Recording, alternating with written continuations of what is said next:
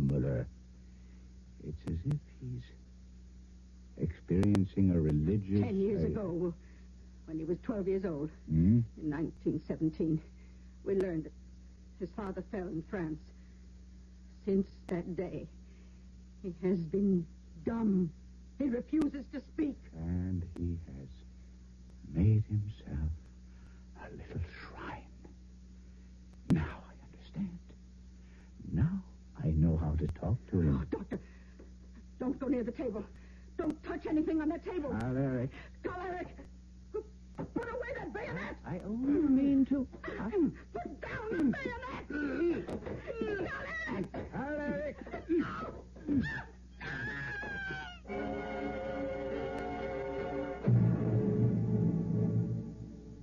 Well, the therapy of Dr. Heinrich Stammler may be rather short-lived.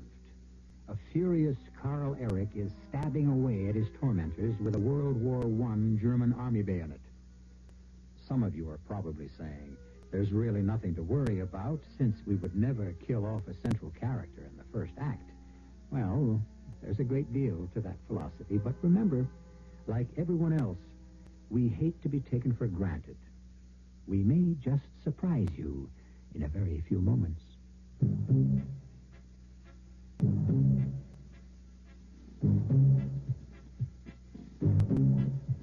When you say but, you said a lot of things nobody else can say.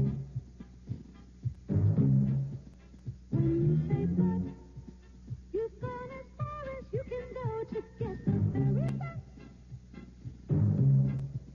When you say but, you've said the word that means you like to do wrong.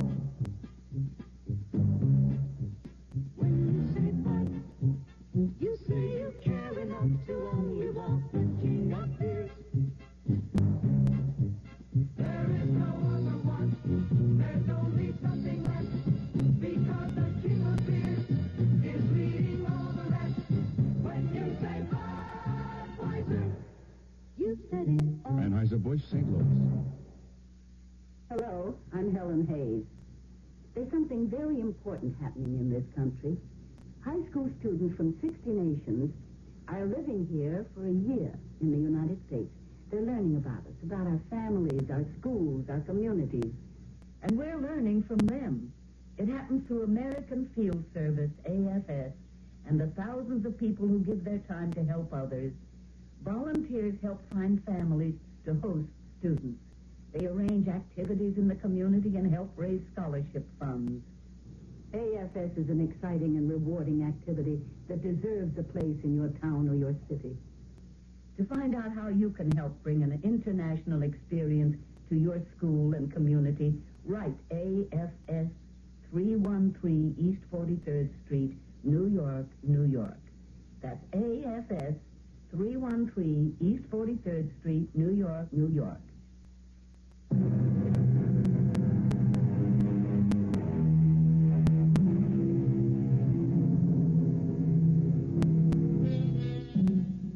This is a day in the life of Dr. Heinrich Stammler, as recorded in his diary almost 50 years ago. It describes the night of January 19th, 1927. He is in a dismal flat in a dingy tenement in the city of Hamburg. There is a tear in his coat where a wild thrust of a souvenir bayonet has narrowly missed doing him serious damage. The bayonet is in the hand of a wild-eyed blonde giant of about 22 who has just undergone a fit of uncontrollable rage. He has been subdued by his frail and wizened mother, who is now beating him without mercy. How dare you? Frau Muller, let him alone. Hold on! Frau Muller, I order you to be quiet. Stop it. Oh, yes. Yes, Doctor. Now you will be silent. But... or leave the room. He's only being stubborn, willful. What? Why can't he talk? Because. I'll try to explain. He suffers from a form of hysterical aphasia. The shock of his father's death paralyzed that portion. Paralyzed? Hmm? You say he's paralyzed? No, Let us say the shock stunned that portion of Karl transforms ideas, things into words. Carl Eric and I have so much in common, huh? Such a great deal to talk about. You do want to talk with me, don't you, Carl Eric? But you see, he is unable to transform the idea yes into the word yes. He must learn to speak all over again. Carl Eric, you must do this for your father. Can he rest in peace if his death has made you dumb? Did he die for the fatherland only to destroy his son? Tomorrow, we begin. You'll come to the clinic. Don't be frightened. Don't be frightened. No one will hurt you. January 27. It proceeds slowly. What is the true etiology of hysterical speech disorders? Each case is a world of its very own. A dark and brooding place filled with fear and terror. And I must lead this lad from its jagged shadows into the sunlight. The tongue against the upper teeth. And explode.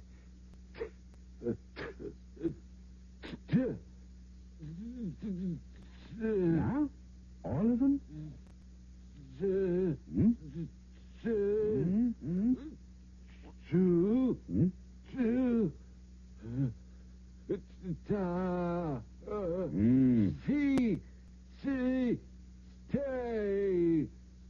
Stay. This is an orange. Try to say it. All right. It has a color, a shape, a flavor. Look. Feel. Taste. Huh? Collect all these things into your mind and say orange. All right.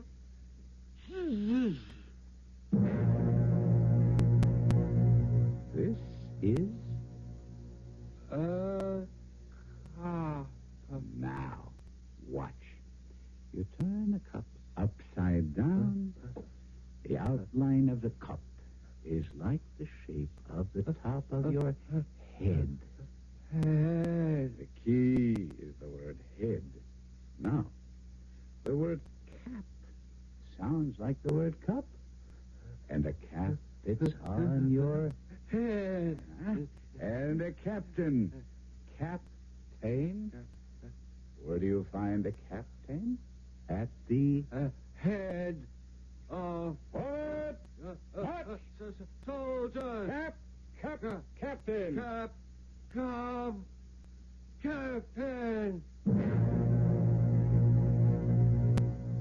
pear can be... Two. A pear can be... Fruit. Two pear is two... Cut. May 18th. The boy is so quick, so bright, he almost frightens me. He eats knowledge the way a starving man devours food. Slowly, but slowly, words are coming back. And many words are words he never knew. Karen said something about it. I took Carl Eric out to dinner with us. Later on, Karen asked me, How does it feel to be God? why ask me? Because you have just created a living creature in your own image. I have. Carl Eric. Oh, he studies you so closely. He talks almost the way you do. No, it's all in your imagination. The boy is being grateful. No one was ever really kind to him before. He's showing gratitude to a big brother. This isn't gratitude to his brother. This is worship to his God. Promise me something, Heinrich. Anything. I'm serious. You must never fail him in any way. You are his God. Then I must fail him in the end. All gods have feet of clay. If he finds your feet are of clay, it will destroy him. June 11th. Today I told him he would have to take his first test. And the look that I thought had vanished forever, suddenly reappeared. The look of a terrified animal. No. I'm afraid. You must do this. I can't. You must go out into the world finally. No, I know what'll happen. I know. I'll be standing in line. I'll be waiting for my turn. Fraulein Baker will say next, and me, I'll be next. I'll just stand there, and she'll say, well, speak up. What'll it be? And I'll just stand there. A lump. A stone. No, you won't. I will. I'll forget the word for bread. You'll remember. I won't. It's happened before. I can't go out there. I would like for us to have a loaf of bread for our dinner. No. Do me a favor. I can't. Please go around the corner to the bake shop. No. If you forget the word for bread. See, even you're saying I'll forget it. If you forget, just stand there and think. They'll laugh at me. If anyone laughs, turn to them, look at them, say to them slowly, distinctly, calmly, why are you laughing? What's so funny about a human being in distress? Now go. Please, Dr. Heinrich. Please. His pleas was a cry that almost broke my heart, but the time comes when the cord must be cut. I followed him downstairs, up the street, around the corner. I saw him enter the bake shop. His face had the look of agony, of a man being led to the scaffold. I stood just outside the door. I peered into the shop. One by one, the customers in front of him were served. And then... All right. Who's next? I guess it's you, young man. Well, what do you want? Are you deaf? What do you want? You've been standing there 5 minutes waiting your turn. Couldn't you decide? So, say something. Speak up, stupid. Look at the comical faces he makes. He ought to be in the theater. Why are you laughing? What's so funny about a person in distress? Well? Oh, Lord. Forgive me. I want a loaf of bread. Do you hear me? I want a loaf of bread. Bread with a crisp crust. He stood there, proud and tall, with fire in his eyes, as if he were a hero of legend. And to the half-dozen people in the bake shop, he was a hero. A man who had performed a titanic feat. And I knew then that he could stand alone. My work was finished. I could let go. I could say goodbye.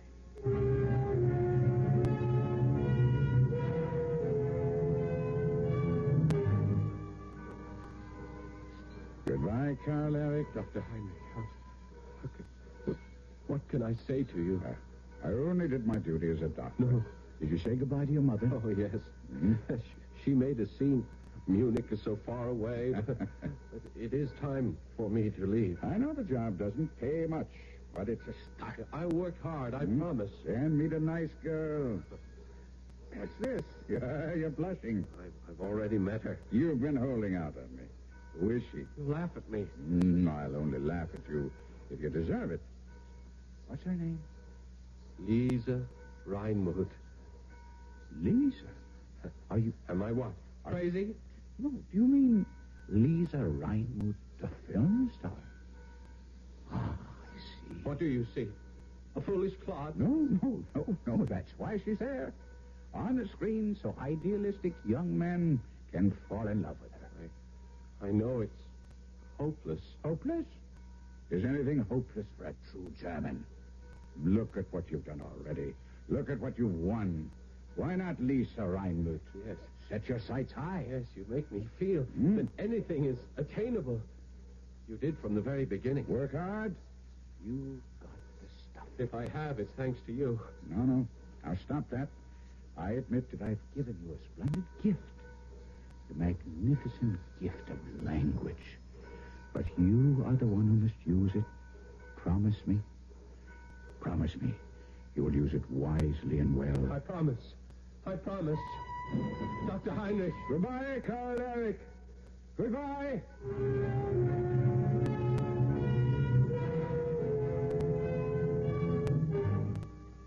February 23rd, 1929. Carl Eric's regular weekly letter arrived again this morning. I think my boy is feeling his oats. Dear Dr. Heinrich, I lost my job, but I have found my future. We were sitting around at the loading dock during lunch hour, and the talk turned to what talk often does, women. And the foreman, a man I really don't like, was sounding off about a certain person. You take these movie actresses. How do you think they get their jobs in this corrupt society? It's not how good they look on the screen. It's how good they perform with the producer. Would you say all actresses are like that? I would say they have to be. Even Lisa Reinmuth? Huh? Lisa Reinmuth is the mistress of... Shut up! Why, you punk!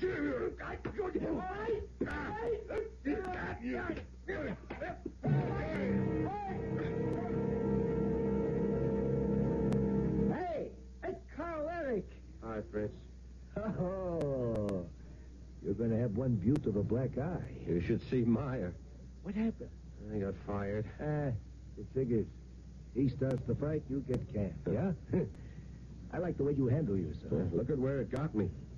What are you going to do now? Well, look for another job. You and a million others, huh? Got any money? Just this week's pay. Tell you what. Move in with me. Oh, well, I wouldn't want to do it. Oh, we got plenty of room. We? A couple of buddies and me. Oh, you don't even know me. What is there to know? All good Germans are brothers.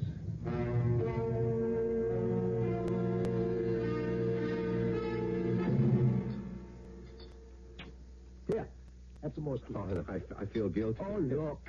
One day I'll be out of work, yeah? Or Otto or Hans. And you'll have a job. So go ahead, eat. Where are Hans and Otto tonight? They left early.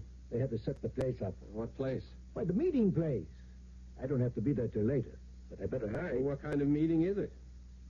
Say, why don't you come along, I mean, in the ordinary way, you couldn't hope to get in. We're really going to have a mob. But I'll get you the best seat in the house. You sound like a man of influence. I'm getting there. I'm chairman of the meeting. And I'm the one who's going to introduce him. Introduce who? The Schöne Adolf. That's who? Adolf? Adolf Hitler. The savior of Germany. And tonight, you're going to shake his hand.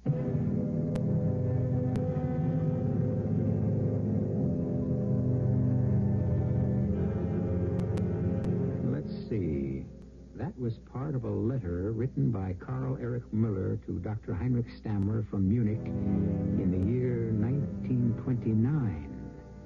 1929. Things were touch and go that year. The world hung in a precarious balance, waiting to be tipped one way or another. And some of the people who helped to tip it, finally, will be heard from when I return in just a few moments with Act 3. I want that sinus medicine. Headache tablet? No, the sinus medicine that relieves headache and congestion, internal sinus pressure, and postnasal drip. You mean sign-off? Exactly. Compare Sign-Off tablets with anything you've ever taken for sinus. No sinus tablet you can buy relieves more symptoms. Sign-Off gives you a full dose of pure aspirin plus a powerful sinus strainer. Sign-Off works fast to help sinus pain while you drain. Sineoff. Sign-Off, the sinus medicines in the bright red box. Take when needed, only as directed. Frank L. Garfio, Executive Director of CARE, calls for help for African drought victims. Millions of men, women, and children are still barely clinging to life in the drought-stricken countries of Africa. With your help, CARE is feeding millions of pounds of nutritious food, medicine, and other essential supplies. This vital aid, extended now, can make the difference between life and death for desperate people. Your contribution to CARE will save their lives. Please send your dollars to CARE, African Drought Famine Fund, Department 2, New York 10016. O great Spirit, whose voice in the winds I hear, and whose breath give life to all the world, hear me.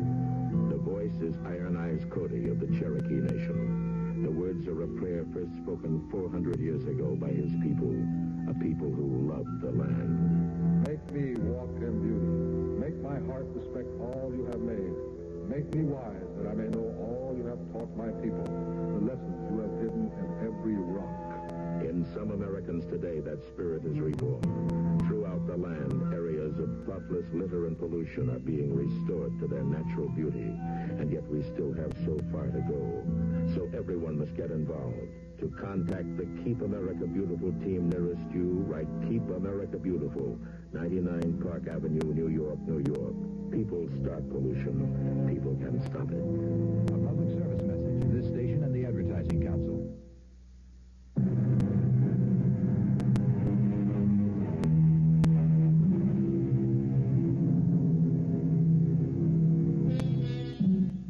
What was it like in the past? Well, historians list the events and enumerate the dates and describe the scenes. But how did it look? And how did it smell? And how did it feel? You had to live it to know it. Early in 1929, Adolf Hitler addressed a National Socialist rally in Munich in Bavaria. And Karl Erich Müller was introduced to him. And now, Karl Erich tries to capture this fateful moment as he writes to his adored Dr. Heinrich Stammler. He takes your hand in both of his. He looks deep into your eyes. And at that moment, you expose your soul. At that moment, the world holds still. At that moment, nothing exists except for his eyes. And then he smiles. And he says, Karl Erich Müller, I am happy to be your comrade. Oh, my Dr. Stammler, I have been born 3 times. Once when my mother gave me birth, once when you raised me from the darkness, and once when I looked into my Führer's eyes. June the 15th, 1931. Dear Dr. Stammler, I can't explain how busy things are, but regardless, I shall write you my letter each week, religiously. I must share all this with you. After all, if it weren't for you, I know how uncomfortable I make you with my thanks. Your prediction came true. I met her. Yes, I met her. I finally met Lisa Reinmuth. Carl, good news. You've been assigned to the film and theater section. What do I know about theater? Oh, with your mouth, how honey drips from your tongue. What am I supposed to do? Convince people in the cultural world to join the party. It'll keep you busy day and night, but everyone knows you're a bear for work. When you're talking about work, I have to find a job. Carl, you've got a job. Oh, I mean a job that pays. You're on the payroll now. The party can give you a good salary. Take money from the party? The party raises money to pay people like you and me, so that we may devote all our time to our work. Now, start calling the names on this list. Oh, by the way, the one on top is interesting. Lisa Reinmuth. Yeah. How can I call her? Simple. Pick up the phone. She's a great star. Why would she talk to me? Our party is the wave of the future. And you and I are riding the wave.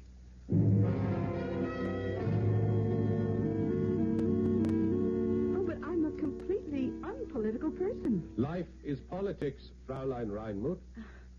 You have such a masculine smile. Our country has a rendezvous with fate. Fate? Yes, I believe in fate. It's fate that brings a man and a woman together. Every year, the National Socialist Party grows stronger, more numerous. Join us now. Stand with us now. Now, when we need you. I need you, too. You, Karl Erich. I need a man of strength, a man of ideals, a man of spirit. Oh, how hard it is for me to meet a man. What are you saying? Millions of men would throw themselves at your feet. What real woman wants a man who would kneel to her? Carl Eric, Yes? how I have waited for you, longed for you. January 3rd, 1932. Sometimes I wonder if I even bothered to keep this diary. Oh, well. I suppose it's become a habit. Not that it wasn't an interesting day and evening. But how could they fire you, Shotzi? They need doctors. They didn't fire me. They simply didn't reappoint me. For what reason? I'm not a member of the party. Is that the way the wind blows? That's the way the wind blows. I see your boy is doing all right for himself. He'll come to his senses sooner or later. To all true German comrades. This is Fritz Stauber with the program National Socialist Headlines. Suppose we turn him off. Huh? Tonight, our guest is a German hero who is also my closest, dearest friend, Carl Eric Mueller. Do we listen? Oh, why not? He's still my Carl Eric. Carl Eric Mueller, together with his beautiful fiancée, and we all know who she is, the lovely Lisa Reinmuth, and also an honored guest, a woman who is a credit to true German motherhood, Frau Irma Mueller. Let us hear from Lisa Reinmuth first. I could only give myself to a true Aryan, to a man of the purest German blood. Our children will be supermen. The best advice. And now, the hero himself, Carl Eric Mueller. Thank you, friends. My heart is full. The dreams of my lifetime are coming true. What can a man want? An honored old age for his blessed parents, a true German woman to bear his children, honor and glory for his beloved fatherland. None of this would have happened for me had it not been for one man, one great man. He knows who he is, and he knows I can never forget him. All right, that's enough. Where will you go, Heinrich? Oh, there are other jobs, other hospitals. But the Nazis are gaining power every day. It might be better The to... Nazis. Just scum that has been roiled up from the bottom of the stream by the political storms. This is a civilized country. But I've heard the people scream, Heil for Hitler. Hitler. How can any intelligent German take Hitler seriously? Why, the man's an Austrian. March 23rd, 1933. I saw Carl Eric today. For the first time in 4 years. For the first time since I put him on the train to Munich. And what a day to see him on. March 23rd. The day the Reichstag will vote full dictatorial powers to Hitler. Ah, well, there are bands playing the streets and uniforms and cheering crowds everywhere. I'm walking down the avenue, and there's this tall, blonde giant of an SA officer with the most heavenly-looking redhead clinging to his arm, and then suddenly I'm seized in a powerful grip. Doctor! Dr. Heinrich! Why? Carl Eric! You're Carl Eric! Lisa, this is Dr. Heinrich! Oh, Doctor, Carl Eric never stops talking about you. Well, what are you doing? Where are you going? Wait, here's cleverness. Let's go in for a drink. Yeah, but Carl you Eric, have to what? Go somewhere, do something? Forget it. Take his arm, Lisa, and in we go. We shall sit here. Waiter, we shall order champagne, the very best. This is a celebration. Waiter, quickly, champagne.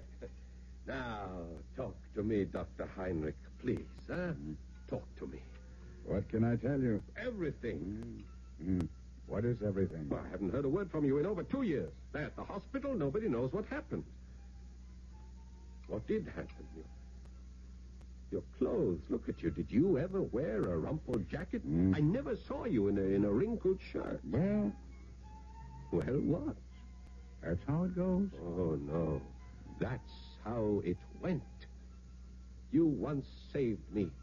How thankful I am that I can save you. From what? You know, Fritz Stauber is my best friend.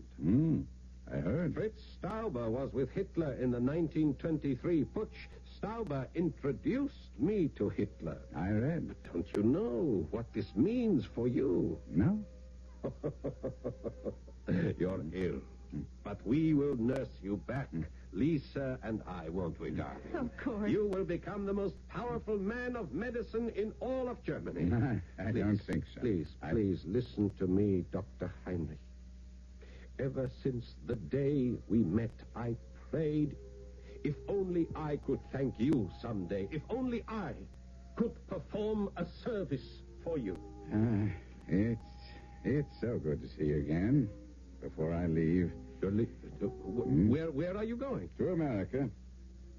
America? Decadent America? How can you leave Germany now? No, never. Why? Because I committed a crime. For a moment you had me scared. A crime. What kind of a crime? Whatever it is, forget it, it's fixed. As of this moment, it is fixed. One word from me, and that crime is wiped from the books. Not this crime. Any crime. I don't care what it is. You are talking to me, to Karl Erich Müller. Well, what kind of terrible crime could you have committed? I was born a Jew. You were... Oh, Carl Eric! Carl Eric, what's the matter? Why do you make such faces? What are you saying? Speak. Don't make those faces. I'm frightened. Oh, Doctor, do something. I'm afraid I can do nothing. Oh, say something to Carl Eric. You are his God. Yeah, I know. And he has just seen my feet of clay. Oh, say something to him. Goodbye, Carl Eric. Goodbye.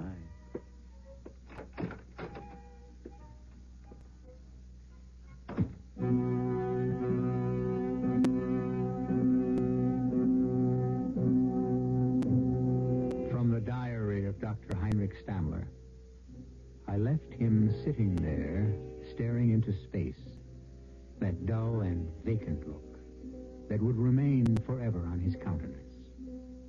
Goodbye, poor Carl Eric. And that is the last entry. The book is closed. I still have another page, and we shall read it together in just a few moments. This is Arnold Palmer. In golf, we call someone who plays exceptionally well a champ. And a champ works to win. His whole way of life is geared to that talent, that ability in him which makes him win. Well, that's one way of living, but there are others. And the March of Dimes offers us some of those ways. Ways to work to prevent birth defects, or ways to help kids born with birth defects. For many of those kids, a way of life is a difficult direction to discover. But for most of us, it's not. By us, I mean young people, middle-aged people, senior citizens, everyone. As honorary national chairman for the March of Dimes, I can tell you that the greatest gift you can give any handicapped child is a little understanding, a little encouragement, and a chance to appreciate life. Won't you help? Join the March of Dimes today and find a way of life.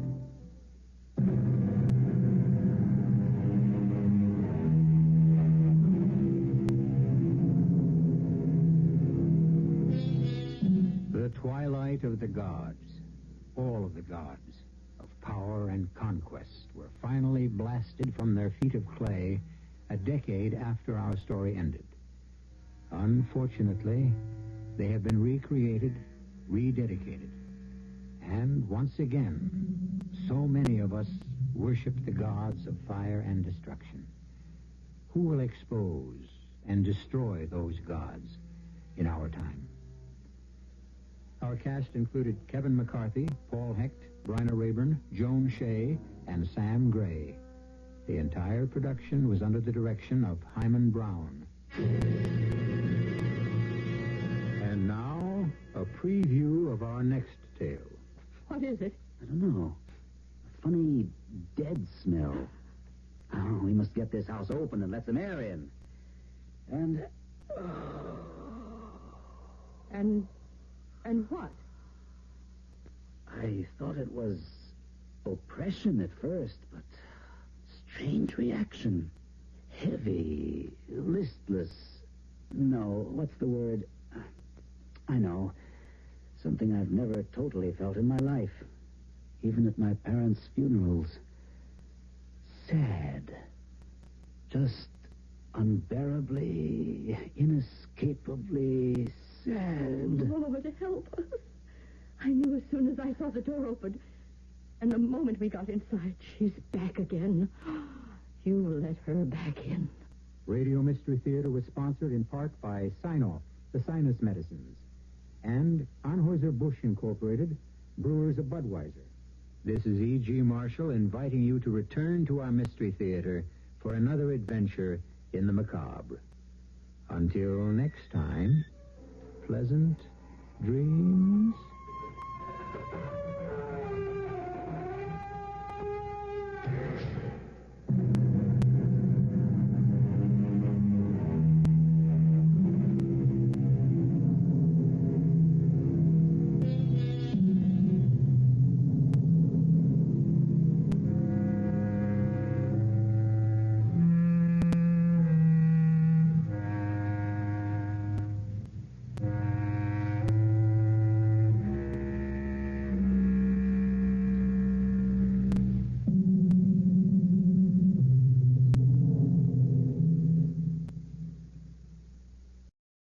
The CBS Radio Mystery Theater presents...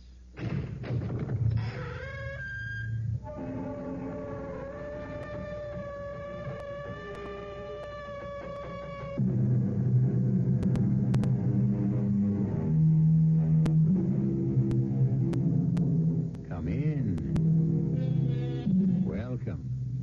I'm E.G. Marshall. Have you ever dreamed of flying? Of course you have. Everyone has. It's as natural as thirst or hunger. Except when it is not you who is doing the flying by yourself, but are being carried by... But that's our story. Another gripping twist on a subject which refuses to die. The vampire. I have come here, but I don't know why. And I want you to love me. Give yourself to me. How can I? You are a specter. You have no body, no being. Give yourself to me. I was no sooner in her arms than I felt myself lifted off the ground, carried by her, mounting, far above the ground, with her lips pressed to mine, kissed as I had never been kissed before.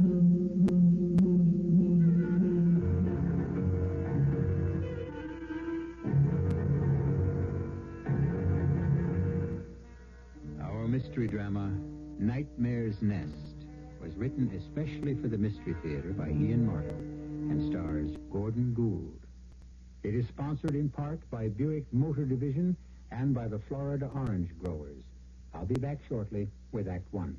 The following fable is presented to make you want to buy a Buick. I've never been very good at making decisions. Fortunately, when I was little, I had some help. He's a boy. We'll take the blue blanket, the blue rattle, and the blue baby buggy with the rubber bumpers. As I grew older, however, I was increasingly on my own. Should I wear my snowsuit or my swimsuit? Gee, that's a toughie. Today, decisions still aren't my big strength. May I have your signature, Mr. Seymour? Let me see, should I use a pencil, a pen, a crayon? I don't... Well, thanks to Buick, I now have real problems. I mean, having heard what a great engine the V6 is, spunky and efficient and all, and knowing that Buick is famous for V6 engines, well, I trotted right down to a Buick dealer. Then I find out that they offer it in 3 cars. There's Skyhawk, the compact Skylark, and the mid-size Century, and all with the Buick V6. Well, it wasn't easy, but I finally decided I'll take a Skylark. Won't I? Buick, dedicated to the free spirit in just about everyone. Kip's Strawberry Pie, a dessert tradition at Kip's Big Boy restaurants, and with good reason. It's a luscious taste treat that says fresh from the field. Fresh is the key word, because Kip's uses only fresh strawberries, juicy red ripe berries nestled in a tender flaky crust set off with creamy whipped topping. Remember, only fresh strawberries in the famous strawberry pie at Kip's Big Boy restaurants. Come see the good people at Kip's, 'cause Kip's has so much more. Are you ready to take the pledge of the ONE+ long-distance caller who likes to save money on out-of-state calls? Yeah, but could I sing it? Sing it? You see, I'm a performer. Let's see how it sounds. Okay. From 11 p.m. till 8 a.m., bedtime to breakfast, I save 60%. I save 60%. Bedtime to breakfast from 11 p.m. till 8 in the morning. Yeah. Close. Hey, man, let's do an album. But, sir, we already have it. Listen. Travel while a distance, stay a while, stay. Southwestern Bell.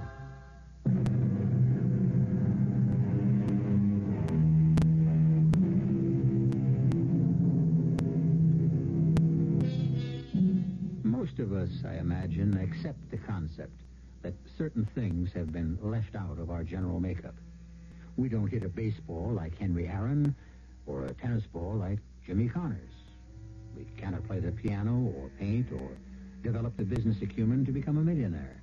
But most of us certainly expect that we will have equal emotions.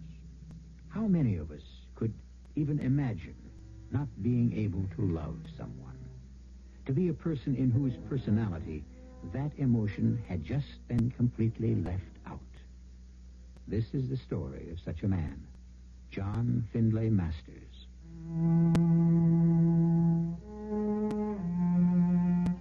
I've never really felt incomplete.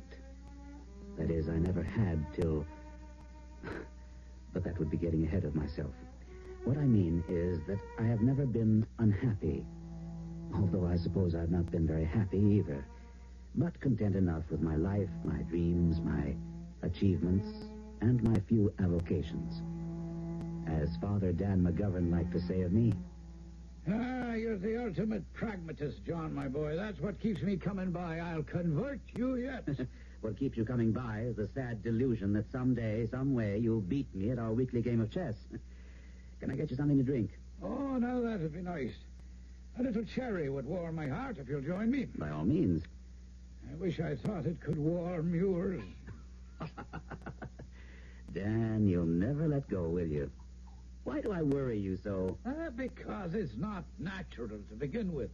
I mean, here you are, a man just turned 30, and you live like a hermit. You should be married with children. Not my style. At least you should have a woman who I mean, someone to cherish and love and... Father, and you, a man of the cloth? Are you advocating extramarital affairs? Of course not. I'm less concerned with sex than with love. Which only goes to prove what friendly antagonists we are. I am just the other way. One of the advantages of living in today's world. So let me put your mind to rest about that. And drink your sherry. Somehow, it doesn't taste as good as I anticipated. Well, that's a first-class sherry. It isn't the wine that sours on me, it's you. Why let it bother you? Because because I feel I stand in loco parentis to you. Your father, rest his soul, was a long-time friend. You puzzle and worry about me, Dan. You find me hard to understand. It shouldn't be too difficult. My father, who gloated over my mental capacities, my precocity in mathematics particularly, the academic honors I won that fed his vanity because I was his son.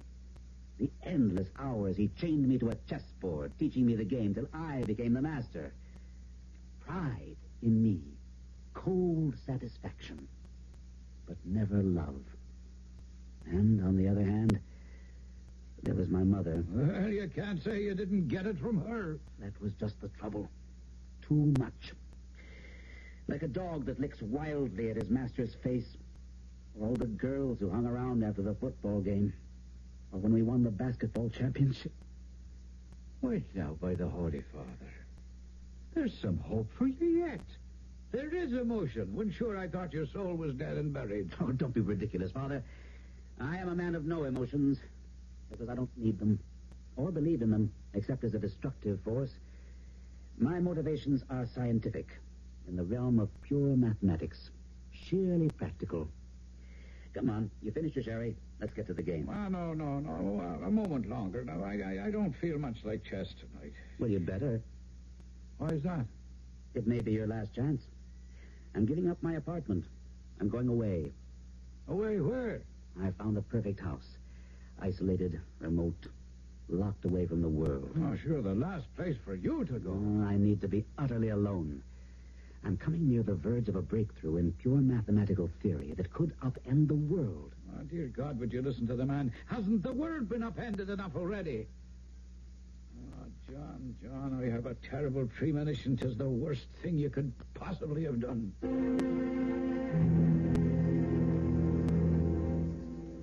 And so I came to live at Mayer's Nest, named for the man Mayer who built it. It should have been called Nightmare's Nest. But I had no idea of that, of course, that first afternoon, as Mrs. Denton took me on a tour of my new home. I'm sorry, Mr. Masters, for the condition of the third floor. Most of the rooms here are small, old-fashioned servants' rooms with little light. And the others are storage, filled with old lumber.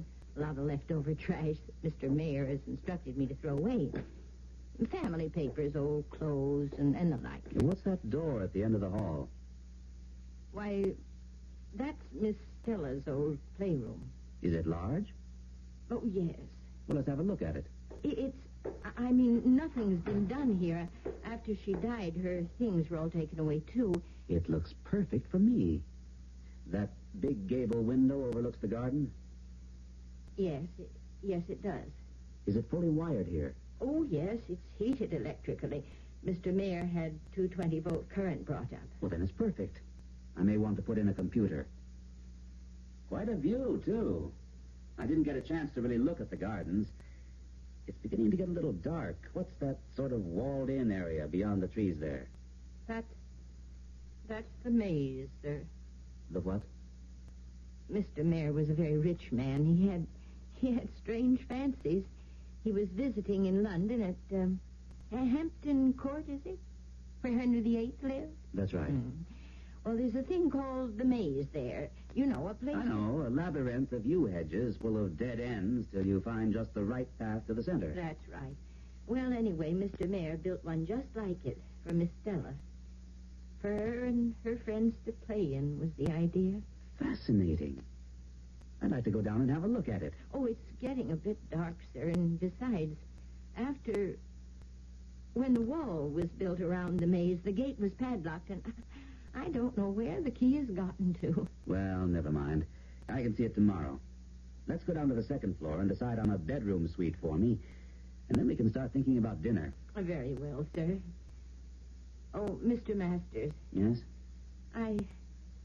I just hope you'll be very happy here. I don't even ask that much. Content and undisturbed will suit me fine.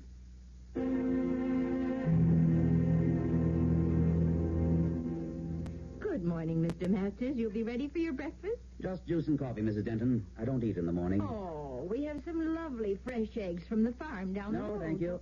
You will find that I'm a creature of habit. Too late to change anything in my life. Well, I heard you moving about, so I have the orange juice right here and the coffee nice and warm. Or, would you prefer some other fruit juice? No, this is fine. But speaking of hearing things, though... What? You heard something in the night? What? No. I slept like a top. Now, I was talking about the hall. There's an echo there. Oh, well, it's the tiles, sir. See, there used to be a big round rug there, but Mr. Mayer liked the tiles so much he had it taken up. Well, let's get it put down again. The place is as cold as a grave and sounds like walking through a crypt.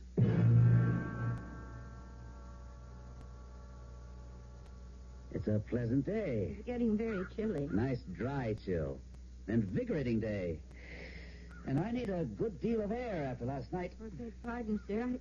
You said you slept well. I did, but heavily. I couldn't get any of the windows open in my room. Oh, well, that's because the screens aren't in yet. Well, still, if I hadn't gone to bed so late, I would have looked for you to ask you why on earth they're nailed shut. Oh, it's just a precaution, sir.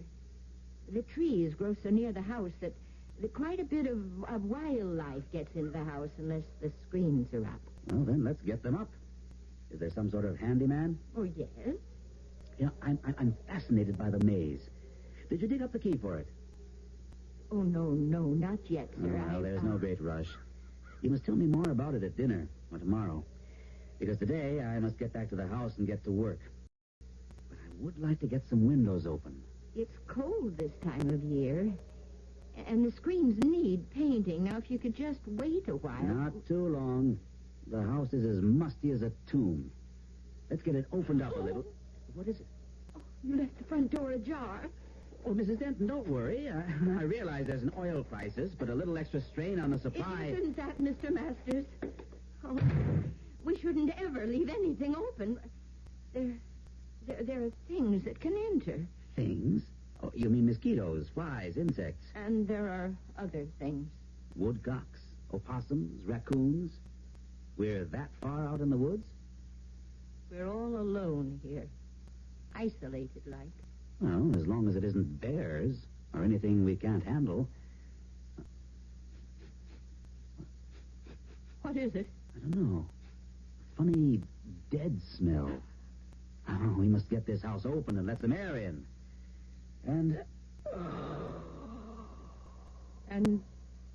what? I thought it was oppression at first, but strange reaction. It's depression.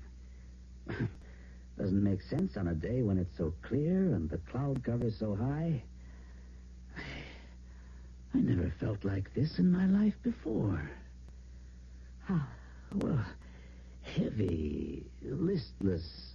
No, what's the word? I know. Something I've never totally felt in my life. Even at my parents' funerals. Sad. Just unbearably, inescapably sad. Lord, help us. I knew as soon as I saw the door open. And the moment we got inside, she's back again. You let her back in.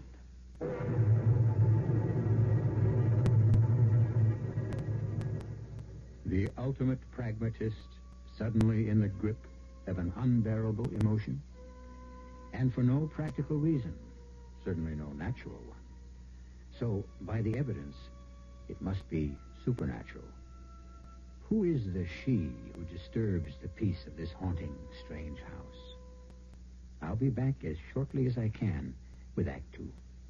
Come on, America, be fresh in natural way. Have a glass of summer juice any time of day. Hi, Anita Bryant for Summer Juice. 100% pure orange juice from Florida. Pour some over ice for a delicious warm weather treat the whole family will love. Naturally pure, naturally refreshing. Orange juice, America's summer juice. From the Florida Orange Growers. Where do you keep your guns? In a drawer? Closet? In a rack on the wall? Every day across the country, crimes are committed with stolen guns. Stolen because simple security precautions were not taken by someone. When possible, lock your guns in place. Run a steel strap or chain through the trigger guards of rifles and handguns. And if your guns are stolen, notify the police immediately. This is Chuck Connors for the Bureau of Alcohol, Tobacco, and Firearms. Remember, your stolen gun threatens everyone. Are you ready to take the pledge of the OnePlus long-distance caller who likes to save money on out-of-state calls? Yeah, I am. I promise to remember when rates get lower. I promise to remember when rates get lower. On weekdays from 5 p.m. just before supper time till 11 p.m. just before bedtime, I save 35%. From 5 p.m. just before supper time till 5 p.m. that early? Miss, there's more to the pledge. I can go right after work. Miss. Oh, well. Travel far a distance, stay a while, stay a while. Southwestern Bell.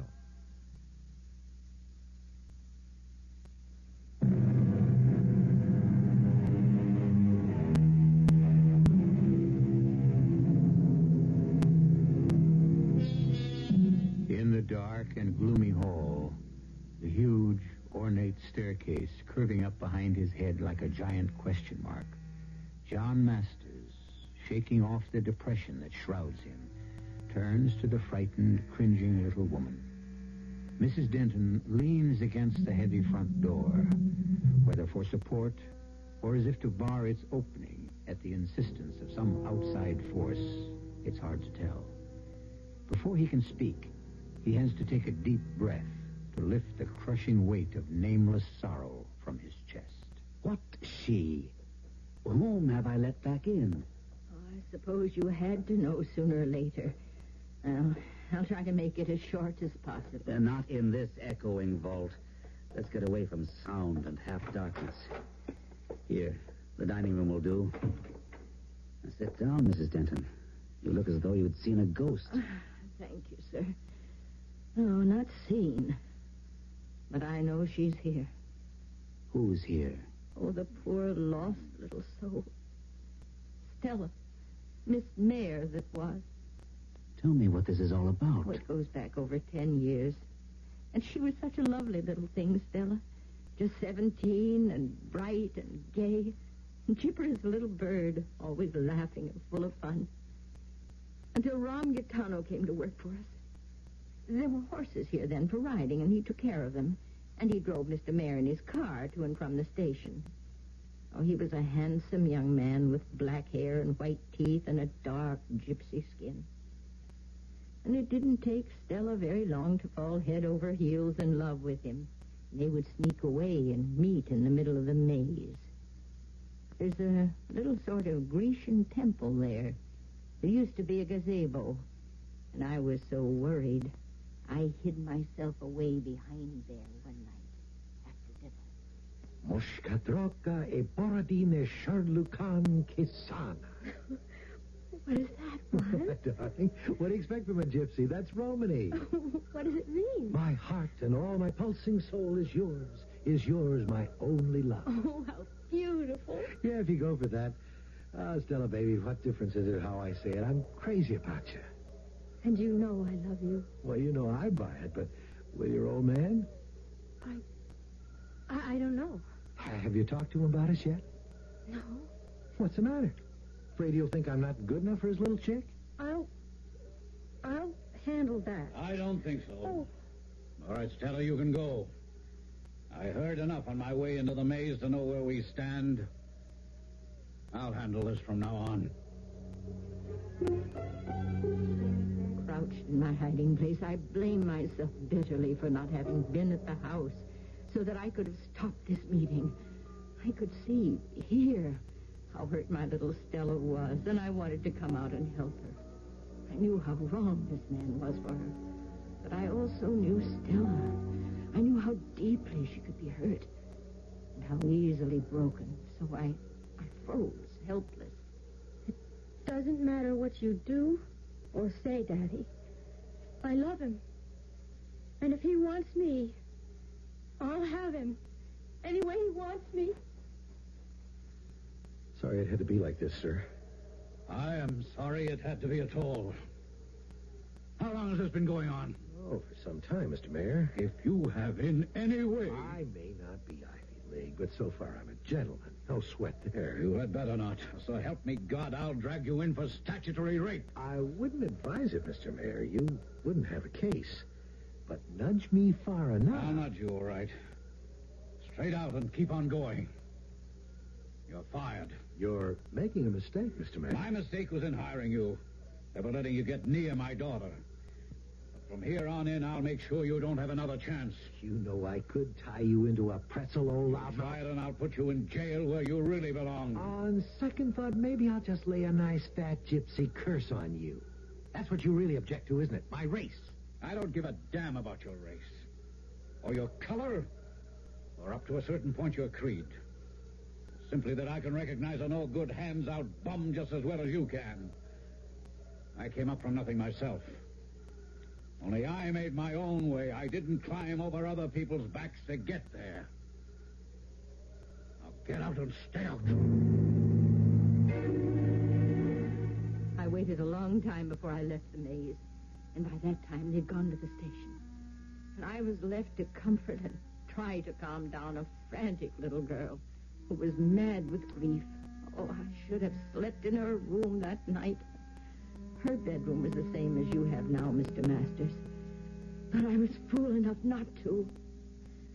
The rest of the story I had to piece together from fragments spoken in fever by Stella during her long, last, puzzling illness. Late that night, Rom came back, climbed the big tree outside her window. If you look, there's a branch cut off now that used to stretch near enough to reach the sill.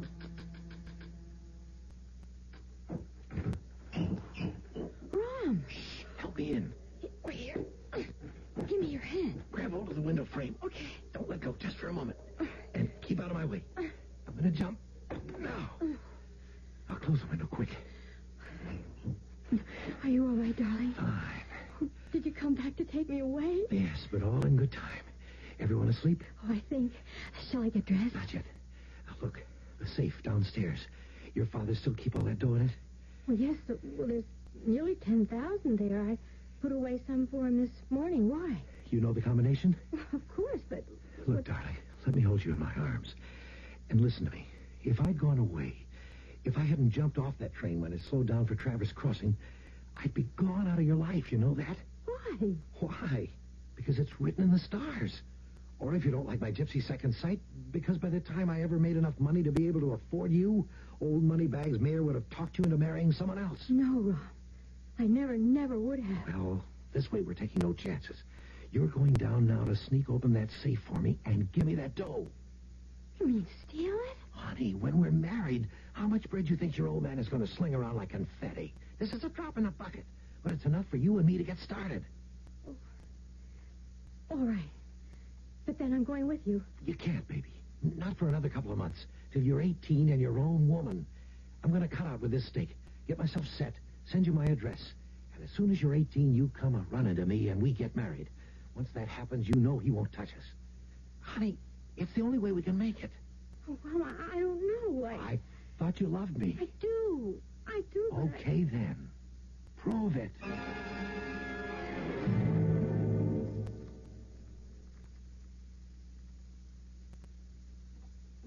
There. It's open. Okay, honey. Now get on upstairs. You know nothing about this. Leave the rest to me. Oh, I don't want to leave you. For a little while. Trust me. Oh, I'd put my life in your hands. Who's there? Don't move till I get the light. You kidding? Look out or I'll... What? You damn... Oh, you killed me. You? I thought I'd seen the last of you. Come here. Looks like that's what you bought. Daddy, what happened? Oh, you killed him. Still, I was only protecting my house. I didn't know who he was. I don't remember. You killed me. Drak, Volby, nice, turning Dermot, Stark, the vampire. What? An old gypsy curse on you. I will not die till I replace my soul and one of you become a Vagrum, silfied Vagrum. And this all happened 10 years ago? It would have been 10 years, nearly 2 months ago. And Stella, by that time, was under psychiatric care. Oh, the poor child. She just went to pieces. Do you think her father knew that he was shooting her... Well, that he knew who the man was? I don't know. I know that Miss Stella thought he did. She never spoke to her father again. Oh, this house was a terrible place to live in. We were all smothering under a terrible... a blanket of grief and shock. Sometimes it was hard to breathe. That feeling we, at least I had just now. And she lay upstairs in the bed you slept in last night and just wasted away. No, Mrs. Denton, that's silly. In this modern age, with all our medical know-how, nobody just wastes away. Life can be maintained by mechanical means almost indefinitely, particularly a young life. They couldn't keep her alive. They said it was anemia, pernicious anemia. They kept giving her transfusion after transfusion, but the doctors were helpless. The blood just seemed to break down and disappear. Well, she was buried in the little temple in the center of the maze. And that's where she lies now? No. You mean she was reburied somewhere else? Her body was moved? Her body was moved, but not by any earthly means. It just disappeared. I don't understand you. Oh, Lord, forgive me. I don't understand myself. I can only tell you this. After Stella's death, Mr. Mayor was a completely broken man. He couldn't stand this house, complaining all the time of the same smothering pall of sadness you felt today. But he wouldn't sell the house, not while his daughter rested here. So I was kept on as housekeeper. And every day I took fresh flowers to place by the coffin. By his instruction? Yes. There was no wall about the maze then, but you can imagine. Because I had loved her so. What a sad pilgrimage that was every day. She might have been the daughter I never had. So I would kneel there and pray. But after I'd learned to find my way blindfold to the center, I seldom thought of looking at the coffin itself. Until one day, I did. And Mrs. Denton, are you all right?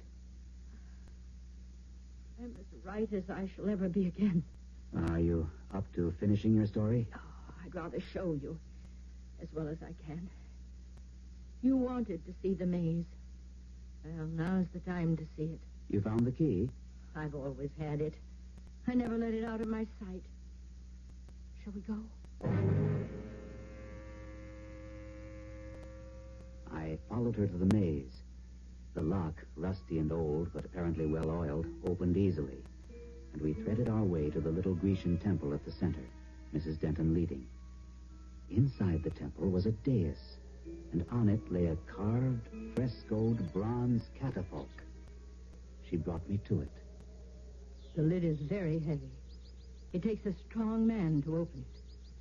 One day after she died, I came here with my flowers. The lid was standing open. I was appalled. And I stepped forward to look in. Open it yourself, Mr. Masters, and you will see what I saw.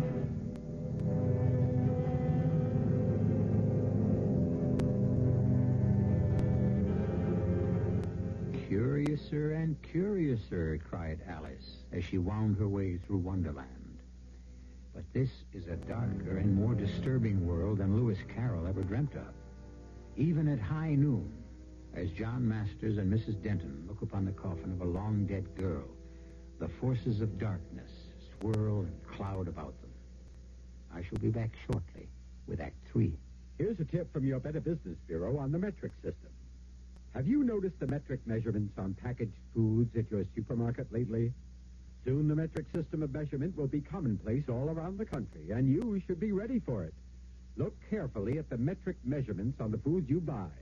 They may seem bewildering at first, but they make a lot more sense to the system of measurement we're currently using. For example, right now, fluid measures are expressed in gallons, quarts, and pints.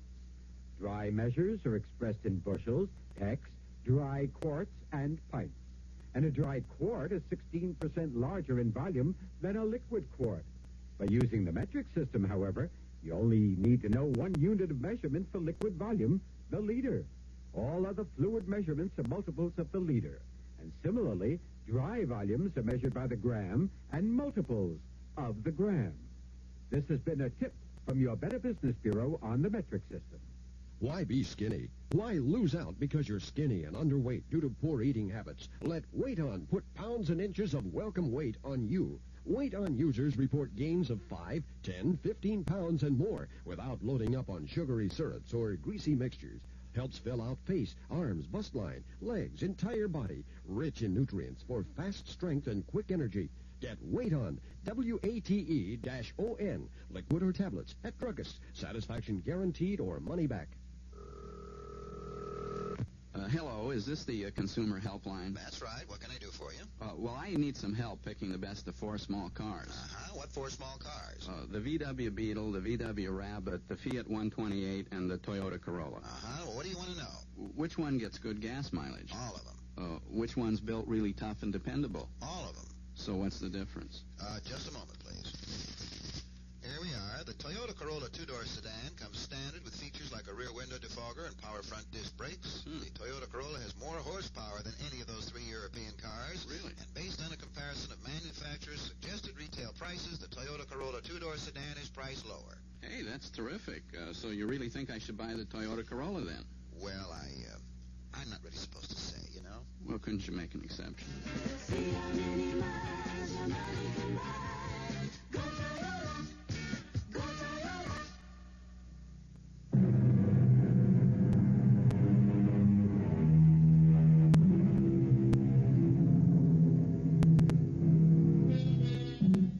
The little Grecian temple in the center of the maze is very simple.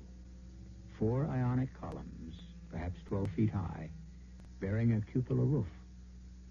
It is open on all sides, save for a low marble circular series of slabs at sitting height, supported like benches.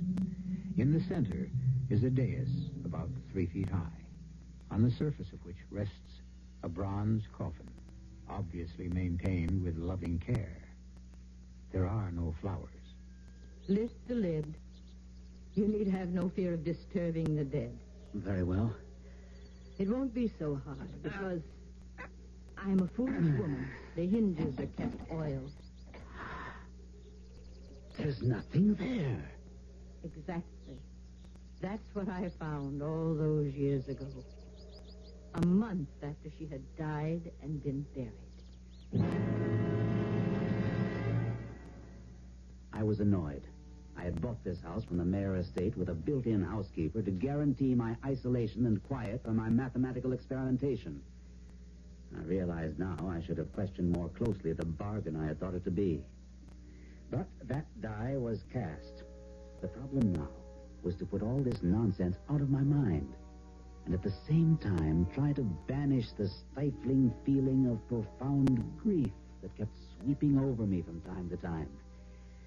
But within a day or two, with the weather warming and the screens up so we could open windows, that had passed, and I could get on with my work. Then suddenly, it returned more strongly than before. And on an impulse, I called Father Dan and invited him down for a weekend. Oh, could we open a window, John? They're as wide open as they can be already. Why? It isn't that warm. Well, then, could we take a little walk in the garden, do you think? I was waiting till tomorrow to show it to you, but maybe it's light enough. Why not? There'll be a gibbous moon. It's a little over the half. And I'd like to see this maze of yours.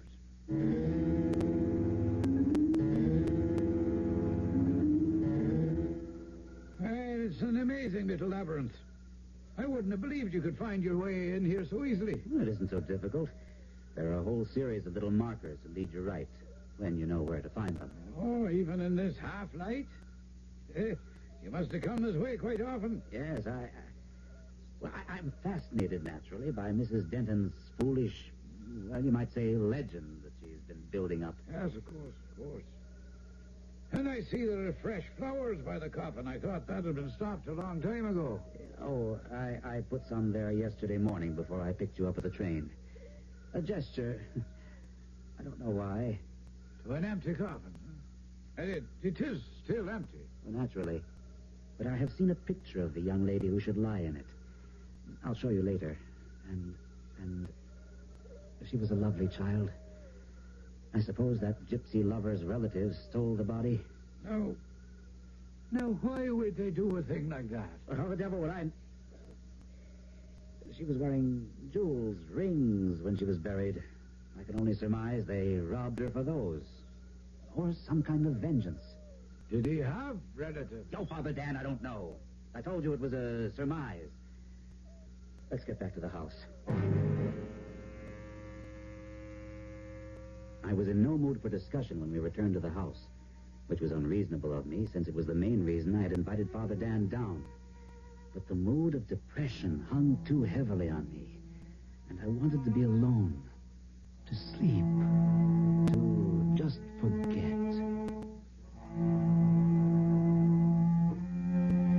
I had no idea how long I had been lying in bed.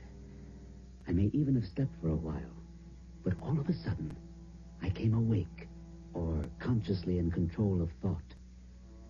The moon, low in the heavens, cast a glow on the floor between me and my bed. And slowly, the moon glow misted between the window and me, twisted and swirled gently, and rose and formed into the figure of a woman, transparent as the mist, standing before me and moving towards me. Who are you? I have come for you. For me? Why? Don't question it, my love. Just come. Where? Now, quickly. To the center of the maze. The center of the maze. I didn't question it. Don't ask me why. Suddenly, I felt her lips on mine. Warm, promising, drinking all my heart's blood. And then she was gone. I, who have questioned every move, decision I'd entertained, I went like a child, and in the soft moonlight met her there. Was she beautiful, deadly, fascinating, irresistible? I can't tell you. She was all in white, swirling around her, and her face was concealed in a milky scarf that bound her head. I had a moment of annoyance almost. I have come here, but I don't know why. Because I love you. And I want you to love me. Give yourself to me. Give myself to you? How can I? You are a specter. You have no body, no being. Give yourself to me. I will do you no harm. Take me. I've never refused a woman yet. All right. Come here. We were no sooner in each other's arms than I felt myself lifted off the ground, carried by her, high up over the trees, mounting, mounting, mounting, sailing effortlessly, while in the moonlight I could see the country spread out below. And every so often, her lips pressed to mine as I have never been kissed before, drinking from me, drawing me to her, lifting me with her to glide on the wind currents until... Until what? Until... I don't know what. I don't remember. Till I woke up in my bed this morning. Well, feeling how? Well, all my depression gone. Relaxed. Oh, with a strange lassitude for me, but also a kind of peace. So you see, I can send you back to town as relaxed as I am. I suppose I shouldn't have dragged you up here in the first place. Very well, John. You may call me whenever you need me. Well, I just needed a little contact with good common sense and human kindness to banish all the foolish dreams. I'm myself again. You don't think, John, that maybe the things that are happening to you should make you question just a little what it's all about? I mean, us being here... No, you don't trap me in that old argument again. I thank you for coming here, and I don't know what came over me. Maybe Mrs. Denton's graphic history. But I'm myself again. I said goodbye to my old friend, confident that he had no worries about me. I should have judged him better. During my next weeks of tranquility, I little realized how thoroughly he tried to save me. Fascinating history, Father. And equally fascinating how far we've come from different approaches, backgrounds, educations to measure the same results. Never ceases to astound me. Well, I don't know why. You study the human mind, Dr. Holland. I, the human soul. Are they separated so far? But there isn't any time for philosophical discussions. I've had some letters and a couple of phone calls in the last few days that have exacerbated all my fears and brought me back to you. Yes, after a period of relief, the massive depression started to reinvade the house, and the dreams of flying have returned with this unknown wraith. How sick is he, Doctor? There's a word. Let's say, is he schizophrenic? Possible. I can give you some other words and gobbledygook, which means something to me. I'd guess it's an obsessive compulsion reaction, if you force me to a clinical response. Well, then how would you treat or how would you help such a man? I can't give you an easy answer. Can I meet him? Why not, Paul? Do you want to drive up there next weekend? With the approach of the full moon, my white-clothed lady with the scarf about her head and face appeared to me in dreams, if they were dreams, more and more frequently. Together we soared, or seemed to soar, wherever I asked, or the winds took us, or she desired. And without my realizing it, day by day, I grew weaker and weaker. Each night, she would come to bear me up with her, flying high above all the world and its sins and its agony. Darling, oh, my darling, kiss me. Yes. Hold my lips, suck in your breath, and then release it into my mouth. We are one. We are one. You are mine. When will we be together? Always. Don't you know? It is already over. You have saved me. Now you must find love yourself. Oh, my darling, you grow heavy. Heavy. I can't hold you up any longer. You must. I cannot fly like you. I can't. I'm cold. I'm cold. I'm cold. Oh.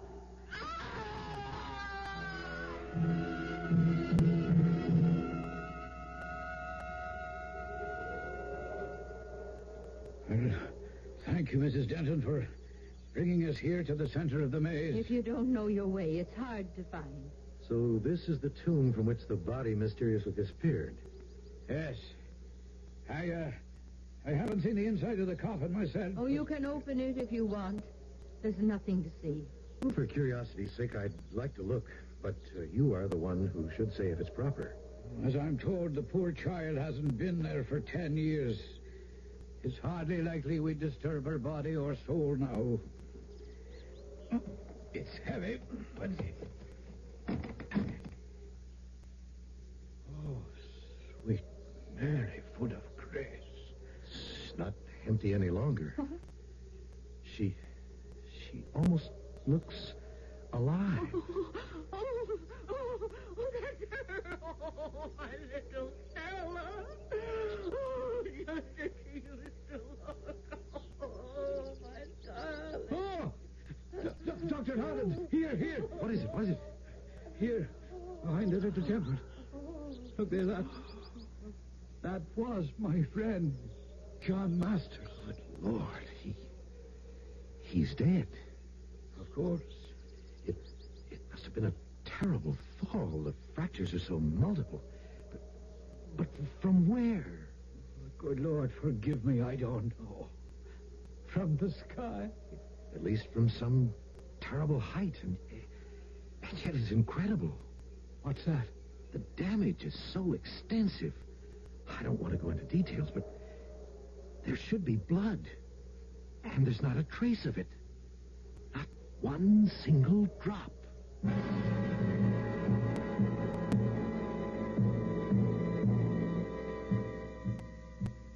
They say the corpse of one who has become a vampire will always be found as fresh and full of blood as if it had arteries and veins that sustained life. I'll be back shortly. O great Spirit, whose voice in the winds I hear, and whose breath give life to all the world, hear me. The voice is Iron Eyes Cody of the Cherokee Nation. The words are a prayer first spoken 400 years ago by his people, a people who loved the land. Make me walk in beauty. Make my heart respect all you have made. Make me wise, that I may know all you have taught my people, the lessons you have hidden in every rock. In some Americans today, that spirit is reborn. Throughout the land, areas of thoughtless litter and pollution are being restored to their natural beauty, and yet we still have so far to go. So everyone must get involved. To contact the Keep America Beautiful team nearest you, write Keep America Beautiful, 99 Park Avenue, New York, New York. People start pollution. People can stop it. A public service message of this station and the Advertising Council.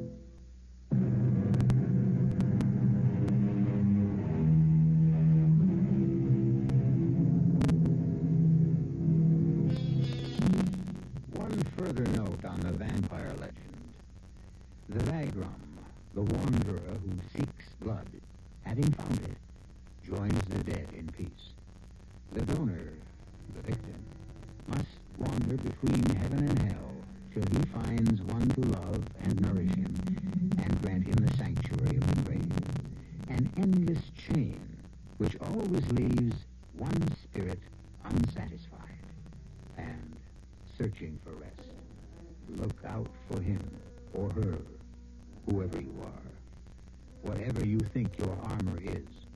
In the end, if there is one single chink, the vampire will find it out. Our cast included Gordon Gould, Rosemary Rice, Mary Jane Higby, Robert Maxwell, and Ian Martin. The entire production was under the direction of Hyman Brown. And now, a preview of our next tale. I mean my driver's license, my social security They card. are already in your new wallet. Tom, these aren't mine. That's not my license. But it is, dear. Well, look for yourself. The name on this is Mary Ann Williams. Of course. It's on all your documents. What are you talking about? It's your new name, Mary Ann Williams. And my new name is Walter Williams. New name? What do we need new names for? Because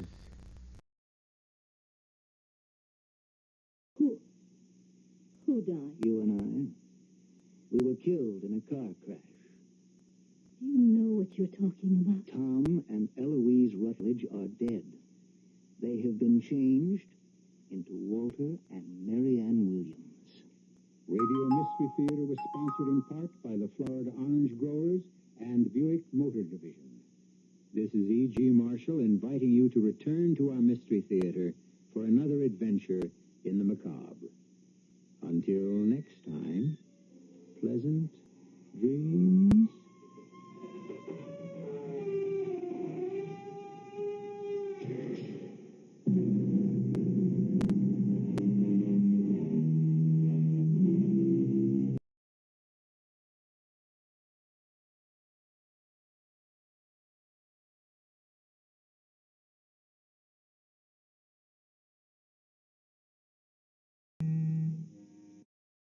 The CBS Radio Mystery Theater presents...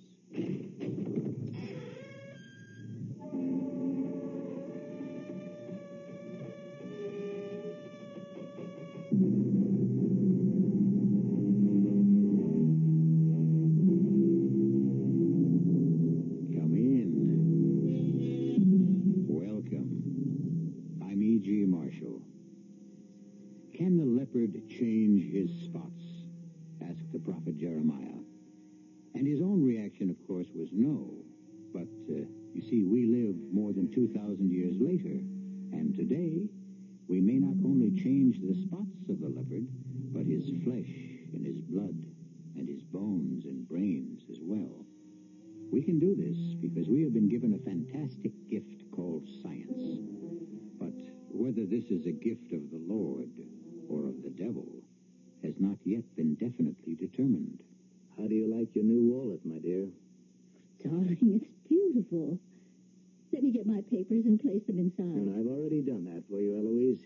No, Tom, I mean my driver's license, my social security They card. are already in your new wallet.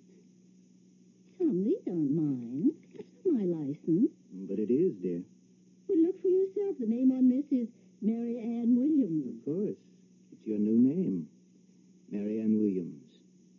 And my new name is Walter Williams. What do we need new names for? Because we died.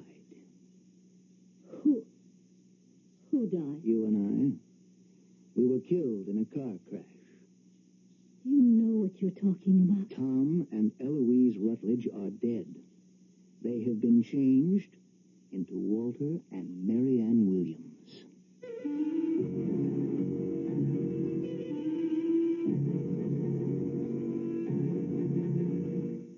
Our mystery drama, The Spots of the Leopard, was written especially for the Mystery Theater by Sam Dan and stars Anne Shepard.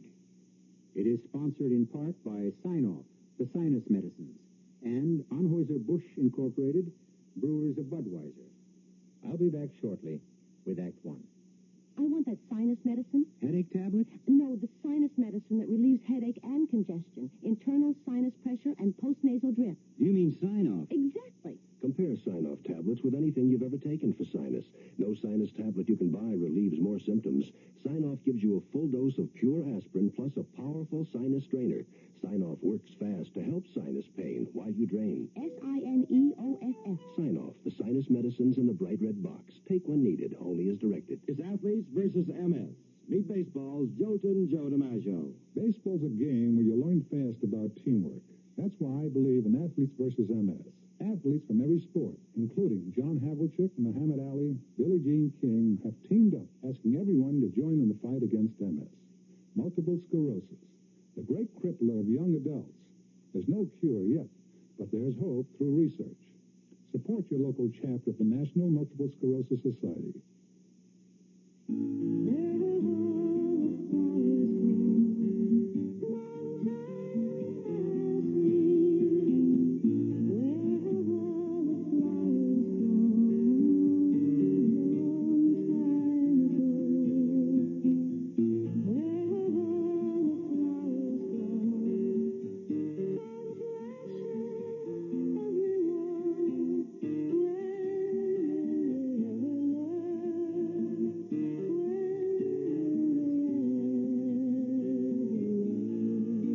Smokey has been telling us to be careful with fire for over 30 years.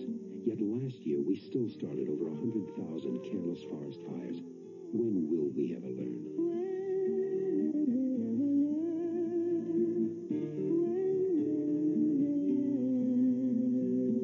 A public service on behalf of the Forest Service, State Foresters, and the Ad Council.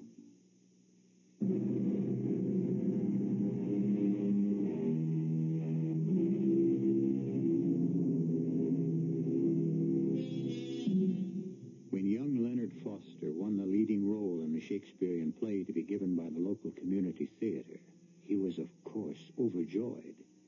How could he know that this triumph would be the indirect cause of his death? Well, it's the way these things sometimes work out. You see, ordinarily, Leonard would spend his lunch hour out walking with a girl, or in a corner of the parking lot playing softball with the rest of the fellows from the mailroom. However, lately he's been spending the hour between 12 and 1 sitting in the office and memorizing Cardinal Wolsey's famous speech to Cromwell, which is what he's doing right now, less than 3 minutes before he's to be murdered. Cromwell, I charge thee, fling away ambition. By that sin fell the angels. Love thyself last. Cherish those hearts that hate thee. Corruption wins not more than honesty. Still, in the right hand carry gentle peace to silence envious tongues. Oh, hello. Hello? Who is there? Oh, this is Leonard Foster. This is Mrs. Rutledge. Is Mr. Rutledge about? No, ma'am. Mr. Rutledge and the plant manager have gone off to lunch. Oh, have they? Now, Leonard, look, this is vital. Did they drive off in Mr. Rutledge's station wagon? Did they? No. No, ma'am. They went by company limo. Oh, then I'm saved. Mr. Rutledge's station wagon is still in the parking lot. Oh, yes, ma'am. I can see it just outside the window. Do you drive? Oh, yes, Mrs. Rutledge. Well, I'm at, just where exactly am I, Monsieur de Polissard? Off exit 11, Leonard. Yes. I just bought this absolutely divinely authentic Louis XIV commode, and I must get it home at once.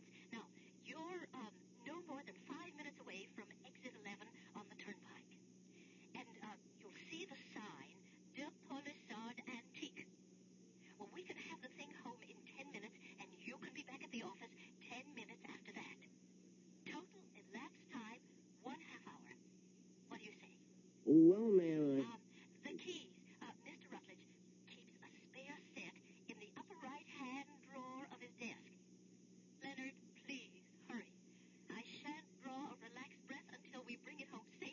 Mrs. Rutledge, well, she's the boss's wife. Up in the right-hand drawer. Should be... Oh, yeah. No. Where was I?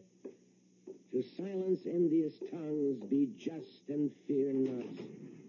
Then, if thou fallest a blessed martyr. Oh, Cromwell, Cromwell, had I but served my God with half the zeal I served my king, he would not in mine age have left me naked to mine enemies.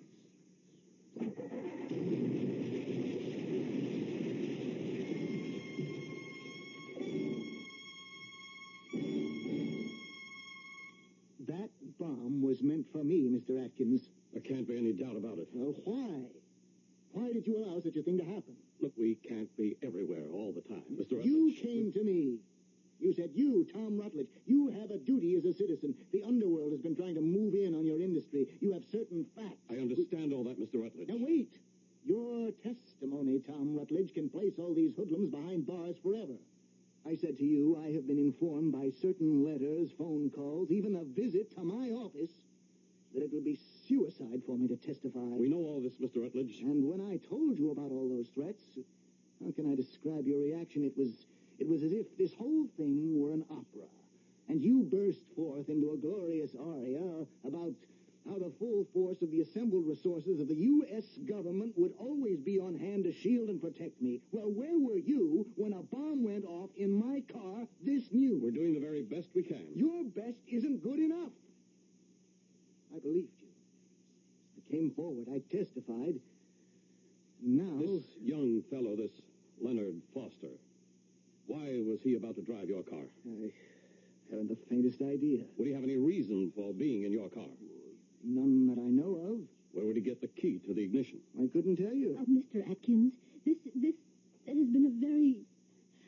I wonder if you'd excuse me. After all, there's really nothing I could tell you. In just a moment, Mrs. Rutledge, I have a question I'd like to ask you. To ask me? Yes. Just let me finish with your husband. Mr. Rutledge. Yes, sir. Did you keep a key to the car in your office? Yes, in my desk drawer. Did Leonard Foster know about it? Well, I don't see how. But obviously, he must have gone to your desk drawer and taken the key. Why? I don't know. Couldn't even guess. Mrs. Rutledge, the switchboard operator at the plant says you phoned at about 12:15. Oh? Oh, yes, I did. May I ask why? But to see if Tom might be free for lunch. I know, dear. You had told me before you left that you had this date, but I was sitting around the house. I was so lonesome. I forgot. I just picked up the phone. The girl at the board put the call through to your husband's office. You spoke to Leonard Foster because she heard him come on. Oh, yes. Yes, I did speak to the poor boy. And as far as we know, you were the last person to ever speak to him. Yes, I suppose I was. How did he sound to you? How? Oh, I don't know. All right, I'd say. Can you recall the conversation? Yes. I asked if Tom were there, and he said no, Tom had already gone to lunch, and that was all. And aside from telling you that Mr. Rutledge had gone to lunch, he said nothing else to you? Well, what would he possibly have to say to me?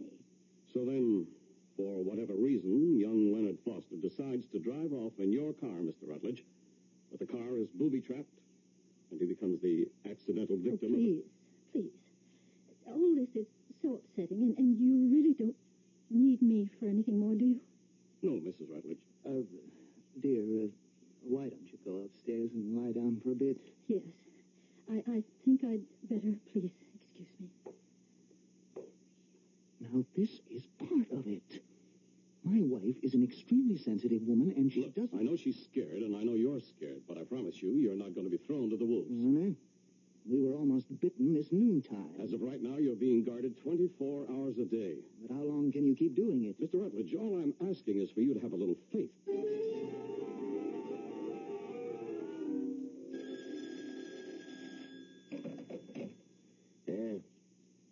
Sparrow speaking. I know what you did. I also know what didn't do. I read the newspapers. No. We just have to let it rest a while. We'll get him. Maybe not now, but we will get Mr. Tom Rutledge. They cannot afford to guard him forever, and we are very patient people. I'll let you know what I want you to do, when I want you to do it. Right.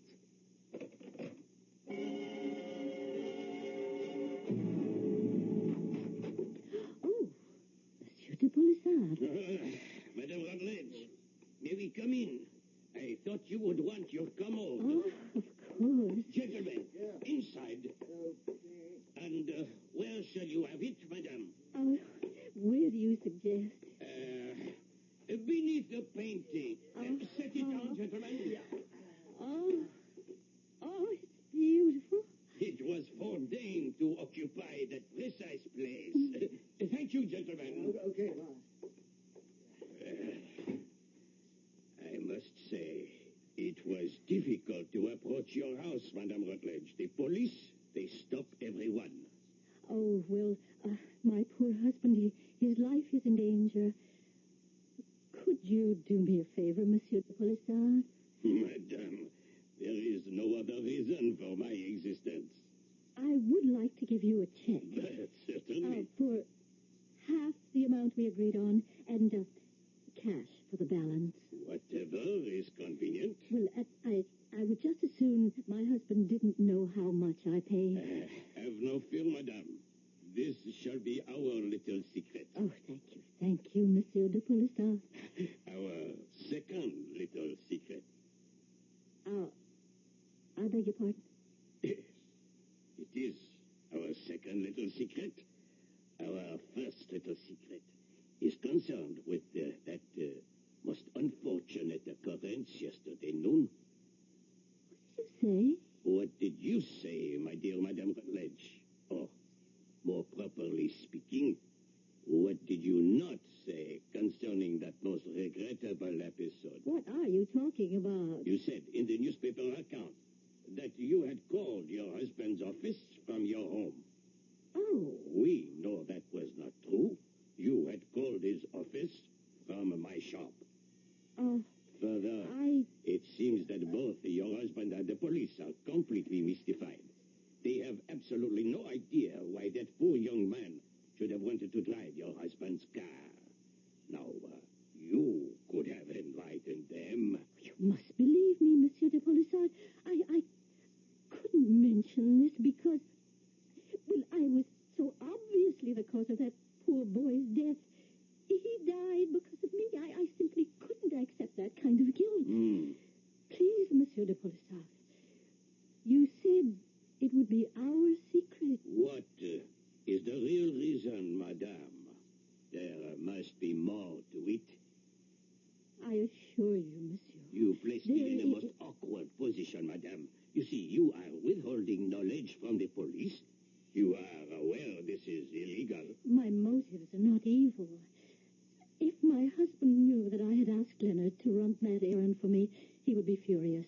He said he would divorce me if I ever did it again. Did what again? If I ever used his employees to run errands or do work for me. Oh. I may have overdone it in the past. He does employ some very skilled mechanics, and I ask them to do various chores for me. He made me promise to put a stop to it, and I did. I gave him my solemn word of honor, so, you see... Yes, my dear lady, I see. And that's why I simply couldn't afford to have him find out that I asked Leonard to do me a favor. My dear Madame Rutledge, you must have absolutely no fear. I told you this would be our little secret.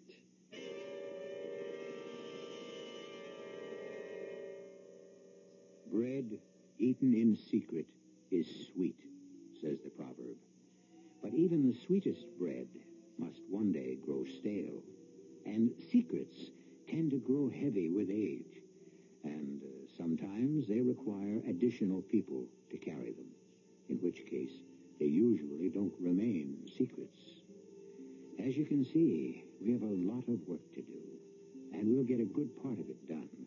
And I return shortly with Act Two. Here's a tip from your Better Business Bureau on the metric system. You know, use of the metric system as a uniform system of measurement in this country is growing rapidly. But of course, you want to know how it will affect you, right? Well, take driving your car, for example. The kilometer will replace the mile in expressing distances. Right now, 1 mile is equal to 1,760 yards, or 5,280 feet. Now, isn't it easier to remember that 1 kilometer is equal to 1,000 meters? Your car's speedometer will also change from miles per hour to kilometers per hour. So will speed limit signs on the highways. And again, the standard unit of measure will be the meter. And so when you order a tank full of gas, the liquid measure will be in liters, not gallons. For example, a fill-up of 16 gallons is equal to 60 liters. For more information on the metric system, write to Metric Information Office, National Bureau of Standards, Washington, D.C. I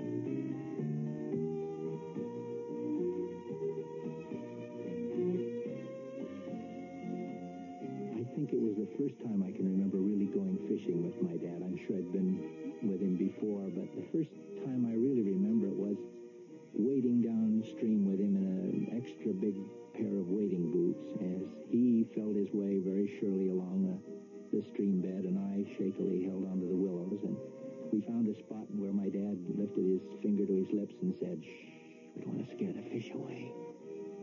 And then I remember that fish, the biggest fish I'd ever seen in my life, and it was on the end of my line. And my dad, boy, was he proud. I'll never forget that as long as I live. Give your children everything. Give them your time. A thought from the Church of Jesus Christ of Latter-day Saints, the Mormons.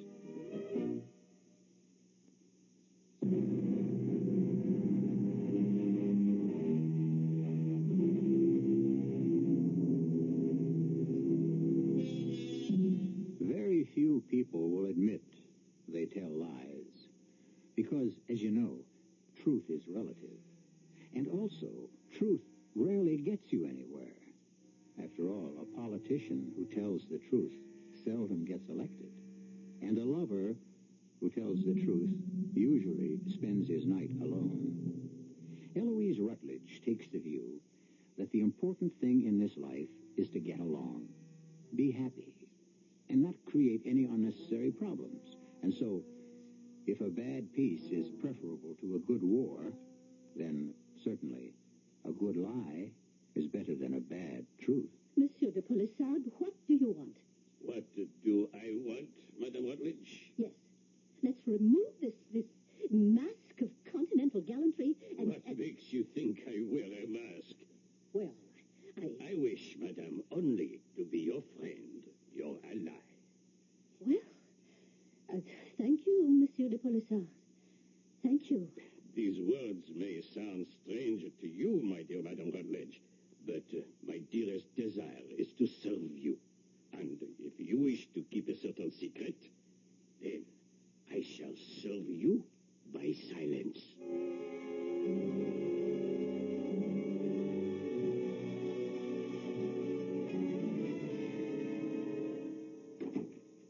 Tom, Yes, dear? you're home early.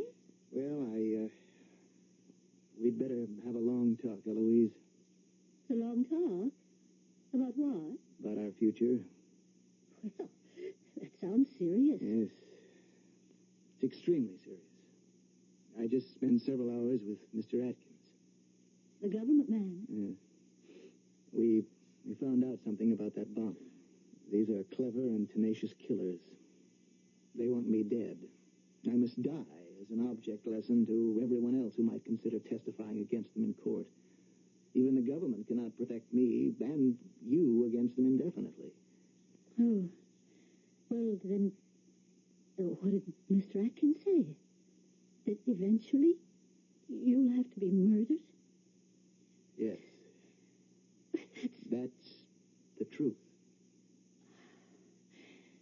And we're just supposed to accept that? No, darling, we'll have to move. Move? We won't be any safer for it. These criminals have a nationwide organization. We'd be no better off on the other side of the country, even on the other side of the world. We would,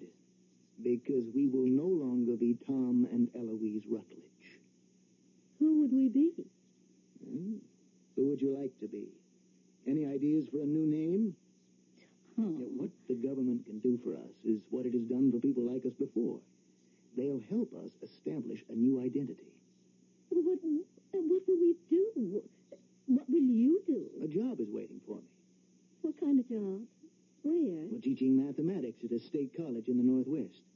I don't understand. Darling, this is an opportunity to be born again. Start life all over. Live it differently. We'll have different names, different identities. Everything is being changed for us. Our social security numbers, credit cards, health and hospitalization data, you name it. My Army discharge papers, every official document that has our name on it, our marriage license. What names will be on that? Pick out whatever you want. What do you think? Sounds exciting. Wait till I tell Uncle Alvin. No, you can't do that. Well, Uncle Alvin is my You only... can't tell anyone. Why? Well, that's the way it has to be. But we can't just simply disappear. Why not? We have relatives. We have friends. What are they going to think? Well, they're not really going to think anything. They'll mourn for us a while. Well, what do you mean, more? Oh, I should have told you this out front. We're going to be dead. Dead? In order to start this off in a most credible manner, we will have died in an accident. Oh, Tom, I'm frightened. I know, dear, but unless I do it, I will be killed. It's my only chance.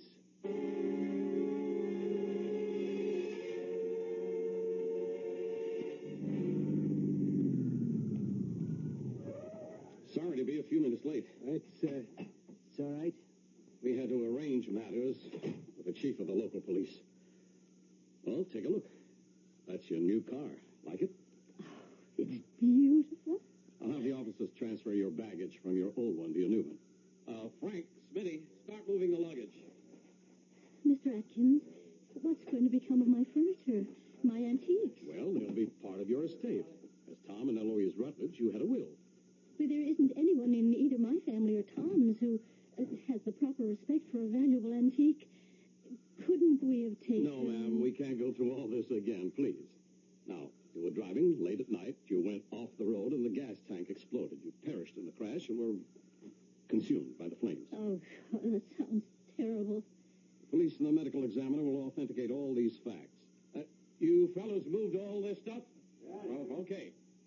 Now, here's a wallet for each of you. You are now Walter and Marianne Williams. Each wallet has your important papers, driver's license, credit card, social security number, everything you need.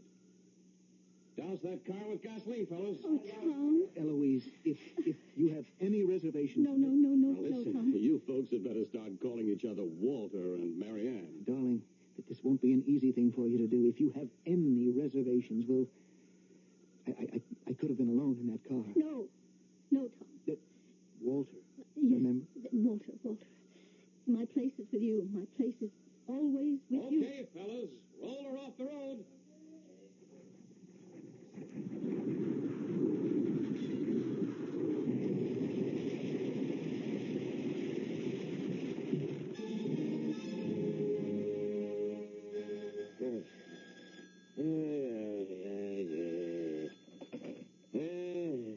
There's a sparrow. You know what time it is. What? Is that a fact?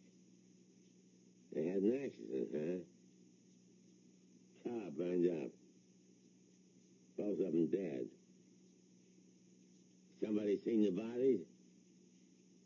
Not enough left to identify. Well, what do you know about that? I don't believe a word of it. It's a plant. He's on ice somewhere. We'll find him. Yeah. People disappear. But nobody can disappear without leaving some kind of trace.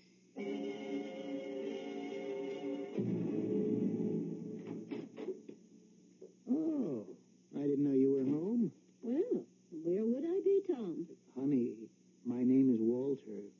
In the privacy of our you Tom. But I'm not Tom anymore, and unless you call me Walter all the time, you'll forget and call me Tom when we're out. When do we ever go out? Well, we could go out every night in the week. We could have a full social life. Some social life. Darling, there's some very fine people up here. Do you know the sole topic of conversation here? You have exactly two. It depends on the season. Now you're being unfair. In the summer, it's horses. In the winter, it's skiing. And there isn't an antique shop within 200 miles. Well, now, that's not true. There are plenty of shops. Oh, sure. If you're interested in old branding iron, I'm talking about antiques. Well, it's not the East, I admit that. Look at my home. There isn't a decent piece of furniture. I should have known better. I should have realized that this would be no life for you. Oh, Tom.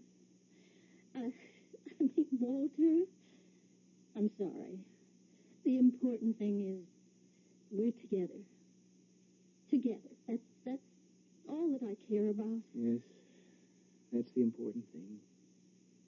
And it's just about the only thing we'll ever have, being together. I miss other things, too. The theater, the excitement of the big cities, the museums, galleries, restaurants. Oh, please. Don't even mention Both of us, we were brought up to live that way. I'm sorry. Sorry. Don't be sorry. I'll manage somehow. I wish I could buy you an antique. A chair and a table. Nearest place where we could even hope to see anything that you would consider an antique would be San Francisco. I don't think it would be prudent for us to be seen in San Francisco. No, I guess not.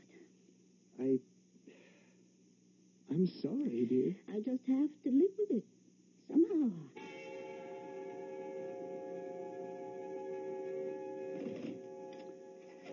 Oh, what am I thinking about? I can't. I shouldn't. I mustn't. Oh, it's crazy. Why is it crazy? Because something could happen. What could happen? I know what I'll do. When he answers, I'll hang up.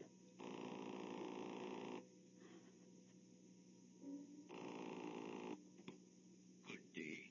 This is the shop of Jean-Pierre de Polissard. How may I serve you? Hello? Hello? Is anyone on the line?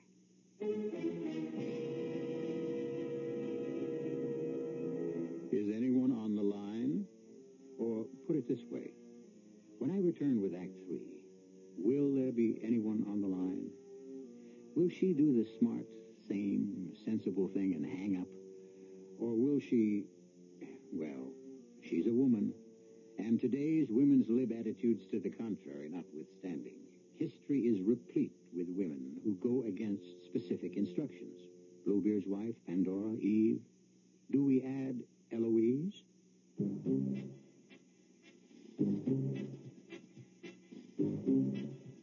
When you say that, you said a lot of things nobody else can say. A lot of things, like Beechwood aging for 100% natural carbonation. That's how the Budweiser people age their beer. Nobody else does it that special way. But then, nobody else is brewing the king of beers.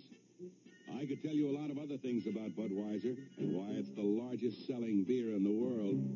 But it all comes back to the Budweiser taste, and that speaks for itself, loud and clear. Hear it talking?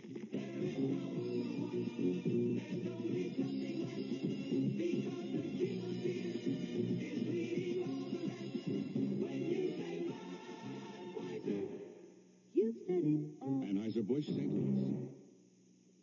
This is a routine gun trace request. Some 3,000 calls a month like this one come into the National Gun Tracing Center from law enforcement agencies throughout the country requesting information on guns used in crimes. Hello, this is ATF with the gun trace request. We check with both national and foreign manufacturers and forward the dealer's name to the requesting agency. In some cases, we can do this in a matter of minutes. I will hold. I'm sorry to report that the owner said the gun was stolen about 6 months ago, and he forgot I'm Rex to report Davis, it. Director of the Bureau of Alcohol, Tobacco, and Firearms. Thank Gun scent tracing is often the only means of solving a crime. If you secure your gun against theft, you make our job and that of your local police that much easier. Place a complete description of your gun with your other important papers. And if your gun is stolen, report it at once to the police or ATF. Remember, your stolen gun threatens everyone.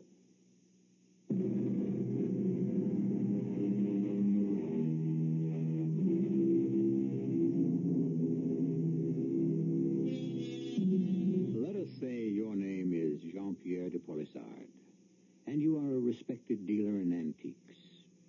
About, a year ago, one of your very good customers and her husband were killed in the flaming wreckage of an automobile accident. Now, today, you're sitting in your shop, and the phone rings. And you answer it. Hello? Hello, hello. Is anyone on the line? Hello? Who is this, please? Monsieur de Polissard. Wait, I know that voice. But, no, how can it be? Monsieur, you have kept 2 secrets for me. Can you keep a third? Madame Rutledge. Don't say that name. Never say that name. You are alive. You must keep my secret. Certainly. Monsieur, how I miss your shop. And how I miss you, madame. Do you remember the commode? Could I forget? If only I could have something like it. I have my eyes on just a piece. It will be available in several weeks. Oh, could you buy it for me? It is done. Remember, you must say nothing of my being alive. Your secrets are safe with me. Where shall I send this? My husband has just come in. I have to hang up. I'll call you again when I get the chance. Madame.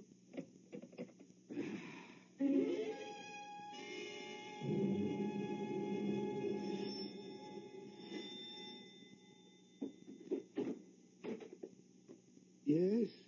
I'm looking for Tom Rutledge.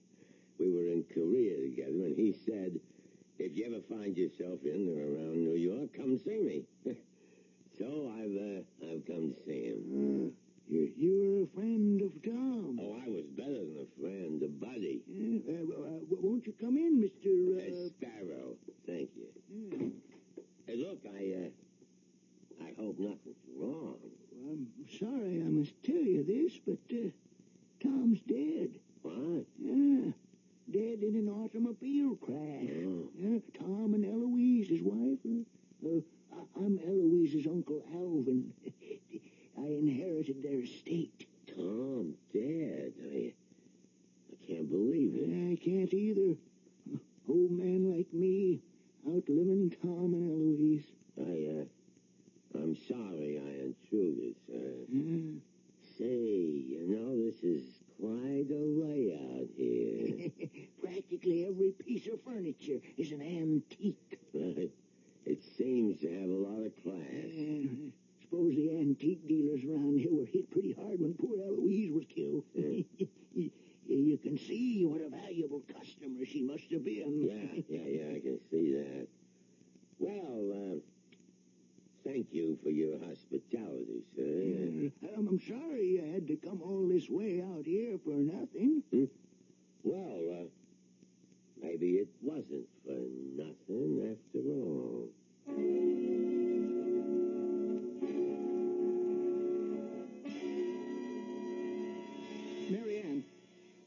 Marianne! Damn it, it's Eloise! Come in here, Eloise! What's the matter, darling? You tell me. Why are you so angry? Look at this. What are you talking about? This telephone bill. Well, what about it? You made a long-distance call to New York, to Westchester County. There's the area code, 914. Oh. Is that all you can say? Oh? But, Tom, this person is absolutely trustworthy. That is not the point. You're not supposed to be in touch with anyone at all for any reason. That was the agreement. Whom did you call? I called my antique dealer. Oh, good Lord. I can trust him. What does he know? Tell me. Well, I guess he knows I'm still alive. Oh. But he won't tell anyone, he promised. Does he know where you are? No, I didn't tell him. Does he know your new name? No. Eloise! Oh, it doesn't matter. It's the way you are. You can't change. Oh, Tom, please. You simply cannot keep your word. I can't become angry about it. It's a sickness with you. Darling, go back home. But this is my home. Go back east where you'll be happy. They don't want you. They want me. I'll take off. Go somewhere. They'll never find me. Tom, please. I don't know what gets into me. Whatever it is, darling, we can't live with it. But I can't live without you, Tom. So whatever it is, I'll fight it. I won't give in to it, to myself anymore. I won't, Tom, please. This time, believe me. All right, darling, all right. I'll try to believe you. But, darling, you'll have to call me Walter.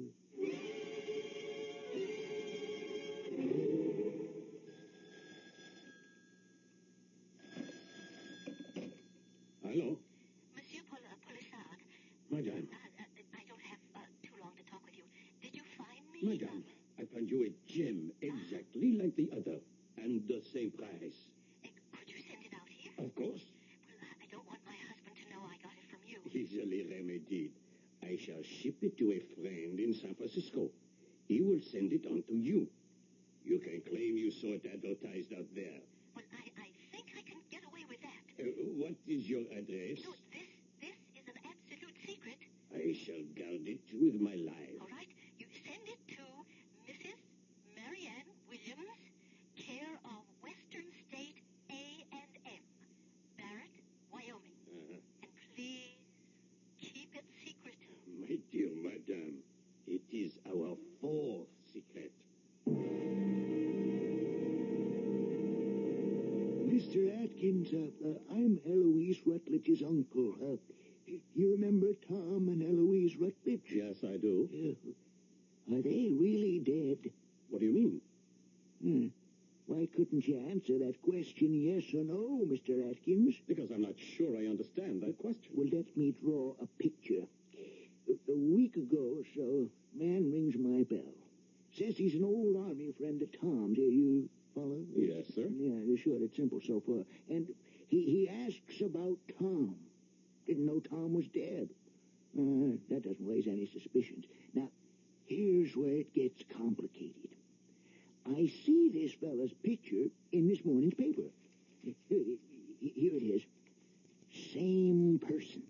And his name's Paul Sparrow. And he's supposed to be a notorious gangster. And he was asking about your nephew? I notice you didn't say my late nephew. No, I haven't said anything at all. But I do want to thank you for this very vital information.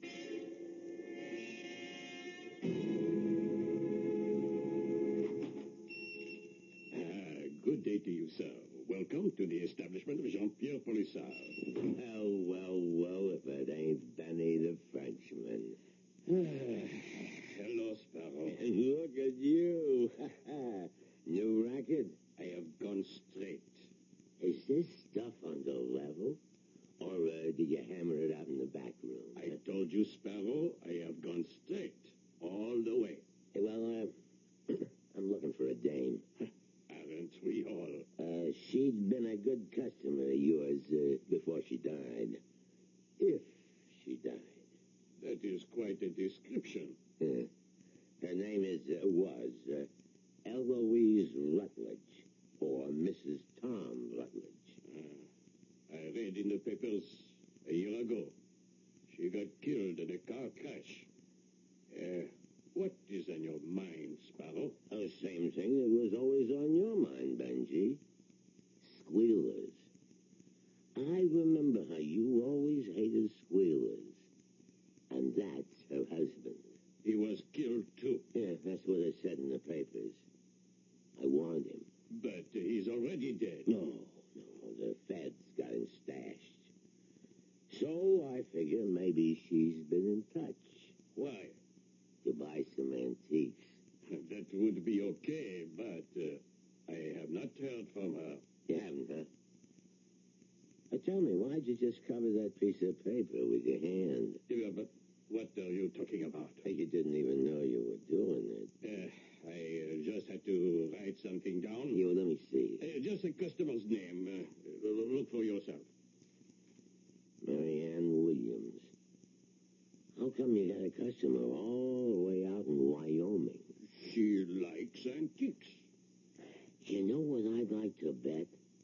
That this Marianne Williams is Eloise Rutledge. You would lose. Well, it's worth the trip. You want to waste your time? Go ahead. Look, I trust you, Benny. Is she or ain't she the dame I'm looking for? She is not. Okay, pal. That's the last word.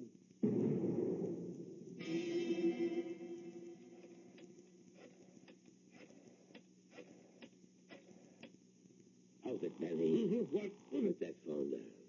When did you come back? You're getting careless. I come back to see if you was going to phone her to tip her off. This is a business call. Hand over the phone, Benji. If it's legit business call, hand it over. Now, come on, that's good. Hello? Hello? Oh, ma'am, I think maybe I got a wrong number. Can you tell me where I reached? Yes, this is Barrett, Wyoming. Yeah. Oh, I'm sorry. It's the truth, Benji. I'm really sorry.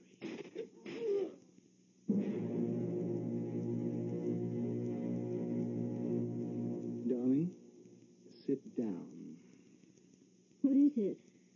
You told me you saw the ad for this antique commode in a San Francisco paper. Well, yes. Mm-hmm. Would you have kept the ad by any chance? No. No, I don't think so. Let me tell you why I don't think there was an ad. What are you saying? Wait, I haven't said it yet. In the bottom drawer, I saw an old and faded sticker. Do you know what it said? De Polisard's Antiques, Larchmont, New York. Well, maybe he did own the antique originally, and then he sold it to this dealer. About a month ago, you called him. I did? Mm-hmm, and at that time, you swore to me that you didn't give him our new address. Well, I didn't. Did you call him since? Did you call him since to tell him where we were living? Oh, darling. Did you? You're making it sound like Did you call him? Yes. Oh. You know what we have to do now, don't you? No. We have to get out of here as quickly as we can. Why? Suppose Polisard does know. You can trust him. That's right. There was a guy that was aces. Oh, you. Don't move. Oh, Tommy's got a gun. Look, nobody can say your wife don't know this. What are you going to do? What do you think he's going to do? Oh, no.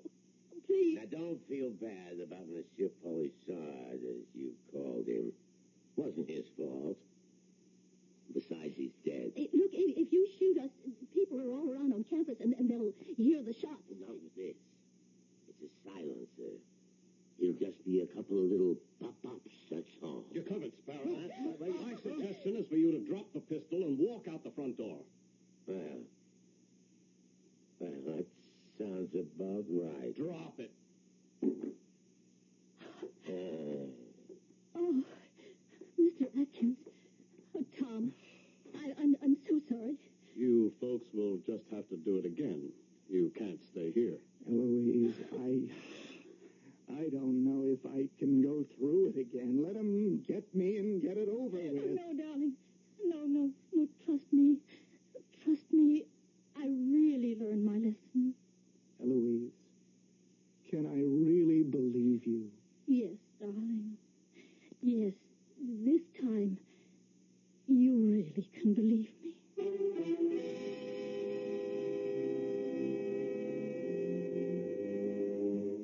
Well, we'll never know if he can or not. When our stories are over, they're over. What happens after our third act curtain descends has to be another story. And I shall have another story for you when I return in just a few moments.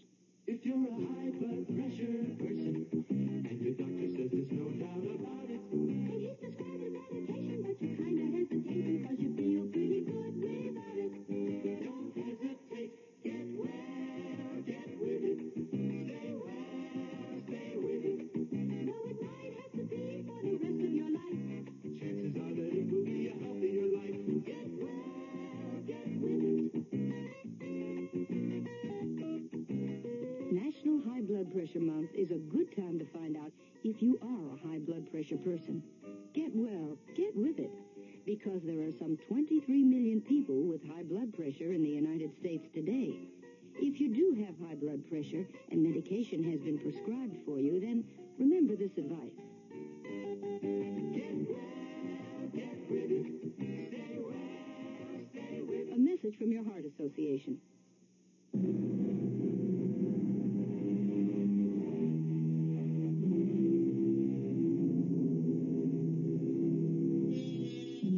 The delicate balance between a lie and the truth. What is it? It's an entire dimension that is neither true nor false, but something somewhere in between. It's a place of shadow and mystery. And let us say it's that never land where the leopard, and indeed all of us, try to change our spots, or whatever. Our cast included Ann Shepard, Russell Horton, Gil Mack, and Leon Janney. The entire production was under the direction of Hyman Brown. And now, a preview of our next tale. I kept getting smaller and smaller. The me part of me. Do you think I'm losing my mind, Frank? Oh, no, don't ever think like that. I know what it is. Then I wish you'd tell me. Just so I won't keep thinking maybe I'm going mad. It's my stepmother. Your stepmother? It isn't the house. I was wrong about that. She uses the house, that's all. I don't understand. She's in there, Laura, in her house. Her house. They left a lot of my stepmother unburied. You're it. The thing that wants you as its living agent is what they left behind, unburied. Frank. When you're in that house, Laura, whenever you're in that house, you are my stepmother. Radio Mystery Theater was sponsored in part by Anheuser-Busch Incorporated, Brewers of Budweiser, and Sine-Off, the sinus medicines. This is E.G. Marshall inviting you to return to our Mystery Theater for another adventure in the macabre. Until next time, pleasant dreams.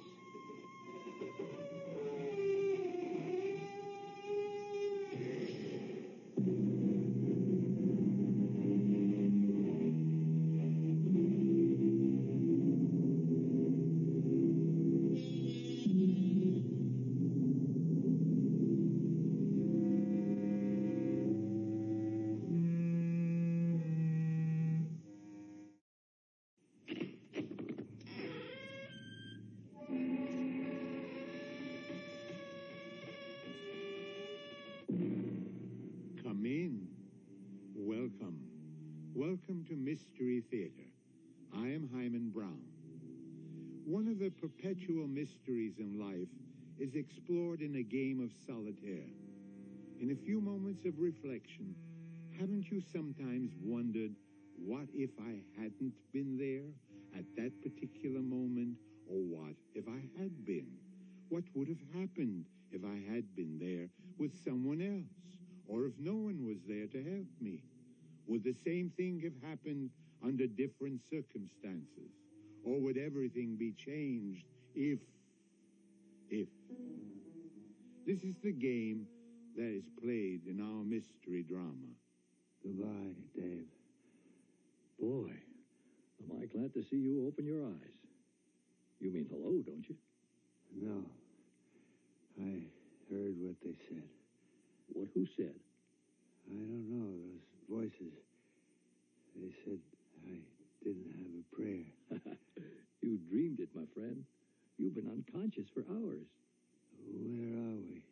In the base hospital. I'm going to die. Sure.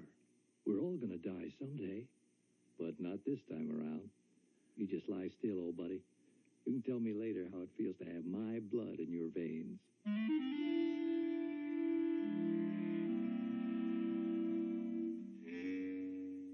Our mystery drama, Fateful Reunion, was written especially for the Mystery Theater by Elizabeth Pennell and stars Robert Dryden and Jennifer Harmon. I'll be back shortly with Act One.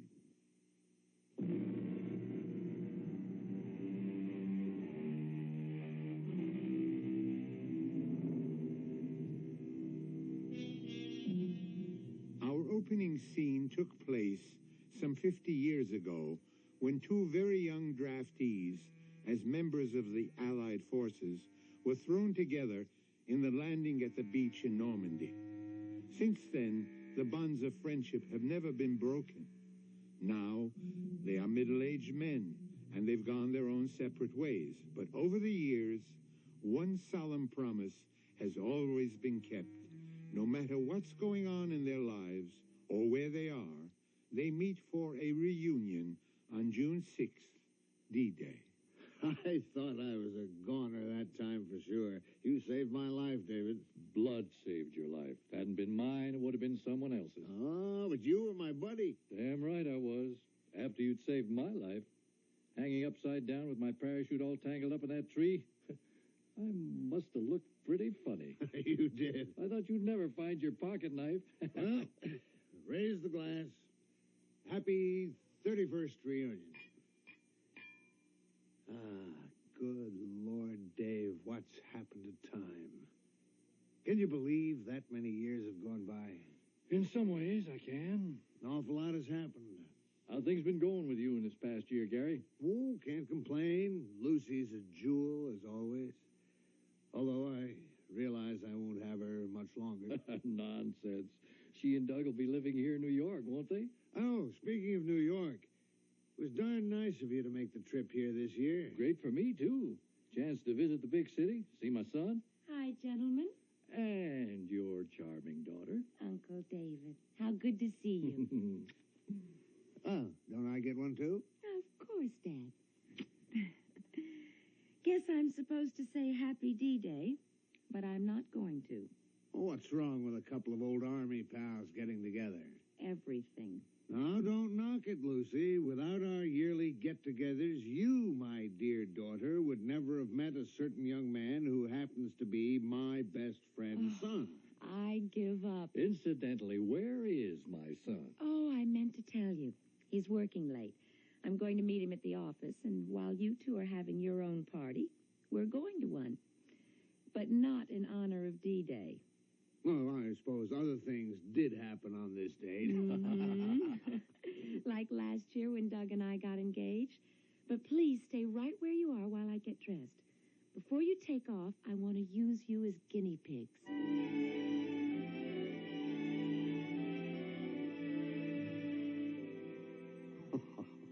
Lucy, what in the world are you doing in that weird get-up?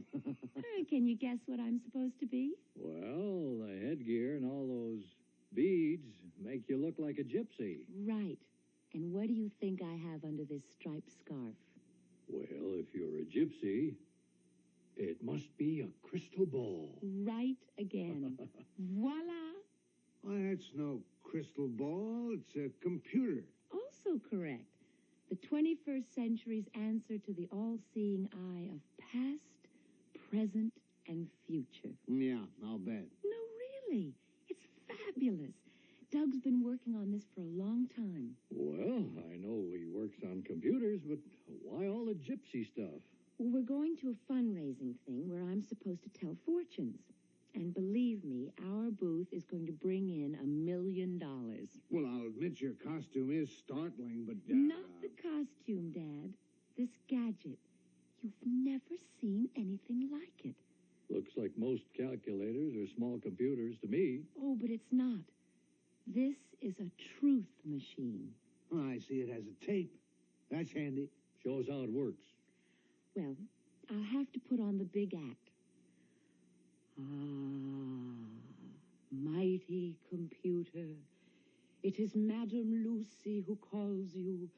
Reach into your fabulous brain and tell us true whatever we want to know. Get a load of that phony act. The gentleman to my right, tell us his first name, color of his eyes, and the color of his hair. Take a look at that. Name, David. Eyes blue-green. Color of hair, gray. Why, that's amazing. Let's see that tape. The gentleman to my left, first name, color of eyes, and color of hair, if you please. I'll be darned. Name, Gary. Color of eyes, hazel. Hair, question mark? I'll ask that again. Color of his hair, if you please. It's got your number, Gary. The tape says, the man is bald. Oh, that's very funny. The whole thing's a frame-up. Obviously, Lucy's fed data into this machine. Honestly, Dad, I have no idea how it works. It just always comes up with the right answer. All right. Ask it where my home is, what I do for a living. Oh, I know. My wife's name. I'll bet it can't answer that. The gentleman named David. Tell us, O mighty one, what is his occupation? Where does he live? And what is the name of his wife? There you are. Mr. David is a bank president in Des Moines, Iowa. His wife's name is Jean. I'll be darned. It's quite a trick. Oh, I don't think there's any trick to it, Uncle David. This is different. It's your turn, Dad. Just try to stump it. Okay. Here's something that machine would never know. Ask it the license plate number of my car. What is the license plate number of my father's car? The tape says 892 NYX. Is that right, Gary? Yeah, of course it's right. Now I know this is a frame-up. You and Douglas got together and fed it answers to all the usual questions any fool would ask. It'll be great at your party if you know everybody there. It isn't like that, Dad. Truly it isn't. Why, this computer can actually predict. No, not predict, but actually tell what will happen in the future. Uh-huh. All right, let's test its brain power on that score. Ask where our reunion will be held next year. Yeah, that's a good one. Mighty computer, where will Gary and David meet for their next D-Day reunion? Here, I'll tear off the tape, and you read it, Dave. What does it say? It says, there will be no reunion next year. Now I know it's a hoax. I don't understand. How can you say that? Well, I'm beginning to agree with you, Gary. Lucy, if you and Doug really didn't feed that computer bank, ask it why there'll be no reunion next year. I will.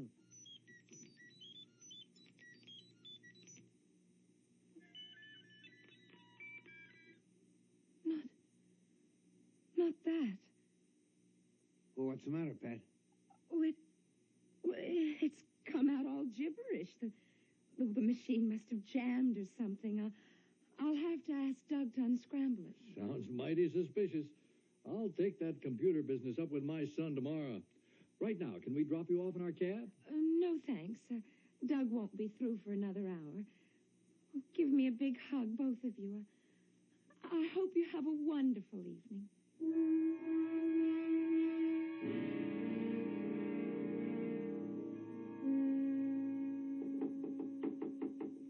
Coming.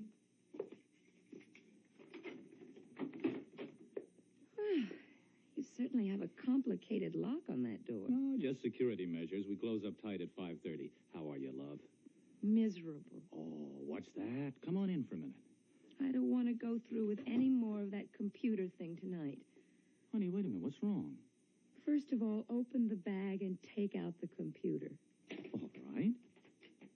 I hate that black devil. What? You hate this revolutionary piece of equipment which may have the potential of changing the course of the whole world?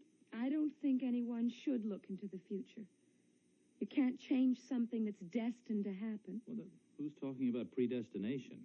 You put those answers into that box, didn't you, Doug? I helped put it together, if that's what you mean, but this particular computer is brand new. It goes way beyond anything I've ever worked on. But you do know how it works. Well, not exactly, no. That's why we're so excited. The damn thing actually seems to have a mind of its own. Doug, you must stop experimenting with this monstrous thing. Never. Lucy, I simply don't understand what's gotten into you. Hey, we've always been honest with one another, haven't we? I always thought so, up till now. Well, what's so different about now? Oh, I don't pretend to know anything about computers, but I do know they can't think for themselves. No, not exactly. This computer was programmed to give certain answers, wasn't it? It was fed thousands of facts and figures by a team of researchers, but we have no control over the choices its mechanical mind will make. Don't you see how dangerous that is? No, I don't. Well, fortunately, our fathers both thought it was a hoax. Oh. Something happened when you used the computer today, didn't it? Oh, Doug. They wanted to know the answer to the question, where will they hold their reunion next year? Oh, those old soldiers, wouldn't they just? Don't laugh, Doug. You ask it that question. Go ahead, ask it. Okay. Where will my dad and Lucy's dad hold their usual reunion next year? Go ahead, Doug. Read what it says. There will be no reunion next year. Huh. What do you know? Don't you see? They said it was a frame-up. They accused us of collusion to try and keep them from having a D-Day meeting. Did you do it, Doug? Lucy, I swear I had nothing to do with it. Oh, come on. There's nothing to get so upset about. Only there is. Because they asked one more question. And I got an answer which I refused to accept. All right. What was the question? You ask it. Go ahead. Ask the machine why there will be no reunion. Okay.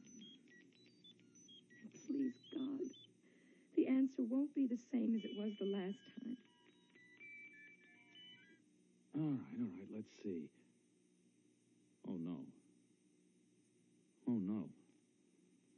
The tape says, because one of them will be dead.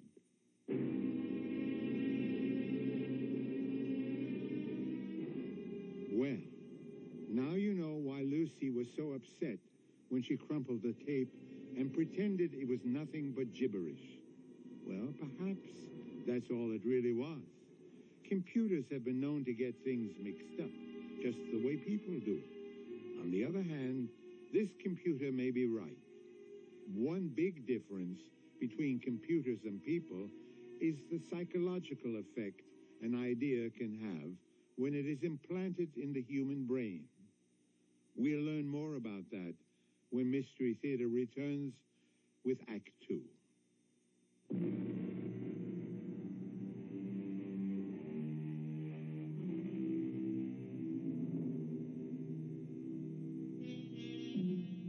A computer can be a very useful tool if you're trying to balance the books or solve an abstract problem. And the idea of a computer which would figure out human problems seems like an innovation to be highly desired. But right now, a young technologist is confronted with a whole new aspect of the mechanical brain. It's unsettling to be told by a doctor, a fortune teller, or even by a robot that someone dear to you is going to die. You don't believe that, do you, Doug? I don't want to believe it. Well, somebody must want to frighten us. Somebody who fed data into that machine. Honey, I keep telling you, this computer doesn't work like that. It has freedom of choice. So do I. And I will not accept the word of a thinking machine. Our fathers are still young. It isn't as though one of them were ill or is in any kind of danger. Wait a minute. You're sure that neither your dad or mine saw what was on that tape? They saw the tape about no reunion, but I tore up the other one. The tape that said one of them would be dead, and pretended that there was no answer. But there was an answer. And that means now we have to ask another question. I don't want to hear anymore. Lucy, we have to. We must find out so maybe we can prevent it from happening. What question do you propose to ask? I have to ask the computer to tell us which one will die. I don't want to know. Well, I do, and I'm going to find out. Don't tell me. Please don't tell me. Well, look at that, will you? It's never done this before. Honey, please take your hands away from your ears and listen. It was all a mistake, wasn't it? I don't know. The tape says, I cannot tell you. There, you see? It is a hoax. No. This computer is programmed to respond. I'll make it tell me. Come on. Which one will it be? Which one? It sounds angry. No, I'm the one who's angry, and it better tell me this time. I guess you better tell me what it says. At least it apologized. Come on, Doug. Computers don't... The tape says, sorry, but I cannot answer your question.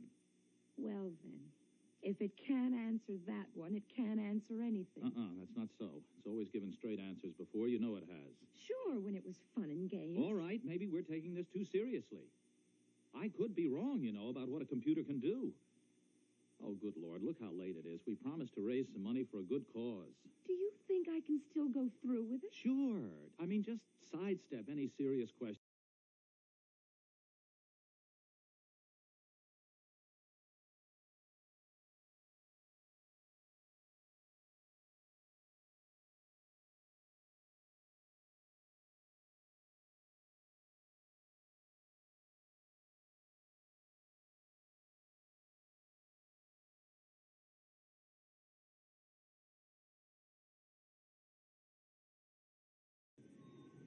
Get in, Gary. Thanks. Hey, where to? Hey, you know the restaurant Monsieur Henry's? Sure, fancy French place, otherwise known as Mr. Henry's. Old times coming back. He reminded me of someone. Yeah, who? That little French nurse. One with the big brown eyes. Whatever made you think of her? Wait a minute. We're going in the wrong direction. He's taking us uptown. Can't prove it by me. I never know north from south in New York. Driver, where are you going? Well, you said Monsieur Henry's, didn't you? Yes, it's on 52nd Street. I never heard of it being there. The only one I know is on East 86th Street. Well, that's not where we want to go. Go back to 52nd between 5th and 6th. Well, you should have told me sooner, mister, but there's a two-way street coming up. Maybe I can still make the light. Watch out for that truck!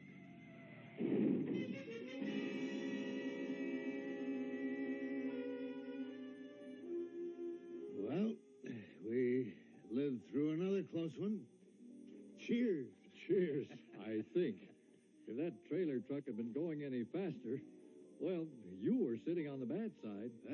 Could have been me, could have been you, or both of us. Yeah. You know, I got to thinking about that computer thing. So'd I. Could have been telling us there'd be no reunion this year. Well, here we are, though. So let's eat and count our blessings before this lucky day is over.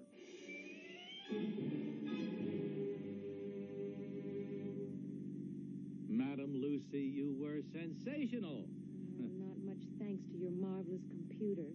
When the tapes came out blank, I had to make up the answers. Well, you're a born fortune teller, that crazy computer. Almost as if it refused to operate because I'd insulted it. Okay, tomorrow, back to the drawing board. Hey, I have an idea. Let's pick up our dads. They've had enough time to hash over the old war stuff. All right, you know where they are? Turn here.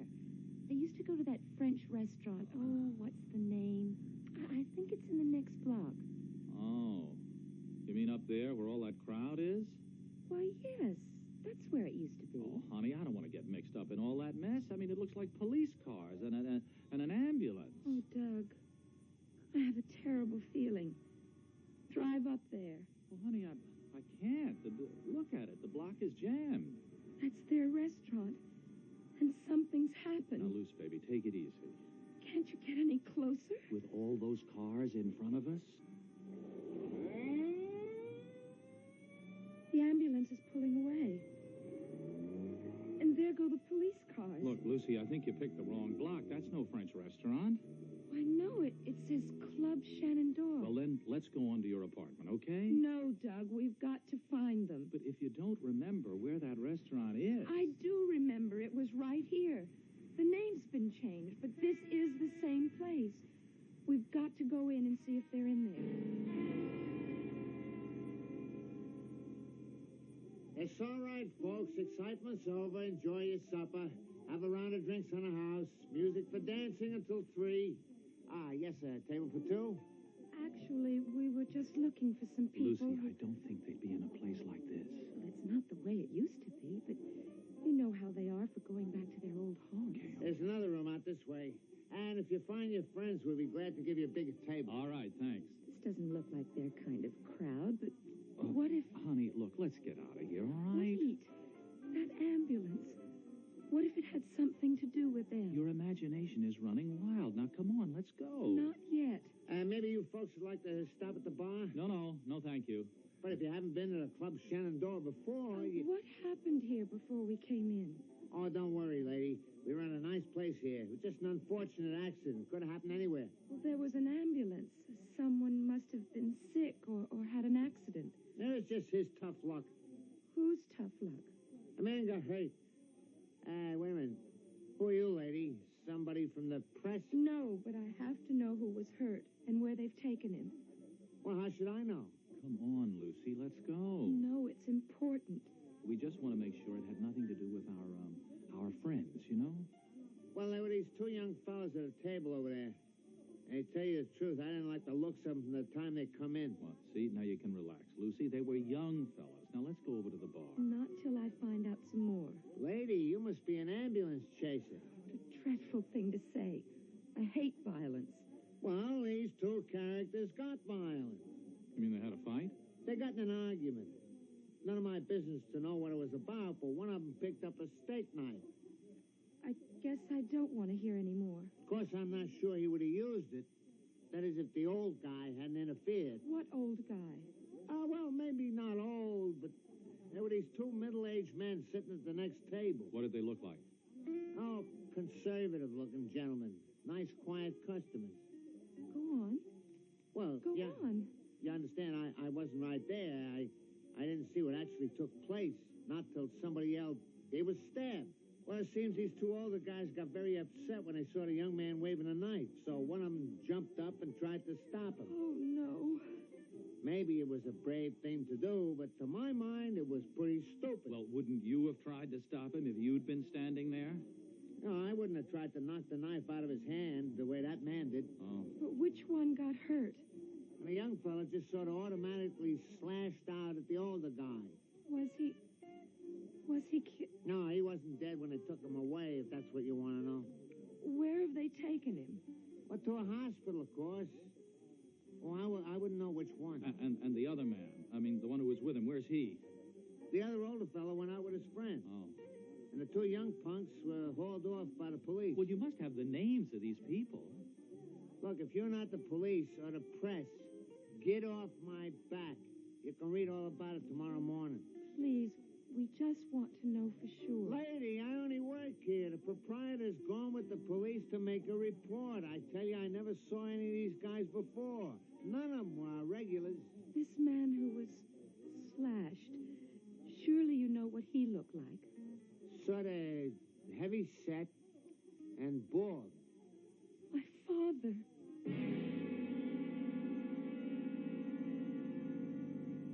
We We have to drive straight to the hospital. Honey, how can we? We don't know which hospital. Well, where's the nearest one? I haven't the slightest idea. Besides, that doesn't mean anything in New York. In emergencies, they go anywhere. Well, then drive to the police station. I don't know where that is. Find it and hurry. Lucy, please. You've gone off the deep end. Well, how would you feel if it was your father? Oh, what an idiot thing to say. They're both so close to me, I'd be undone if anything happened to either one of them. But something has happened, Doug. I know it. Oh, honey, you've jumped to a big and frightening conclusion without any proof. 2 men, one of them bald. Yes, there could be thousands out on the town. Where are you going? Oh, there's nothing we can do except get to a telephone and wait.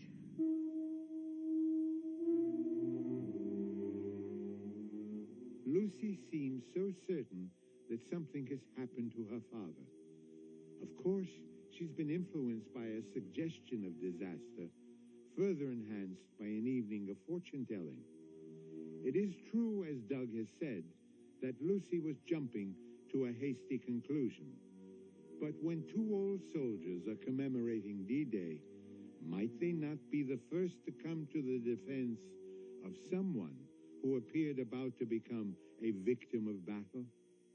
We have another premonition to share with you presently, when Mystery Theater returns with Act 3.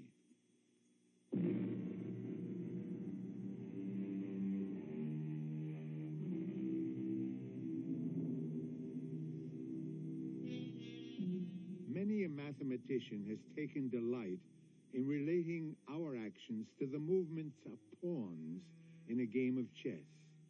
The game we are playing might be compared to the thoughts of a wakeful chess player who, after spending an evening at the board, is tossing and turning as he replays the moves to himself and speculates, what if I had done this? Or what if I had moved in that direction? And right now, it's our turn to make the next move into the final act of our mystery drama. Oh, Doug, I hope we're doing the right thing. I can't bear to think... Give me your key, will you? Look, you will call the police right away, won't Just you? take it easy, Lucy. The way I see it, it was just a technical maneuver. Hey! Not at all. If you have a piece of paper, I'll draw a map and I'll show you. Dad! Uncle David! Well, good heavens, who'd you expect? Hi, Dad, Uncle Gary. Wow, are we glad to see you. Your enthusiasm is overwhelming. Oh, you're all right, aren't you, both of you? Well, of course we're all right. But how did you know about our accident? Accident? I'd call it more than that. The knife. Oh, Dad, why did you do it? What knife? Why did I do what? Well, the man in the restaurant Whoa, said that whoa, you... what's the matter with you 2 kids? They told us at the Club Shenandoah. Club Shenandoah? Where's that? Gary, that's the place we didn't go to. Oh, the terrible-looking spot that used to be Monsieur Henry's. Yes. Yes, weren't you there? That honky-tonk? We took one look and then found a nice quiet spot over on Madison Avenue. But, Dad, Uncle Gary did say something about an accident. Oh, a minor skirmish in a taxicab. You weren't hurt. Well, I had a bloody nose. And I got a crick in my neck. But what's that to a couple of old war horses? Now, come on, you long-faced characters. This is an evening for celebration. It certainly is. I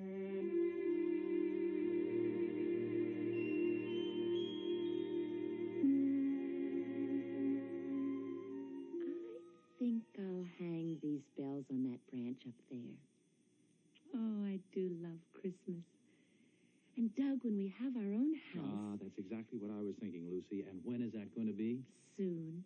But I had to be with Dad these past months with Mother gone, especially at Christmas. I know. You could have gone home. It was nice of you to stay. Pop appreciates it. I wouldn't want to be anywhere except with you. Oh, let's set a date, Doug. Now you're talking. Got any specific date in mind? What else but June 6th? How can we have a wedding on the one day our dads go off for their private reunion? Well, who said anything about a wedding? You mean you'll do it my way? No fanfare, just a justice of the peace? Exactly. We'll make it our day, not theirs. Oh, honey, you are terrific. Hello? Yes? Yes? Oh, no, where? Oh, but why shouldn't I be worried? Of course, I'll be right there. Hey, what was that all about? It's Dad. He's in the hospital. But who were you talking to? What happened? Well, that was Dr. Daniels. He said not to worry, but Dad, he's had a heart attack and he's in St. John's Hospital. Oh, honey. He's going to die, Doug. I know he's going to die. Now, Lucy, stop that. I'm taking you to the hospital. Let's go.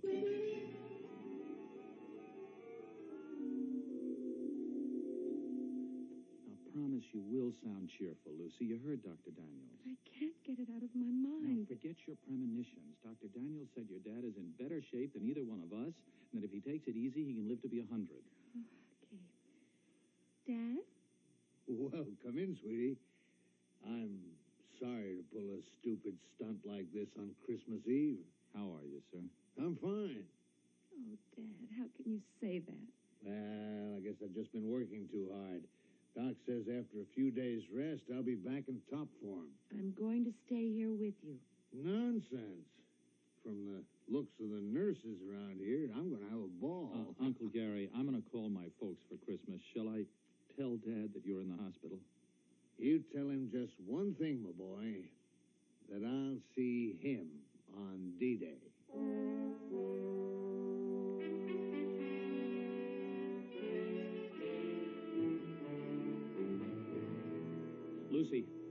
Lucy, where's your dad?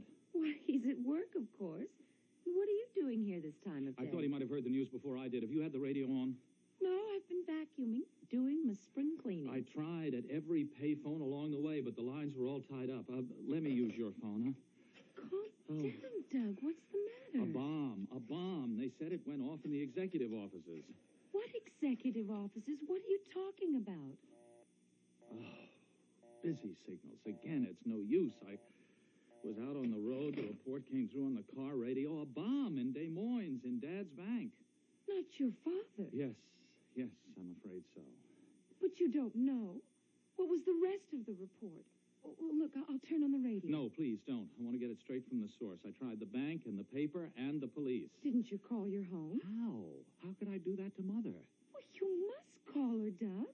Dial her direct right now. No, wait a minute. I got another idea.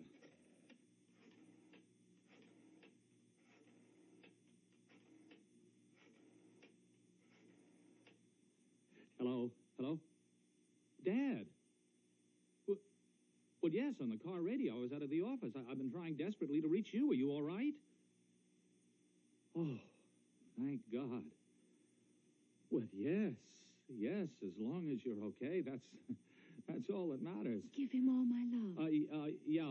Lucy sends love. Right. Okay, Dad, goodbye. Whew. Boy. You see? You should have taken the advice you gave me. Don't jump to conclusions. I know, but this was such a near thing, honey. He has a cold. Mom made him stay home today. He'd been trying to reach me to tell us not to worry. And he said to tell your dad he'd see him on D-Day.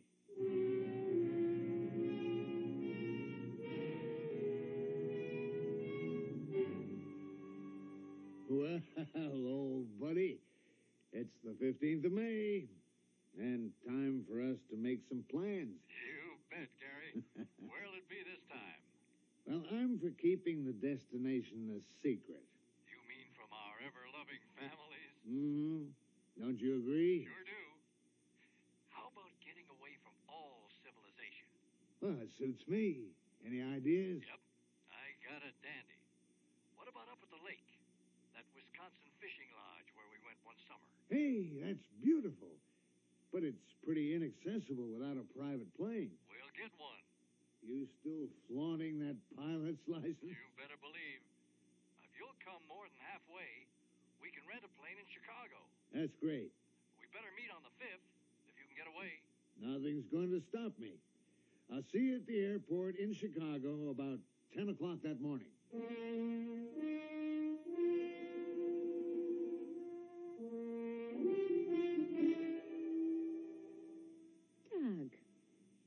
in time for lunch. 1 whole week of glorious vacation. And you know, I didn't tell a soul that we're getting married tomorrow. Well, I don't think it's going to be a surprise to anybody. Least of all our dads. Oh, Doug, I'll be so relieved when tomorrow's over. Hey, wait a minute. Oh, honey, I don't mean us. It's just that, well, once this reunion has passed, there'll be nothing to worry about. If you mean the computer, I've got plenty to worry about when I get back to the office. They're accusing me of breaking the darn thing. I hope it never works again. Lucy, love, computers are the way I earn my, our living. Not by turning them into fortune tellers. No, not fortune-telling, but a chance to open up the whole future so we'll know which way to go. Not if the future only lives... Don't say it, Lucy. I'll admit the machine must have had some bugs in it. But ever since that day, the tape has come out blank. You were tampering, Doug. Trying to turn it into a human brain. Superhuman, you mean? That's what's so eerie. Some kinds of medicine are too strong to take. Honey, how can a computer know that? It can't, silly. This one did. It behaved as though we'd gone one step too far. Oh, look, I'd like to forget it. Oh, so would I, at least for the next 7 days. It's our time to celebrate. So, cheers. Oh, you sound like our dads. Did your old man get off on schedule? Yes, early this morning before I was up. And still the big secret about where he was going? Yes, but I happen to know he had an airplane ticket to Chicago. Uh-oh, you cheated. No one was supposed to know. But Chicago, I don't know. That seems like an odd place for them to have a reunion. Especially since he asked me to help him find his fishing rod. Well, lunch is ready. Come on. How about a little background music, huh? I'll turn on the radio.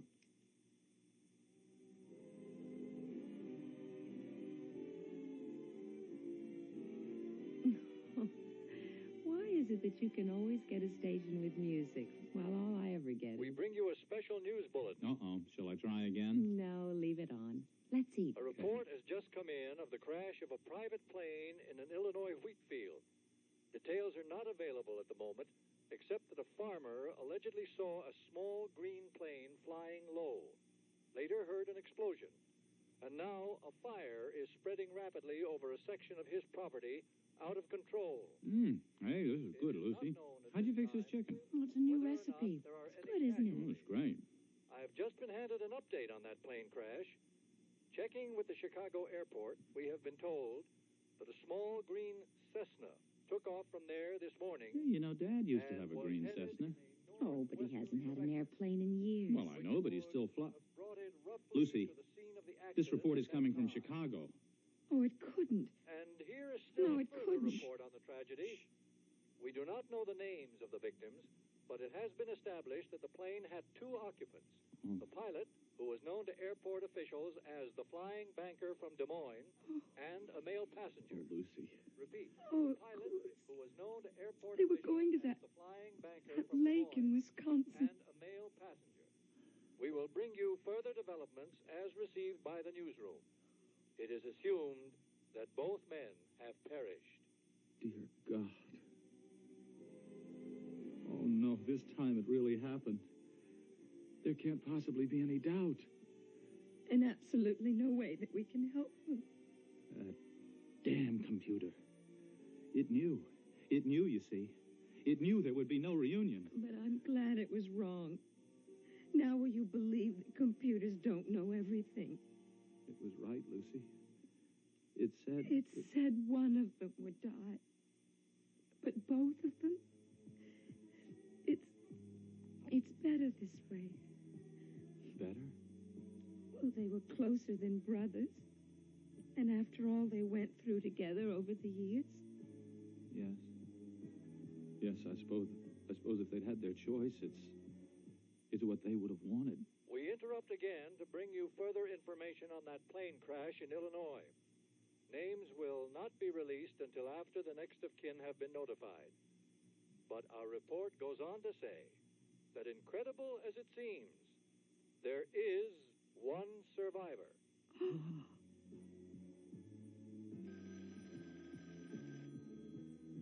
Doug.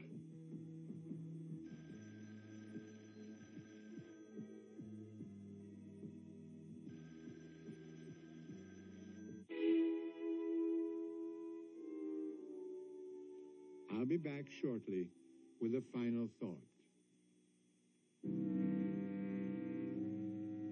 Two men met in a moment of violence when either could have died, but both were spared that time, until finally for one came the inevitable. Why is an accident fatal to this person while that one is spared? Some say predestination, but how many times it seems a whim of fate makes a split-second change of direction. Tragedy? No. But mystery? Yes. Our cast included Robert Dryden, Jennifer Harmon, Ken Harvey, and William Redfield. Associate Director, Marlon Swing. This is Hyman Brown, producer-director, inviting you to return to our Mystery Theater for another adventure in the macabre. Until next time, then, pleasant dreams.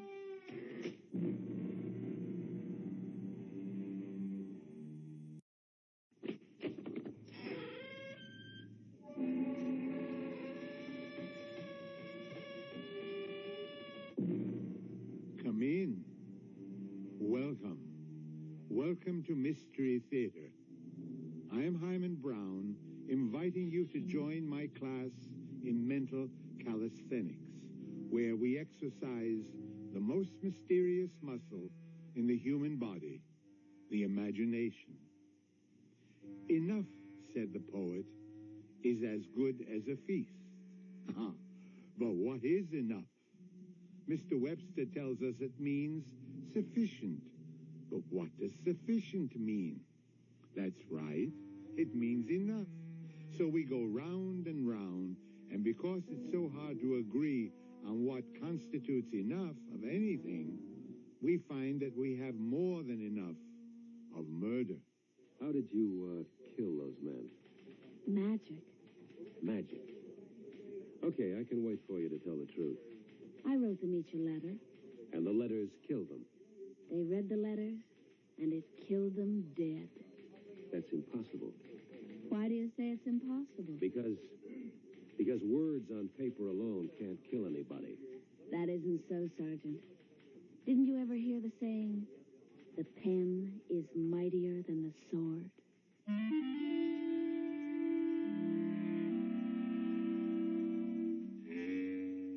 Our mystery drama, The Poisoned Pen, was written especially for the Mystery Theater by Sam Dan and stars Roberta Maxwell and Michael Tolan. I'll be back shortly with Act One.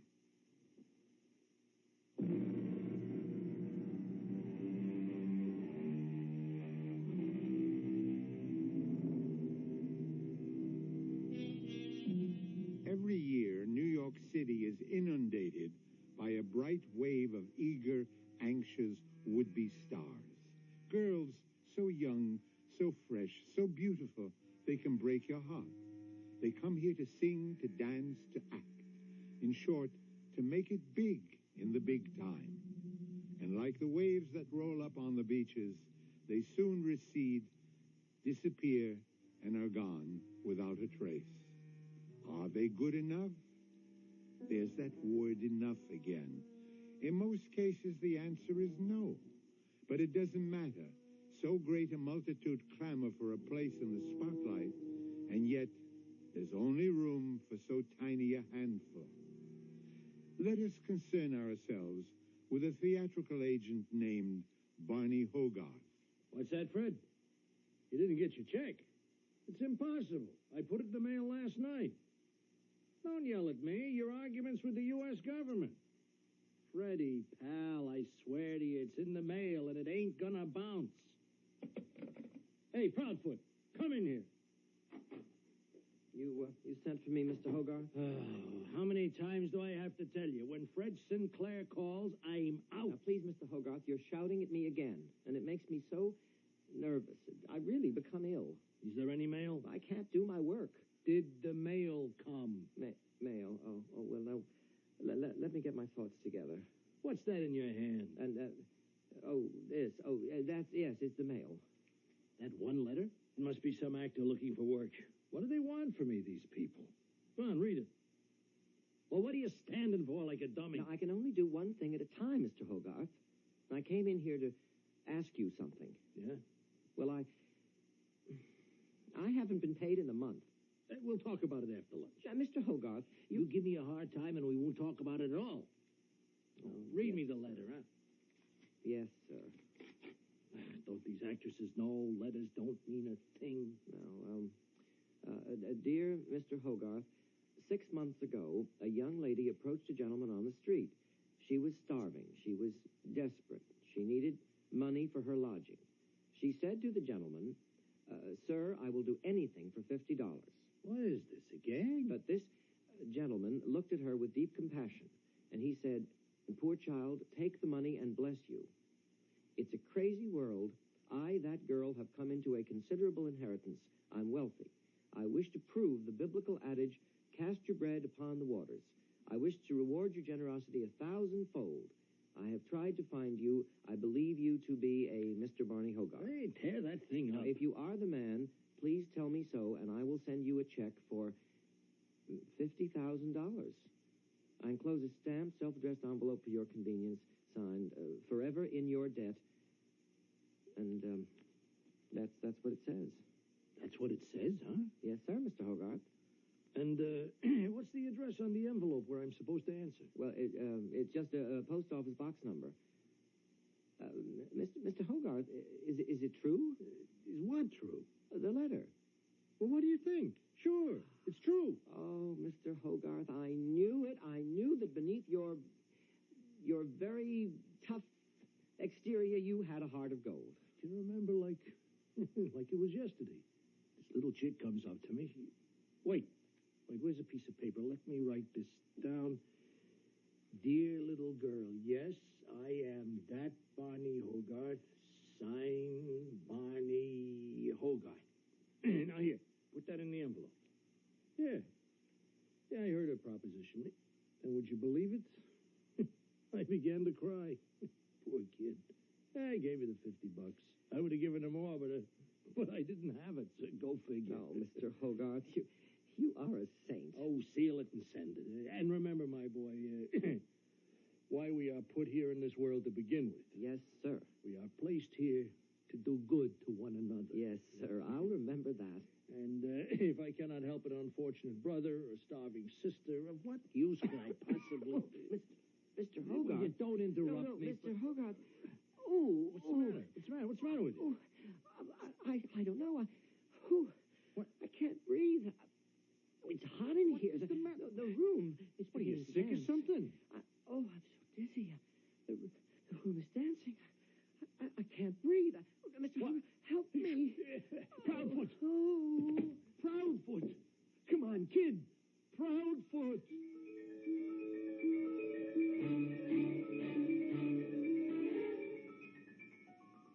What was his full name? Sebastian Proudfoot. What did he do here? He ran the office for me. Is something the matter, Sergeant? Where was he from? I don't know. Somewhere in Texas, maybe. Did he have any enemies? Maybe Oklahoma, one of them places out west. Enemies? How should I know? He worked for you for 3 years. You ought to know something. What do you know about young kids today, especially in this business? They're all crazy. Who can keep track of what they do? You can't tell me anything about his private life? Listen, what is all this? I thought he died of a heart attack. He did. Then what are the cops buzzing around for? The heart attack was brought on by a poison. He was murdered. You're kidding. I mean, who'd want to murder him? Had he been acting strangely? Oh, who knows what would be strange for him? He died in your office. Like that? Out of a clear blue sky for no reason. Okay, that's all for now. He was a very nice boy. Why should anybody want to kill him? I wish to reward your generosity 1,000-fold. I have tried to find you, and I believe you to be a Mr. Joseph Carraway.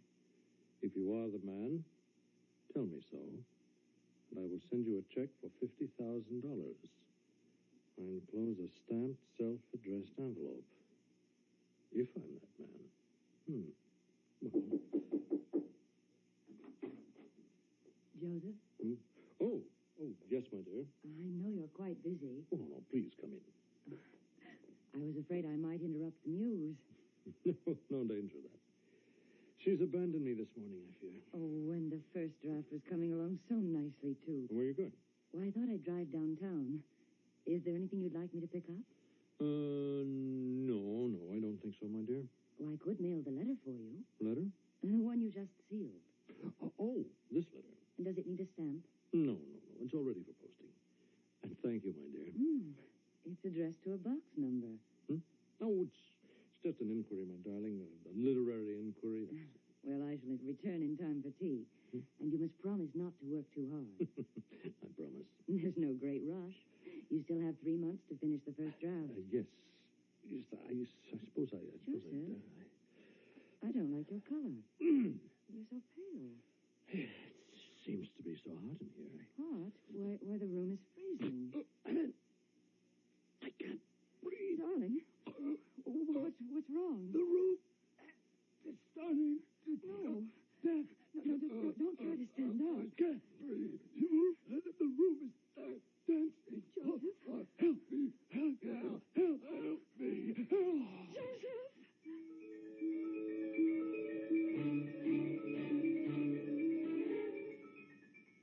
I believe you to be a Mr. Frank Clancy. If you are the man, tell me so, and I will send you a check for $50,000. I enclose a self-addressed stamped envelope.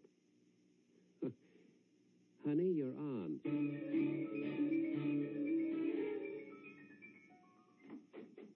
Selena! Oh. Good morning, Mama. Didn't you get into bad habits in New York? Sleep until 9:30 in the morning? Mama, everybody in New York sleeps till noon. Is that a fact? Well, I brought you your breakfast. Oh, thank you, Mama. Well, I have to fatten you up a bit.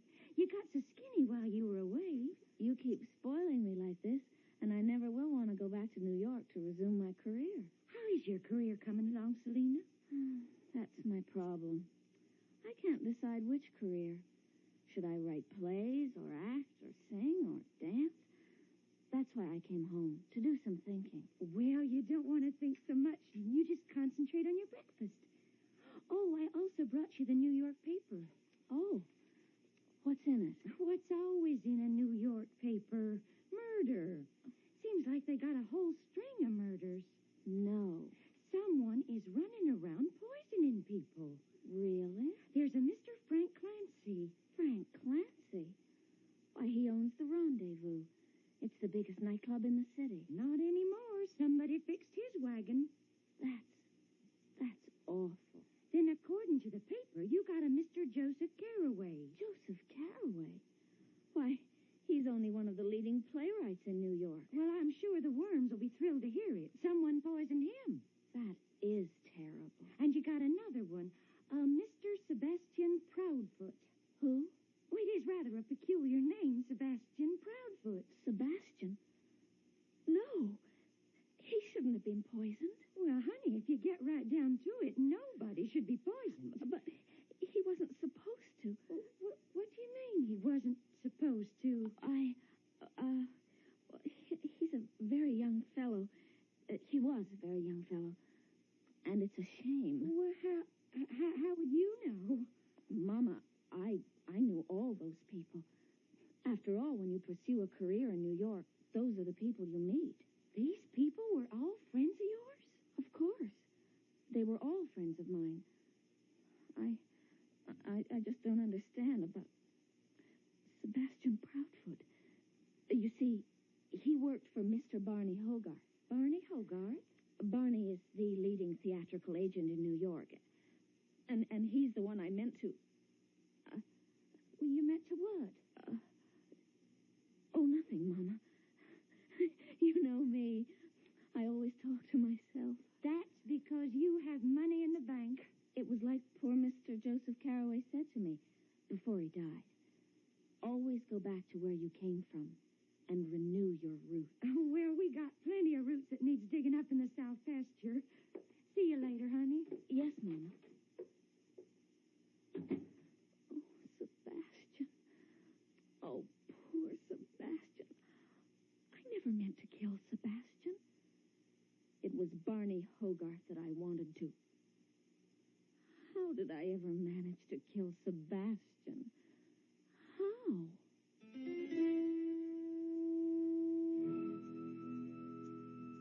That's an interesting enough question to leave you with for now. Here is a young lady who has already dispatched 3 people and may yet go for number 4.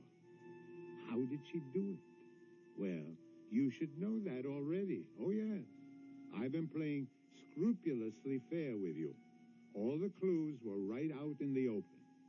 Think about it until Mystery Theater returns in just a few moments with Act 2.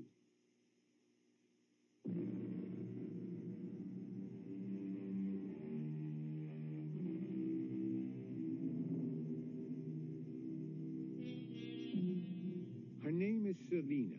She's one of those honey blondes with bright blue eyes. There's laughter in her face and innocence in her smile. She is delightfully naive and refreshingly sincere.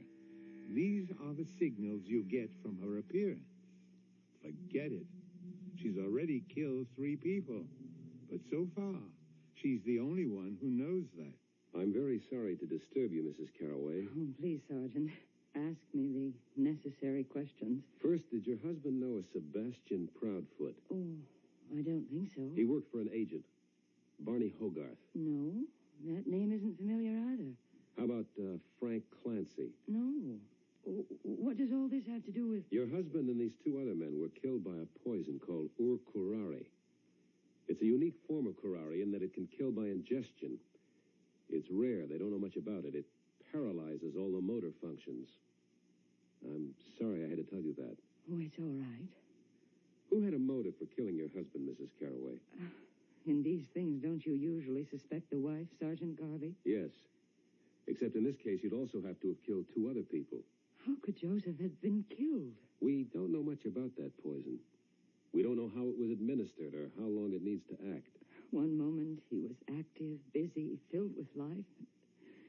And suddenly he couldn't breathe. The room began to dance, and he was dead. What was he doing? Nothing.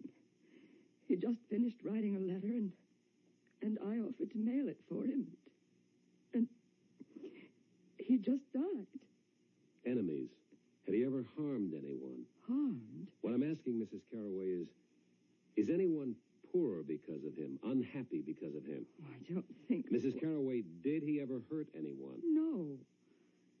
I can say in all sincerity, he never hurt anyone.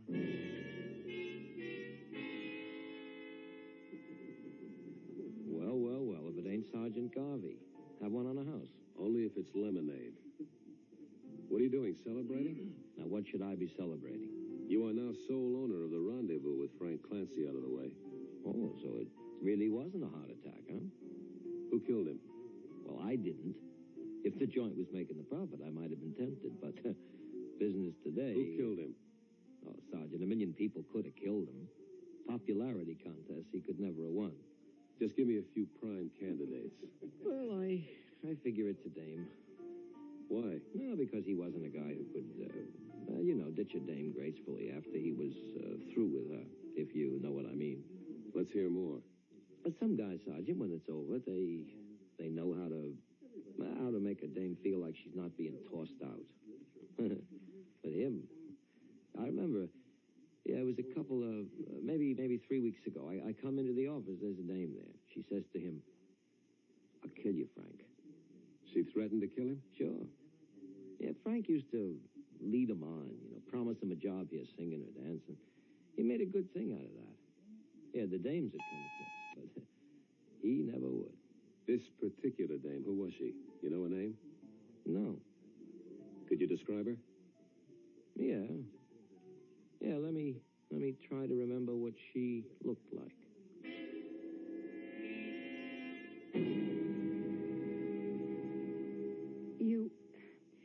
You're completely off base, Sergeant. Certainly no woman would have any motive to kill Joseph. A young woman with blonde hair, blue eyes. Oh, there are millions of young women who fit that description. We have reason to believe that a young woman could have killed Frank Clancy. Now, why would she also have a motive to kill your husband? I told you, I don't... Mrs. Carraway, 3 men are dead. One of them your own husband. Did he have another woman? How dare you? It was a question that had to be asked. If he did have another woman, then shouldn't I be the one to kill him? That depends. On what? On which one of you he chose to keep. Oh, I was downtown shopping. I called him. He was working at home. I asked him to meet me for dinner. He said he had an appointment with a producer.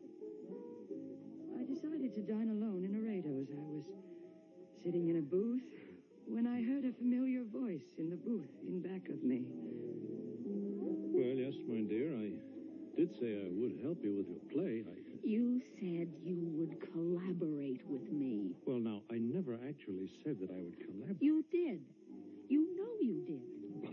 But I can't do that. Now, you write nicely. You have talent. But it's a small talent. You didn't talk this way before we went away for the weekend. It was a mistake, Selina. It was a mistake. Oh, yes. It was a mistake, all right. Let me give you some money. Money? If I wanted to sell myself, Well, to be brutally frank, my dear, you were willing to sell yourself for influence, for connections, for a career. Well, good for you. Now you came up with a Joseph Carraway-type line. Now you can ease your conscience. Look, I was just carried away by your freshness and by your beauty and your youth. That's a good line, too. Old, but good. Selina, please, I'll do anything for you, anything within reason. But we're not going to collaborate on a play. It's impossible. Yes, it's impossible, all right. Tell me, when did your wife find out about me? She doesn't know. Oh, yes, she does. She does. Well, I never told her. Now, I would be a fool to do that, wouldn't I? She knows there's someone else. She can sense it. You're too old for a wife and a girlfriend. She knows. And that's why you feel you have to get rid of me. Oh, that's ridiculous. No. If she wasn't wise, you'd keep leading me on. Well, don't worry about it. My darling, In a little while, you won't have to worry about anything. She got up and ran out, and he went after her. Were you able to see what she looked like? No. And her name was Selina. Yes.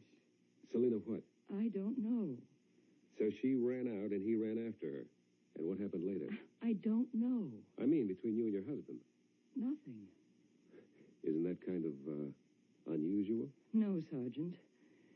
Many people just accept it. Many people simply cannot make an issue of it. They're frightened. They don't know where it will lead. Besides, I knew it was all over and that it would never happen again. So, there's a blonde-haired, blue-eyed girl named Selina.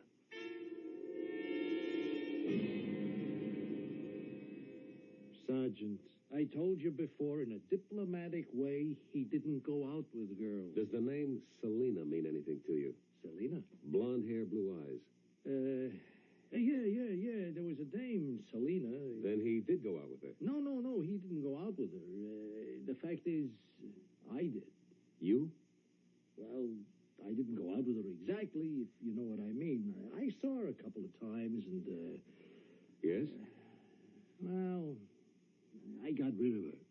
Why? Why? Well, that's personal, isn't it? We're dealing here with what could very well be first-degree murder. Withhold any facts or evidence, and you're an accessory. Would you like any part of that? No.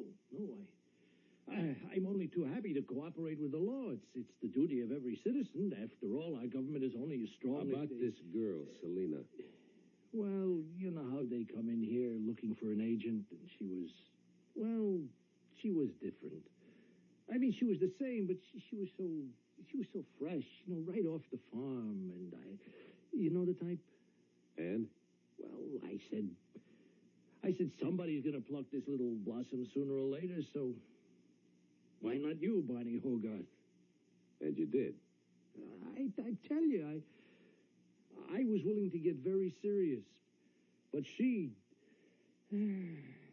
made a real terrible scene in a club one night.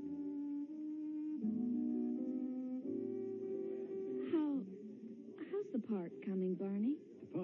The part? Oh, great. Listen, honey, where are you living now? Shouldn't I be meeting the producer? You see, I was thinking... Doesn't he want to meet me? A kid like you really need somebody to... You need somebody to watch over you. You know, this can be an awful town for innocent young girls. If I'm going to play the lead in his new show, I would think... Selena, honey, you just leave all the thinking to me. Now, ain't I your agent? The only reason I bring this up is... well, you told me his name was Roderick Kendall, and the play is called No More Love. Yeah, well, And I read in the paper that Rosemary Stewart has just been signed. Oh. Well, look, you don't want to believe everything you read in the papers. You've been lying to me, Barney. No. Should I tell you how I know? I called Mr. Kendall. I spoke to him. You're kidding me. Kendall don't speak to nobody. Yeah, especially to you. But I called at lunchtime when his girl was out, and he answered the phone himself, and I said, "Sir, my agent, Barney Hogarth, told me you had agreed to give me the part." You said that to Roderick Kendall? And you know what he said? "Who's Barney Hogarth?" Oh, now, baby, you see, it's a joke. There never was a part for me. Look, I read the script, and I thought that you'd be and great. And you lied to me. Well, Okay. But I'm willing to make it up to you. You see, honest, you're just not another girl. That's a very original line. I heard it in at least 20 movies. Oh, honey, I'm willing to get you an apartment. Now, don't that prove something, huh? But you're not willing to get me in a play. I can't. Sure, because you're not big enough. No. Oh, it's because you're not good enough. What did you say? Oh, Selena, there are a million girls like you. Why didn't you tell me this before, instead of after? Because I'm no good, and this business is no good, and you go home, do you hear me? I heard that line before, too. You're gonna pay for what you did to me. But, honey, what did I do to you? Look, you don't kid me. For all those innocent eyes you've been around, You lied to me. Well, honey, that's showbiz. And I'm going to kill you. What? Oh, now, come on, don't make me laugh. You're cheap, shabby, and false. Selena, you're starting to raise your voice. You're playing the scene all wrong. I won't be able to look at myself in the mirror again until you're dead.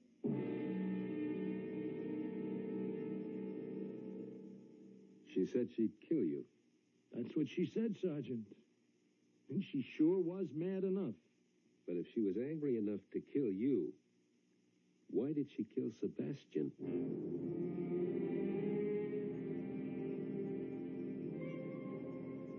Why? The eternal why. Once again, you should know why. All the evidence is already in. Every vital clue that Detective Sergeant Garvey is about to discover is a fact you should know already. Well, while all of these trips are free, it's more fun to work your passage. Mystery Theater will continue in just a few moments.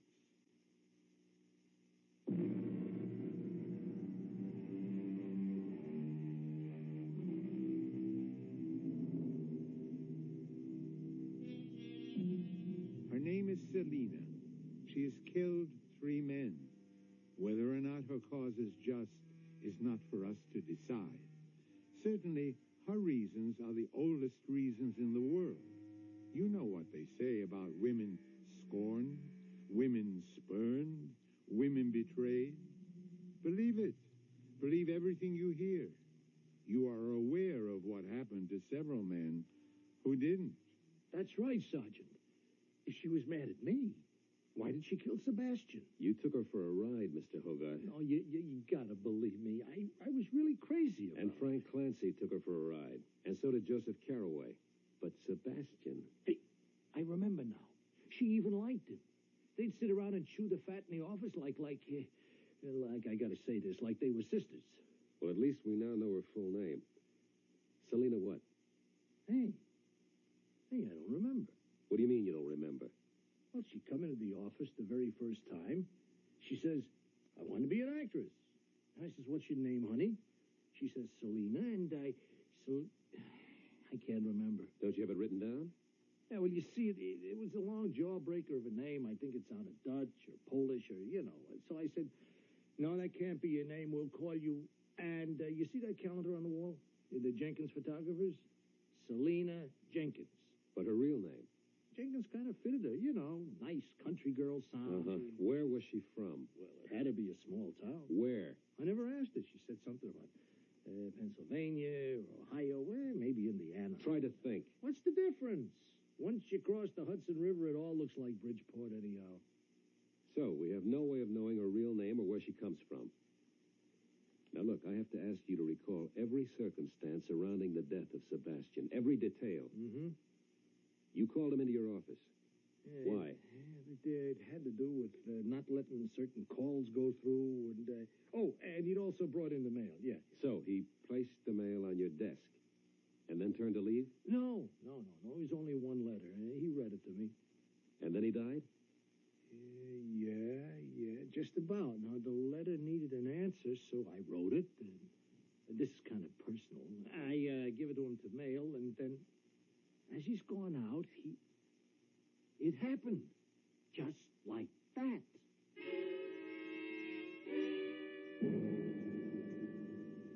What's this, Selina? You about to leave? Yes, Mama. It's high time I was going back to pursue my career. Well, you could have a very nice career down here, honey. The oldest Franklin boy would marry you in a minute. I know, Mama. And he's got the farm and a partnership in the mill. And he's very smart. That's true, Mama. Good looking. Best looking boy in the county, Mama. I'll write you from New York. Oh, now it's a bad time of year for colds. Do you remember to take some of that bark Grandpa brought home from South America? Oh, Mama. You scrape off just a tiny, minute amount, first sign of a sniffle. Not too much, though.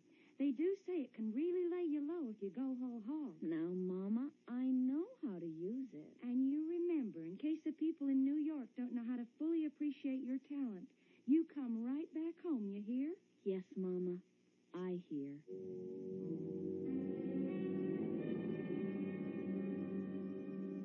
I'm sorry to bother you again, Mrs. Carraway. Can I help in any way, Sergeant? The girl Selina figures prominently in all three deaths. She could have placed the poison somewhere in Mr. Hogarth's office, and poor Sebastian was killed by mistake. I spoke with the late Mr. Clancy's associate, who says the way people come and go at the club, it wouldn't have been difficult for her to get in there. Are you saying she could have come in here to plant the poison? Yes. Well, I hesitate to advise you in your own trade, Sergeant, but isn't that a rather haphazard method? Yeah, it bothers me, too. It backfired, obviously, in Mr. Hogarth's case, and killed that poor Sebastian. Well, we know they died of poison. Poison has to be administered somehow and somewhere. Look, tell me the exact circumstances surrounding your husband's death.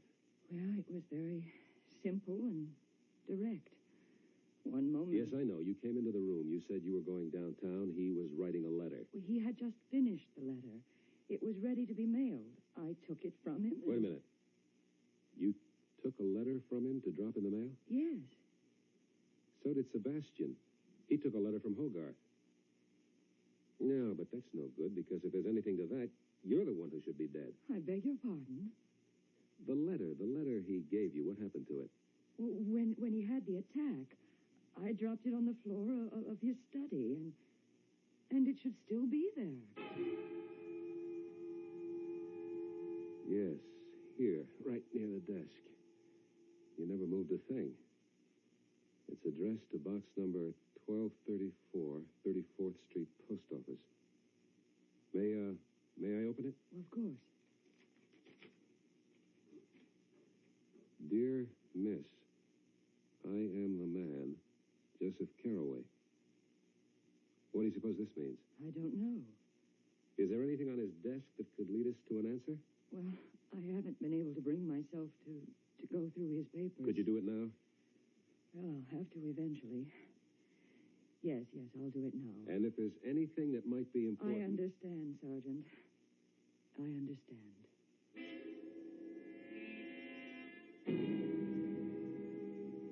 Oh, yeah, I remember.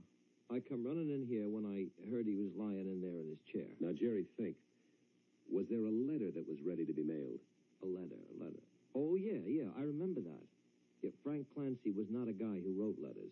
His motto was, never put it in writing. A letter ready to be mailed? Yeah, I remember. All sealed with a stamp. Yeah, I even remember, it was addressed to a box number. What happened to the letter? What happened to the letter? I don't know. I guess it's still on his desk.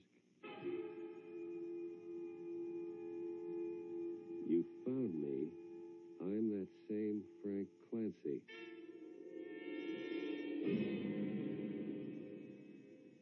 Barney, there was a letter you addressed to a box number.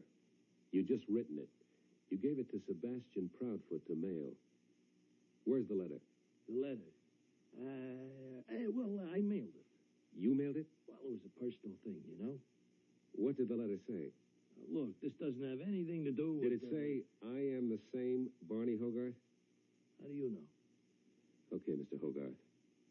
Who did you send the letter to? I don't know. 2 other men wrote letters identifying themselves to somebody.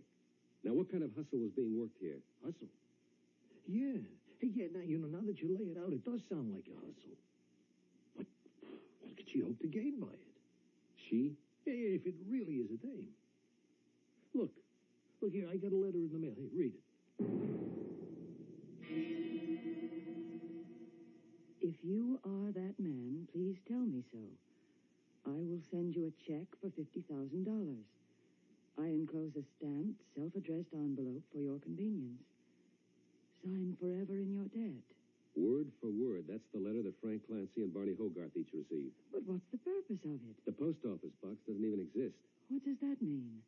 It means that whoever sent that letter didn't really care about getting an answer. Well, then why enclose a stamped, self-addressed envelope? Why? So that... Sergeant? Sergeant, is something the matter? Is it possible? Can it be that simple? Well, I'm afraid I don't understand you, Sergeant. Mrs. Carraway, you've been of the greatest help. Now I'm sure I know how your husband and those other 2 men died. But what are you saying, Sergeant? It was a mistake. The killer didn't want Sebastian. She wanted you. The killer? Selena. But Selena wouldn't... But I mean, she's such a pretty little thing. So's a coral snake.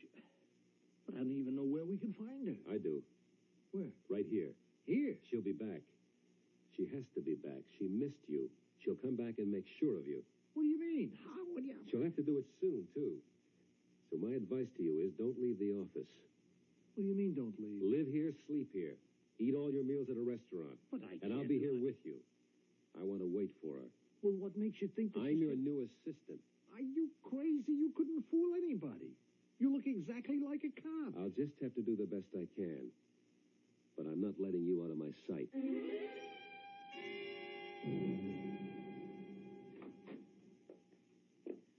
Hello. Well, hello. Is Mr. Hogarth in? That depends. Who wants to see him? Selena Jenkins. Selena. Won't you sit down, Miss Jenkins? Thank you.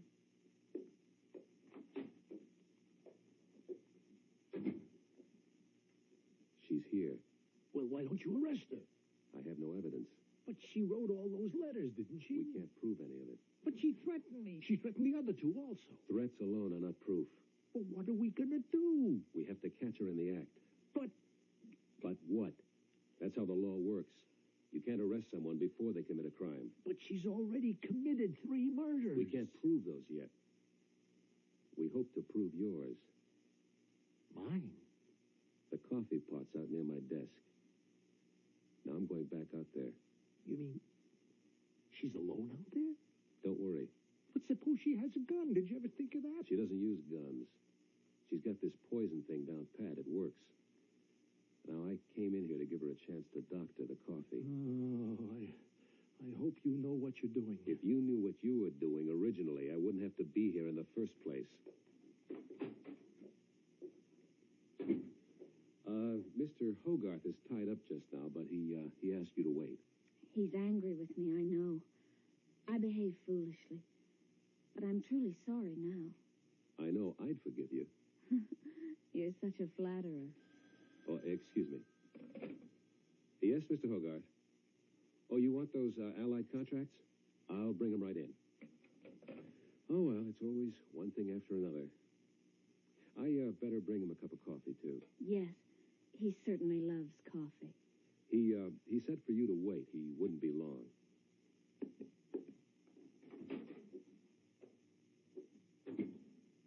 Well, did she or didn't she? This coffee goes to the lab. If it has poison in it, we've got her. Maybe she ain't the one. She's the one, and I'm sorry for her. You just sit here in your office. I'll bring the coffee out again. He didn't want the coffee. Oh, that's unusual for him. He drinks it all day. Well, no sense letting coffee go to waste. Would you like a cup? No, thank you. Well, I might as well drink it myself. Oh, What is it? I think I got something in my eye. Here, look and see. Oh. Oh, I'm sorry. I'm so clumsy. That's all right. There's still a little bit left in the cup, and here, what's spilled on the blotter can still be analyzed in the lab. In the lab? And you're sure to have some of that poison left in your purse. Well, what do you say? I'm sorry about Sebastian. Yeah. You figured out a very smart way for them to take poison. All you had to do was get a device that would make them answer a letter. Answer a letter by sending back a self-addressed envelope. And they would just lick the flap to seal it. And on the flap, mixed with the paste, was enough of that ur curare to kill them immediately. It was a clever story. It even took in Mr. Carraway. But the way it worked out, poor Sebastian sealed Mr. Hogarth's envelope. I'm willing to be punished for that one. I'm sorry. I have to place you under arrest. The others deserved it. Well, I suppose it'll give me time to reflect on my career. Yes, miss. Plenty of time. I'll be back in a moment with a final thought.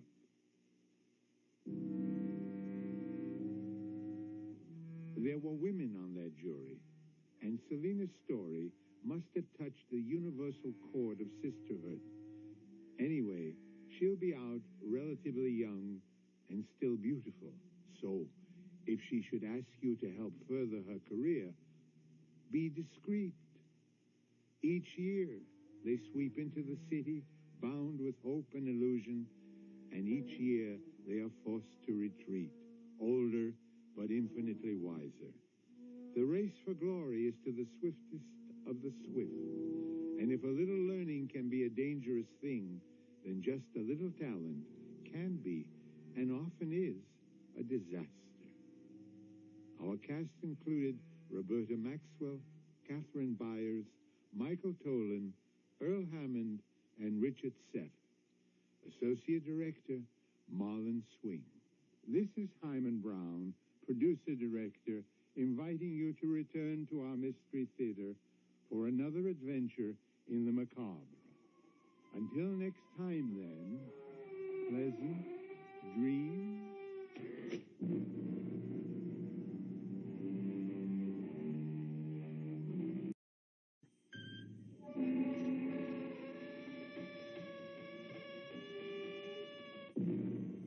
Come in. Welcome. Welcome to Mystery Theater. I'm Hyman Brown. Are you ready for us? We trust you are, because we propose to deal with the most obscure of subjects, that of death. Some people never speak of death, while others can't stop talking about it. We have chosen, in the next hour or so, to consider it calmly, perhaps philosophically, with a minimum of agitation, and naturally to arrive finally at the most fascinating question of all. What, if anything, comes after? What comes after, Joe? After what?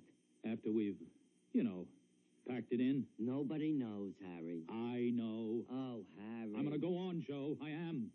Somehow, somewhere, Harry Cantor is going to go on.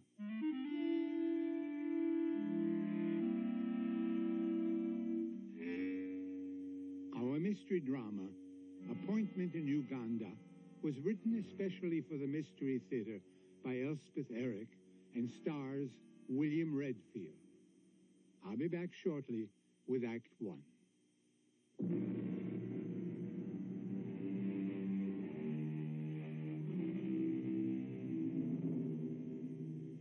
Harry Cantor lies flat on his back in a hospital bed, staring at the ceiling. Across the room, a sturdy middle-aged nurse sits in an armchair.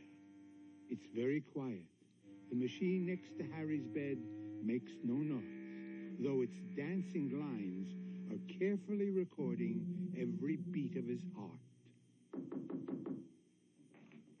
Is it all right to come in, nurse? Are you Mr. Burroughs? Joe? Yeah, it's me, Harry. Oh. Dr. Klein said it's okay for 5 minutes. I'm his business partner, Joe Burroughs. Oh, he's been crying for you. Come in. How do you feel, Harry? I almost died, Joe. I know, you're hard. Never been sick a day in my life, and now this. Oh, you're going to be fine, Mr. Cantor.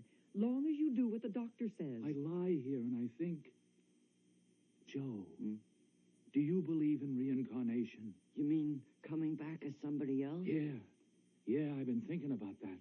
You two gentlemen mind if I go out for some coffee? No, don't go. Don't you leave me. Well, don't Mr. leave me. Burroughs will be here. I'll be here, Harry. What does he know about heart attacks? Well, you're off critical, Mr. Cantor. Long as you don't excite yourself, you'll be okay.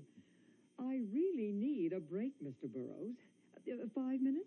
What I really need is 5 weeks. Joe, sit down. I got to talk to you about the crypt. The crypt? You're going to get well, Harry. I got to have it ready. Harry, lots of guys have had heart attacks and go on to a ripe old age. I got to be ready. Now, write this down. I wanted marble. Marble from Italy, that good kind. Carrara, that's the best. Okay, then that's what I want. Write it down. Okay, now, how big a crypt did you plan on? Big. Very big. But you're going to be there all alone, Harry. And you're not going to be moving around exactly. You never know. Make it 8 by 10, the very least. What about shelves? Shelves? Shelves for what? Well, it's my understanding people do have shelves put in crypts, you know, for loved ones who, later on when the time comes. It's a nice idea. Who would I put on the shelves? Who? Oh, unless you want to. No, not me. But you're my friend. You're my partner. No, I was thinking your mother, maybe. Oh, my mother. She hasn't even been to see me. Why should I give her a shelf?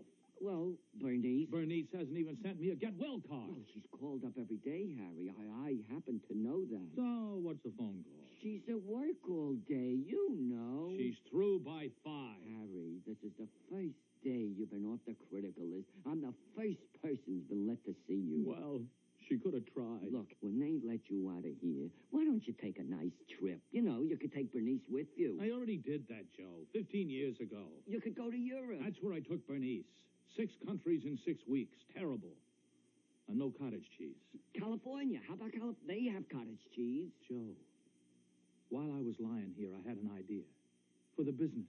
I want to tell you. You just had a heart attack and you're thinking about business? Gee whiz, Harry. Well, what else have I got to think about? Well, I don't know. Think about being reincarnated or something. Oh, nuts to that. Now, look, here's what I figured out, Joe.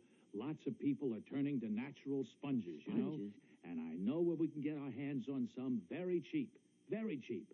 Labor costs are practically nothing. These peasants, They dive for him, see? They dive. Harry, my time is just about up. I really got to get going. I'll call the nurse. I'll get in touch with your mother. Don't go, Joe. I'll tell Bernice that you're coming along. Joe, I just thought of something. What? For the crypt. Yeah. I want music. Perpetual music. Oh, yeah, well, what kind of music, Harry? All the good old songs. Stardust. The moon comes over the mountain. Dardanella. Harry, I don't know. Oh, are you my friend? Are you my partner? I want music. Well, I'll look into it, Harry. You'll see to it? I gotta go. I'll One be night back. of love. Yeah, Barney Google. Oh, there you are. Well, everything all right, Mr. Burroughs? Well, I tried not to upset him about anything. He seems to be fine. Good. I had a telegram from his mother, but I didn't show it to him. It wasn't exactly a telegram for him. She sent it to me. He never mentioned having a mother. Oh. Matter of fact, he never mentioned anybody but you. Yeah, well, see, I wired his mother right after the attack. Yes? And, well, here, I've been carrying her reply around with me in my pocket ever since. See, here it is. I didn't know whether to show it to him. You know, he might take it the wrong way. You want me to read it? Yeah, please. Harry is too mean to die, and tell him I said so. Yeah, see, his mother's kind of a joker at times. You ask me, she's one smart old lady. That man in there is too mean to die.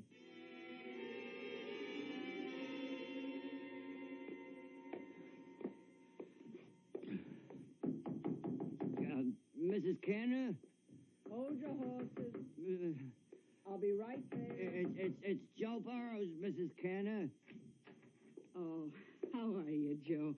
It takes me a little time to maneuver the old wheelchair. I got some tea ready for you, so come and sit down. Boy, you sure get around in that thing, Mrs. Canner. Oh, well, practice makes pretty good. Oh, come on, sit down. Oh, yeah, thanks. I saw Harry yesterday, Mrs. Canner. They say as long as he doesn't excite himself, he's going to pull through in great shape. I didn't show him your telegram. Harry knows what I think of him. Here, have a cookie. Oh, you baked these? No, Bernice did. They're good. You see a lot of Bernice? Oh, she stops by 3-4 times a week, does errands for me. Oh, yeah. Nice girl, Bernice. Simple-minded, but very nice.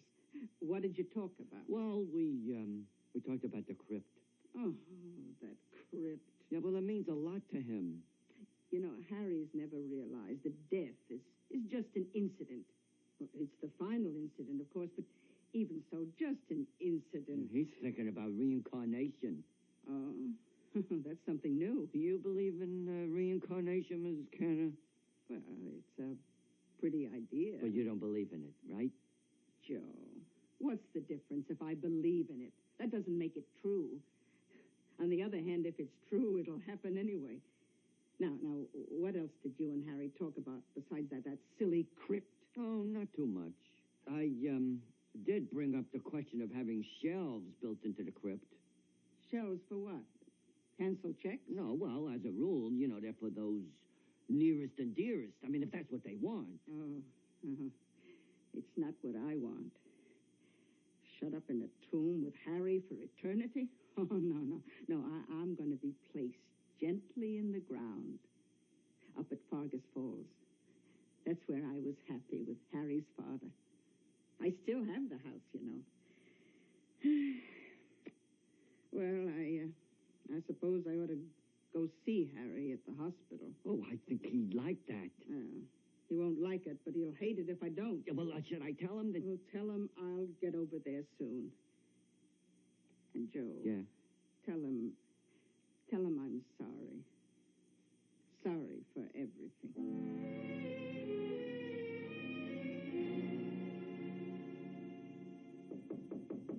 Oh, that's probably Joe. Hello, Mr. Burroughs. How is he? Oh, he's coming along fine. Come on in.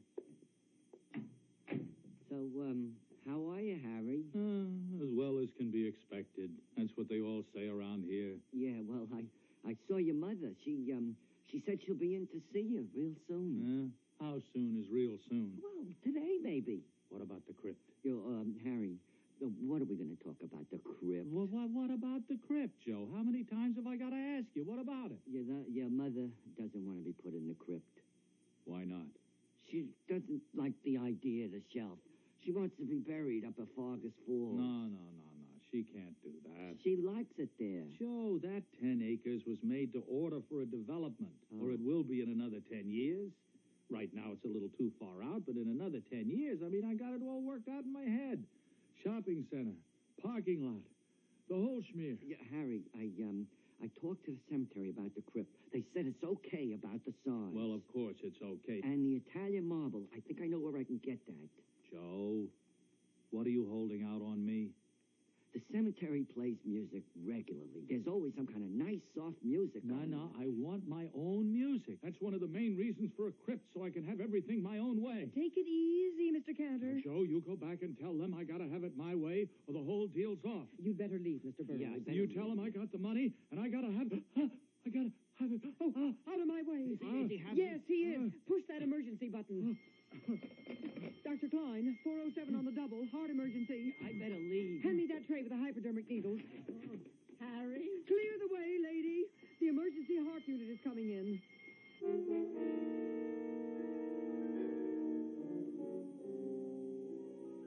There is no more satisfying and awesome sight than a group of people doing what they have been trained to do, what they do best. Their faces do not matter, or their shapes, or their colors, or their accents. They are professionals at their work, and they are working together in harmony and understanding. Mystery Theater will be back with Act Two.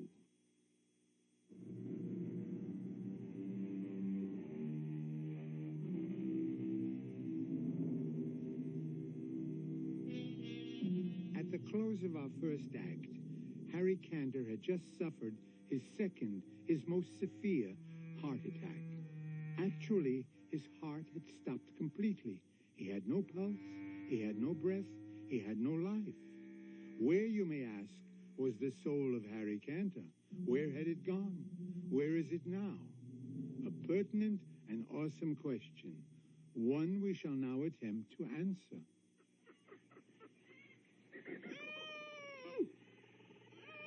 All right now, Kaylin. All right. That's it. Good. Good. Oh, it's your baby. A male. Oh, well, at least he looks healthy. Come on, little one. Up on your feet. Come on now. Up, up, up. Up on your feet. On your feet. Are you my mother? I'm your mother's sister. I'm Bombine. Where's my mother? She's cleaning up. Birth is a messy business. No. Come on now. Time to stand up. You have such beautiful eyelashes, Bombine. And how tall you are. Oh, just average for an elephant. Now stand up. What are all those others doing? Standing around waiting for you to be born. Do elephants always do that? Well, you didn't think they only did it for you. Now they're getting impatient. We've got to get going, so get up. Kaylin, come get your new child on his feet. Little Abu. Come on, get up, little Abu. Get up and eat. That's it, little one. Feel around till you find the milk. I think you've born a stupid one, Kaylin. What's the matter, little son? My nose gets in the way. That's not your nose. Well, then tuck it up between your ears. He's not stupid, Bombine. All newborns have trouble with their little trunks. Well, the herd is getting impatient. The flies and mosquitoes are very bad today. Oh, I could stand a good swim myself. Are you through, little Abu? We must move on. Is that what you're going to call him? Abu? It's a nice name, don't you think? Very nice, yes. Well, Abu, let's get going. Well, where are we going? Into the forest, Abu, where there's food for all. Now, I shall walk on one side of you, and Bombine will walk on the other. And we will go with the herd into the forest. I am Abu, and I am an elephant.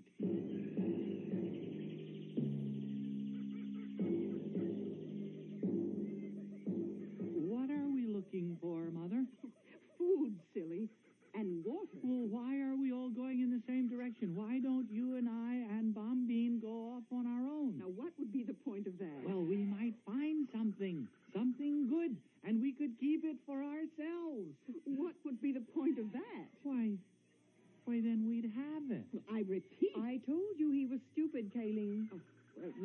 just odd, Bambino. No, I mean, Mother, if, say, we found water, if we didn't tell the others, then they would have to come to us to find out where it is, and we wouldn't tell them unless... Unless what? Well, unless they did something for us. Like what? Oh, worked for us or gave us something, or, well, at the very least, they'd respect us. They'd think we were very superior and wonderful. We are all very superior and wonderful, Abu. But the three of us would be more superior and more wonderful, don't you see? Oh, what I see is that you have a lot to learn, Abu. And a lot to unlearn. Where do you get these peculiar ideas, Abu? They sort of pop into my mind. Abu, you must understand that elephants have the marvelous gift of finding water. Mm-hmm. And we find it not just for ourselves, but for all the other animals, too. All of them? All. It is our responsibility. Why is it our responsibility? Because we are so good at it. I don't follow that at all. Bumbine, I'm going to bring down this tree.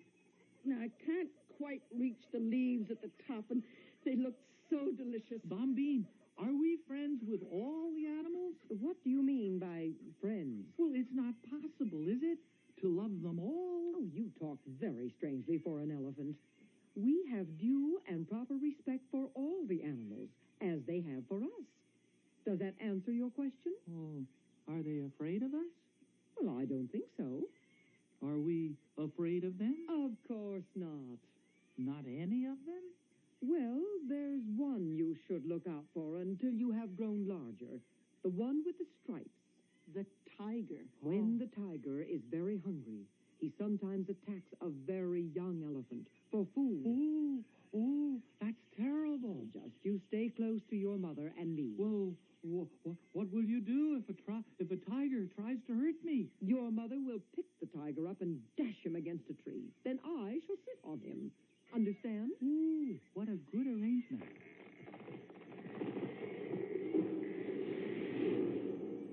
There now. Your mother has knocked down the big tree. Come. But all the little animals are eating too. The elans and the dik-diks, everybody. Why not? Well, but it's our tree. Who said it's our tree? It's part of the forest. Come on now. I'm hungry.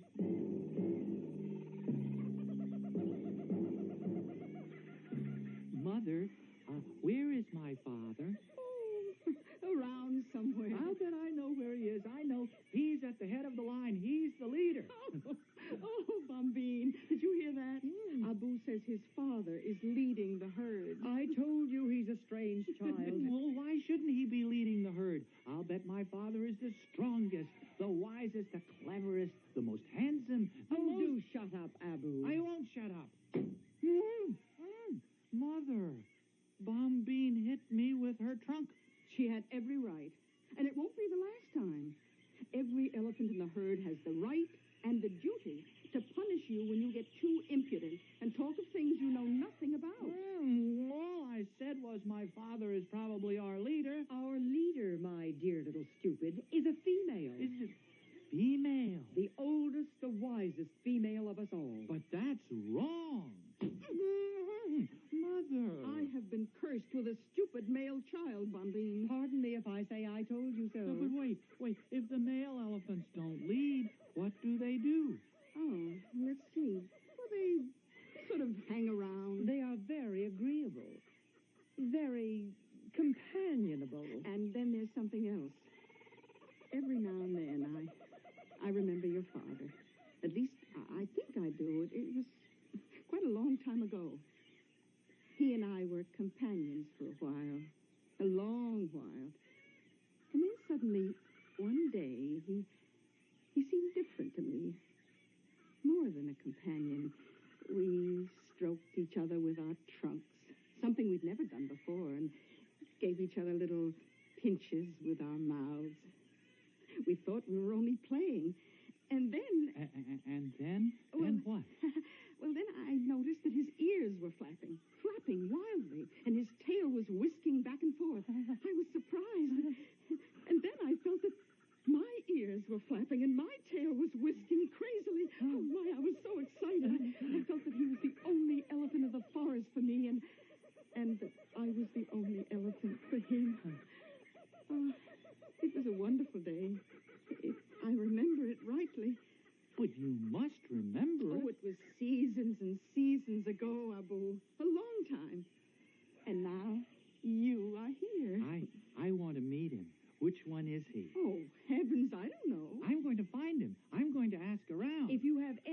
sense, Abu. You'll stay here. I'm just going to join the males and talk to them. He hasn't any sense, Kalen. The males don't care too much for young elephants, Abu. Just the same, I want to try. Abu, let him learn, Bombine. Let him learn the hard way.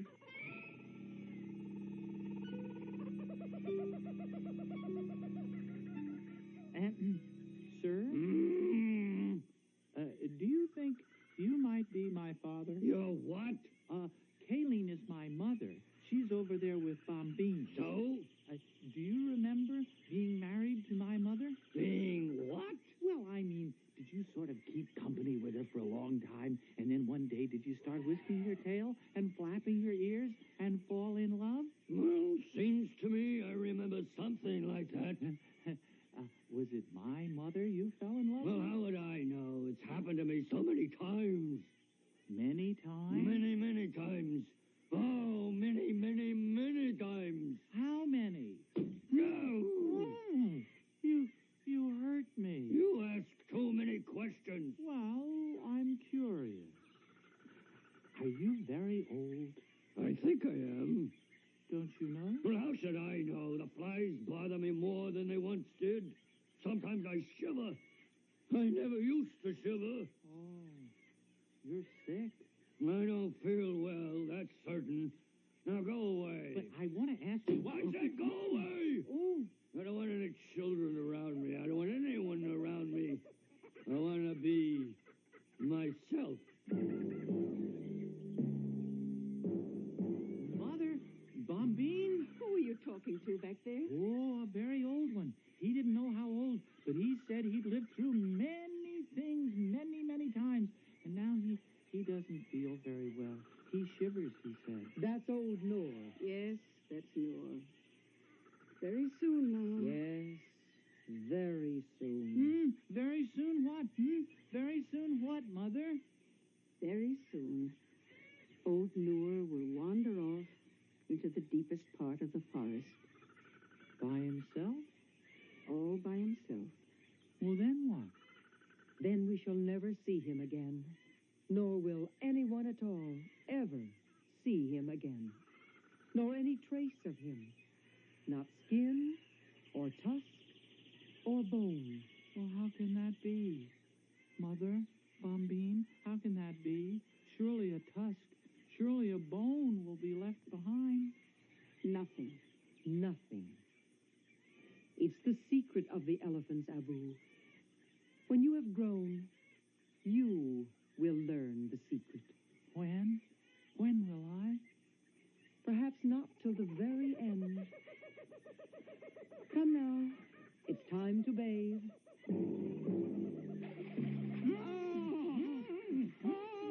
That feels good. Spray some more water on me, Mother. You've had your bath for today. Bombine, the sky is getting dark. Oh, yes. Well, I am bathed. The day is ending, Abu. Come. But I like the water. No. Pay attention when I speak to you. Well, what are we going to do now? You'll see. Well, where are we going? We are not going anywhere. We are going to stand right here. Do you see the other elephants? They've all stopped bathing. Why have they? The good red circle of fire is leaving us, Abu. And the darkness is coming on. Why is it leaving? Because it is time for it to leave. Will the good red fire circle come back? When it is time for it to come back. Come now, Abu. Stand in line with us and all the others. Hurry, Abu. Don't dawdle. What now, Mother? Be silent. Stand still. Watch the great fire circle as it goes. Where's it going? Be quiet. But where? Hush and watch. Oh, Mother. Please, Mother. What are we doing, Mother? Mother, are we praying?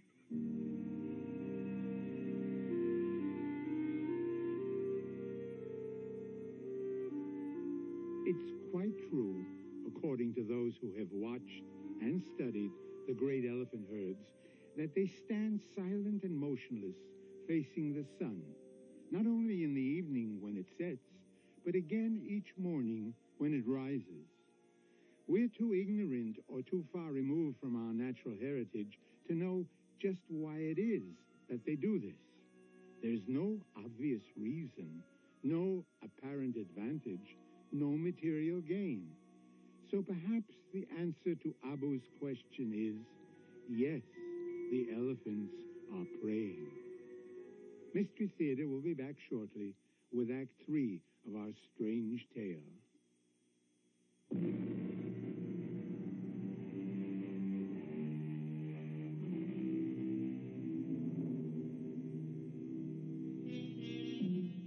We left the great herd of elephants facing the setting sun in silence, except for little Abu, who asked, "What are we doing, Mother? Are we praying?" It may very well have been. How do we know that it wasn't, that the elephants were praying for the return to life of one Harry Cantor? At least it looks that way as we return to Act 3. Back in your own little Betty Boo, Mr. Cantor? Does it feel good? Oh, Bombine? I'm your nurse, Mr. Cantor. You remember me? Where's Mother? Outside. You can see her when you're stronger. How's Noor? How's Noor? Did he die? You're the one almost died. Oh, it was a near thing there. Your heart stopped for 6 whole seconds. Oh, it must have been more than 6 seconds. Well, you were in intensive care for 2 weeks. Am I alive? Alive? You are alive, and you're going to go on living. Only this time, you'll do as you're told. No excitement like before. You've been very sick. Are you warm enough? I'm going to put this extra blanket over you. What happened to your eyelashes? My eyelashes? You used to have such beautiful, long eyelashes. Were they false? Mr. Cantor, I have never worn false eyelashes in my life. Or false anything else. I'm sorry, Bombine. My name is... Well, never mind. You just rest. Are we going to take a bath? You want a bath? Well, I'll ask Dr. Klein. You don't have to ask anybody. We'll just wander down to the river when it gets cool. Mr. Cantor. Just before the sun goes down. That's the beautiful time. Yes. And then the big, good red circle goes away for a while. It does? And we pray. You pray. I don't know exactly what we pray for. Maybe for it to come back, or maybe we just say thank you. I never knew you were religious, Mr. Cantor. I'm not. I never have been. I don't know anything about religion. Well, now, do you think you could go to sleep now? I think so. Do you want me to pull the blinds? No. I want to watch the sun go down. Then I'll go to sleep.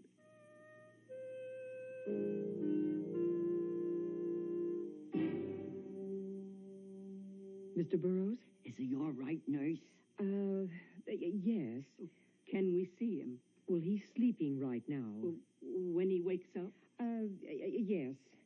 But I think I ought to tell you, he may seem a little strange. Strange?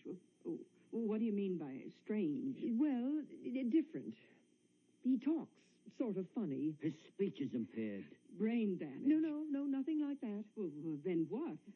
Well, he asked me what happened to my eyelashes. Did anything happen to your eyelashes? Of course not. Then he called me Bombine and talked about going down to the river to take a bath and praying to the big red circle. Oh, Joe, you think maybe we should call in a psychiatrist? Well, not yet. Anyway, he's not strong enough. But later? Mrs. Cantor, remember your son did have cardiac arrest. For 6-8 seconds, his heart was not beating at all. He was dead? Well, yes, but he's very much alive now. Oh. When I walked into that room, My son was dead. Now, Mrs. Kent. I'll never forgive myself. Nurse, listen, when he wakes up, will you call me? Maybe I better go in and see him first. Yes, I think maybe you had. Yeah. Then you can sort of, you know, prepare his mother for what to expect.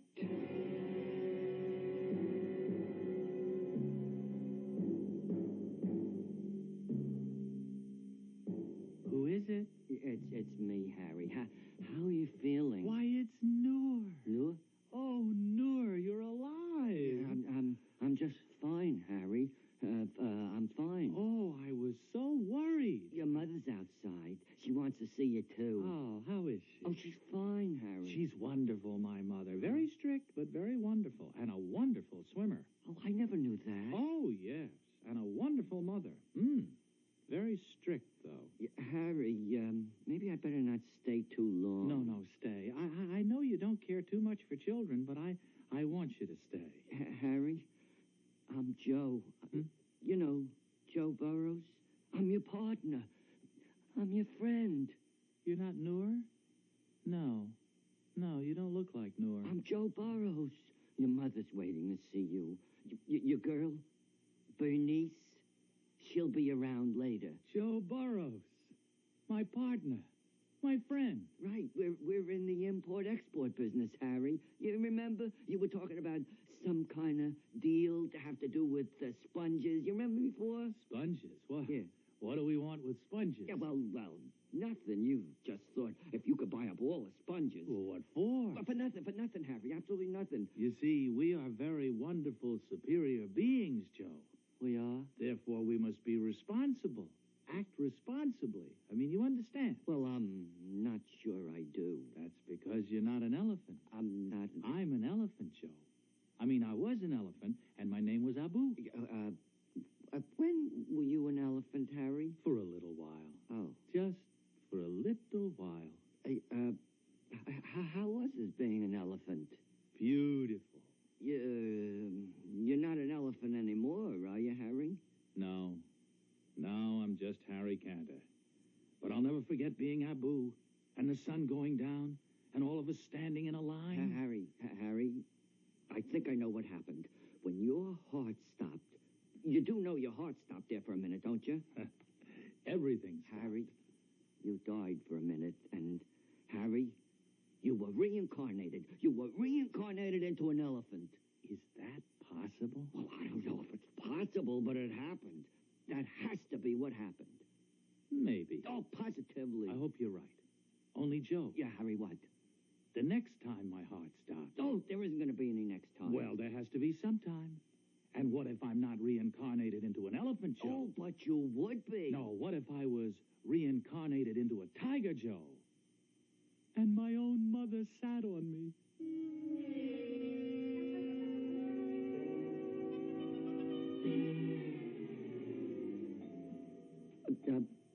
Mrs. Cantor, sit down here, Mrs. Cantor. I'll try to explain if I can. I'm sitting. Explain. Yeah, Mrs. Cantor, when Harry's heart stopped, he was what you might call deceased. Dead? Yeah, well, in a way, yes. He was departed. But the emergency unit, see, they came rushing in. Oh, they knocked me down almost. I never saw such a hurry. Yeah, well, with all that, they brought Harry back to life. Oh, so he's all right again. He's all right, but... So what's all the worry? Mrs. Cantor, during those seconds, while Harry was not of this world, if I may put it that way. Oh, put it any way, but get on with it. He was not Harry Cantor. He was... Well, for heaven's sake, Joe, what was he? He was an elephant, Mrs. Cantor. Harry? An elephant? My boy, an elephant? That's what he says. How could that be? Mrs. Cantor, it is my belief that Harry was reincarnated. See, when his heart stopped, and before they started it up again, Harry's soul left his body and entered into the body of an elephant. Can such things be? Well, you said yourself, Mrs. Cantor, we just don't know. No, I don't believe it. Harry couldn't be an elephant. I don't know if he even likes elephants. Well, he does now. You know what I think, Joe? What? He dreamed he was an elephant. It was all a dream went through his head. Well, I don't know if you dream when your heart isn't beating. Well, I'll ask Dr. Klein. Well, if it was a dream, it was a very beautiful dream.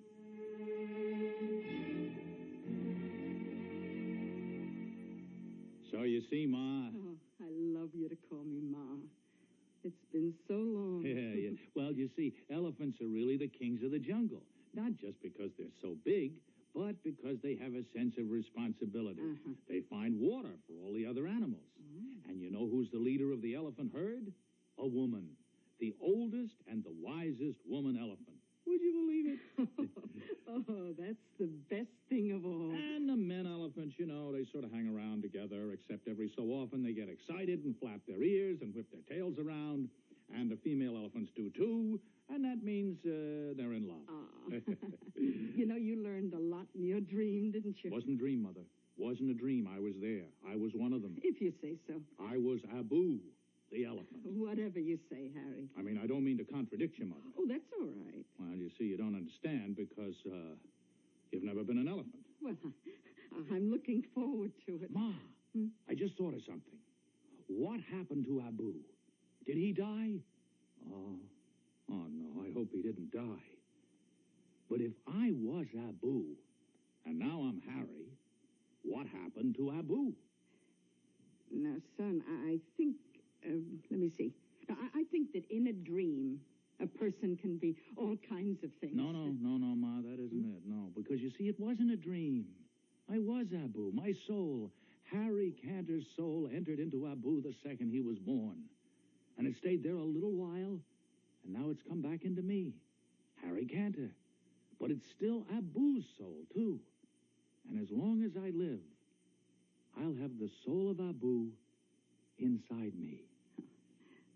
Not a bad thing. Mother, the big red fire circle is leaving now. Oh, you mean the sun is going down? Yeah, so, let's be very quiet, Mother, very quiet.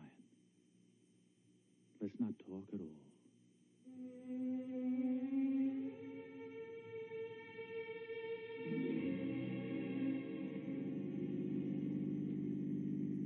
Has Fargus Falls changed much, Ma?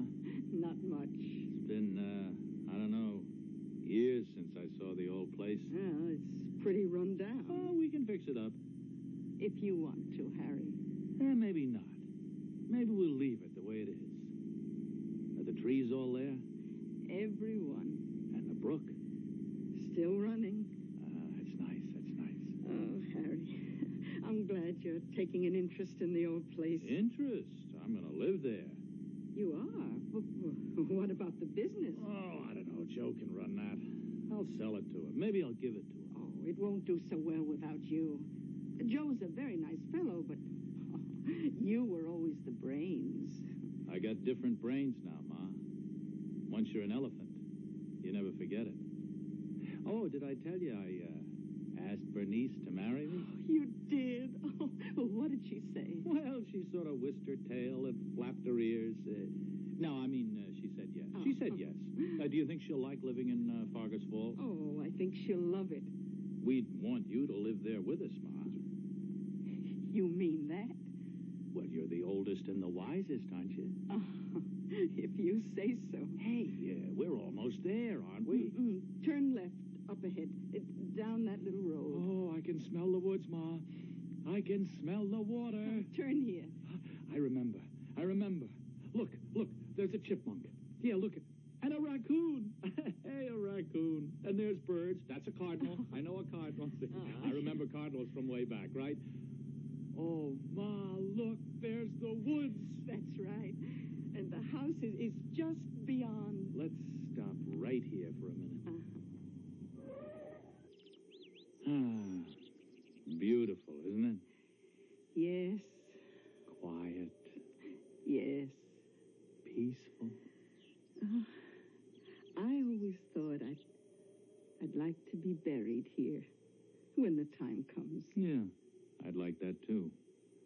When my time comes. Oh, I thought you wanted a crypt in the cemetery with shells. No, that was a crazy idea. I'd like to be buried here. Oh. Or maybe Just maybe, I won't be buried at all. Well, what did you have in mind exactly? Maybe, Ma, I'll just wander off into the woods by myself.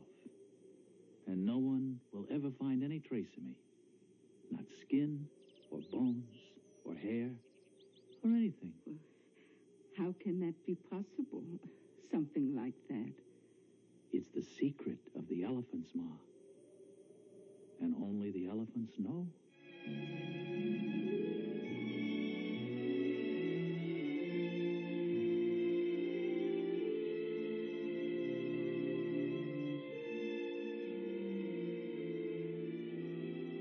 I'll be back shortly with a final thought.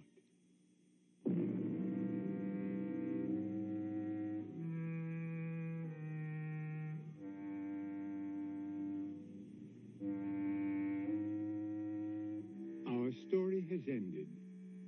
Story, I can hear you ask. All right then, call it what you please. Call it a fantasy or a fable. Call it a parable. Call it a myth. Or, and it might be the most apt description of all, a morality play. And as with audiences of all time, you must find the moral for yourself.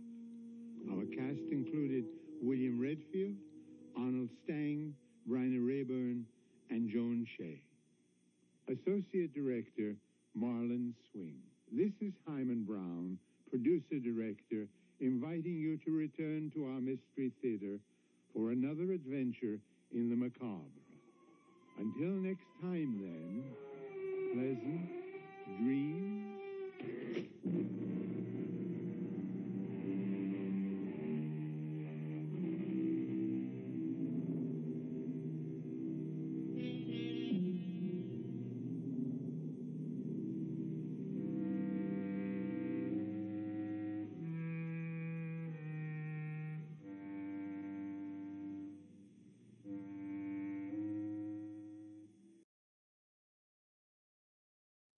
It's coming up to 11 o'clock on KOIN in Portland. CBS News is next, and then, of course, the Radio Mystery Theater. CBS News. President and Mrs. Ford are preparing to leave Washington for a 10-day trip to Europe. This is Doug Poling reporting on the CBS Radio Network. While in Helsinki, Finland, Mr. Ford will sign the treaty that came out of the 35-nation European Security Conference. Critics claim the agreement gives tacit recognition to Soviet domination of Eastern Europe. But the president insists America is giving away nothing and is getting Soviet pledges of more freedom for the nations of Eastern Europe. President Ford has another serious foreign policy matter on his hands right now. Turkey has ordered suspension of operations at U.S. bases in that country. The Turks are angry because the U.S. House of Representatives turned down the administration's request to resume arms shipments to the Ankara government. The president has now asked the House to reconsider its action. He said closing American bases in Turkey will work to the detriment of critically important U.S. security interests. House Republican leader John Rhodes was critical of his colleagues who voted to continue the embargo against Turkey. This is about the result that one can expect when 435 members of the House of Representatives try to become Secretary of State. No legislative body in the world was ever designed which could conduct foreign policy. I think it's a shame and a tragedy that two nations which have been as close as ours, our nation and Turkey have been, should have a parting of the ways over a really collateral matter. House Republican leader John Rhodes. More news in a moment. Are you an unpublished author? Do you have a book-length manuscript ready or almost ready for publication? Or do you know of anyone else who is an unpublished author? If so, Vantage Press invites you to write to a leading New York publisher for a free illustrated brochure titled To the Author in Search of a Publisher. It explains how you may have your manuscript printed and published in a matter of months. Just write to GPO Box 1414, New York, New York. Whether your subject is fiction, nonfiction, poetry, or even scientific, specialized, or controversial, this 52-page brochure shows you how to arrange for prompt publication. To get your copy, write to GPO Box 1414, New York, New York. That's GPO Box 1414, New York, New York. If this is your first book, you'll find this free brochure especially valuable and informative. Write to GPO Box 1414, New York, New York. GPO Box 1414, New York, New York. The Apollo astronauts have had to delay their return to Houston. They're confined to sick bay in Honolulu. David Dow has a report. Doctors who have been treating the 3 Apollo astronauts for lung irritation say it will likely be Monday or Tuesday before the 3 can leave the Tripler Army Medical Center and fly home to Houston. Doctors emphasize that astronauts Stafford, Slayton, and Brand are in stable condition, in good spirits, and feeling well. But they said 3 days, sometimes less, was usually a minimum amount of time to observe their condition to ensure it did not progress. We're very optimistic, said Dr. Peter Bartoloni, Chief of Medicine at Tripler Hospital, adding that there's no indication so far that the mild lung irritation will lead to a chronic condition. The doctors suspect but aren't sure that the 3 men inhaled byproducts of combustion and some nitrogen tetroxide during the descent of their spacecraft Thursday. And they want to make sure that doesn't lead to pulmonary edema, fluid in the lungs, which could take several days to develop. The physicians have ordered the astronauts to remain in bed much of the time while under observation, allowing calls to their families. David Dow, CBS News, Honolulu. 22-year-old Stephen Smith has been released unharmed after being held for 67 days by rebels in East Africa. Officials at Stanford University, where Smith is a student, announced he's been freed by rebels in Zaire.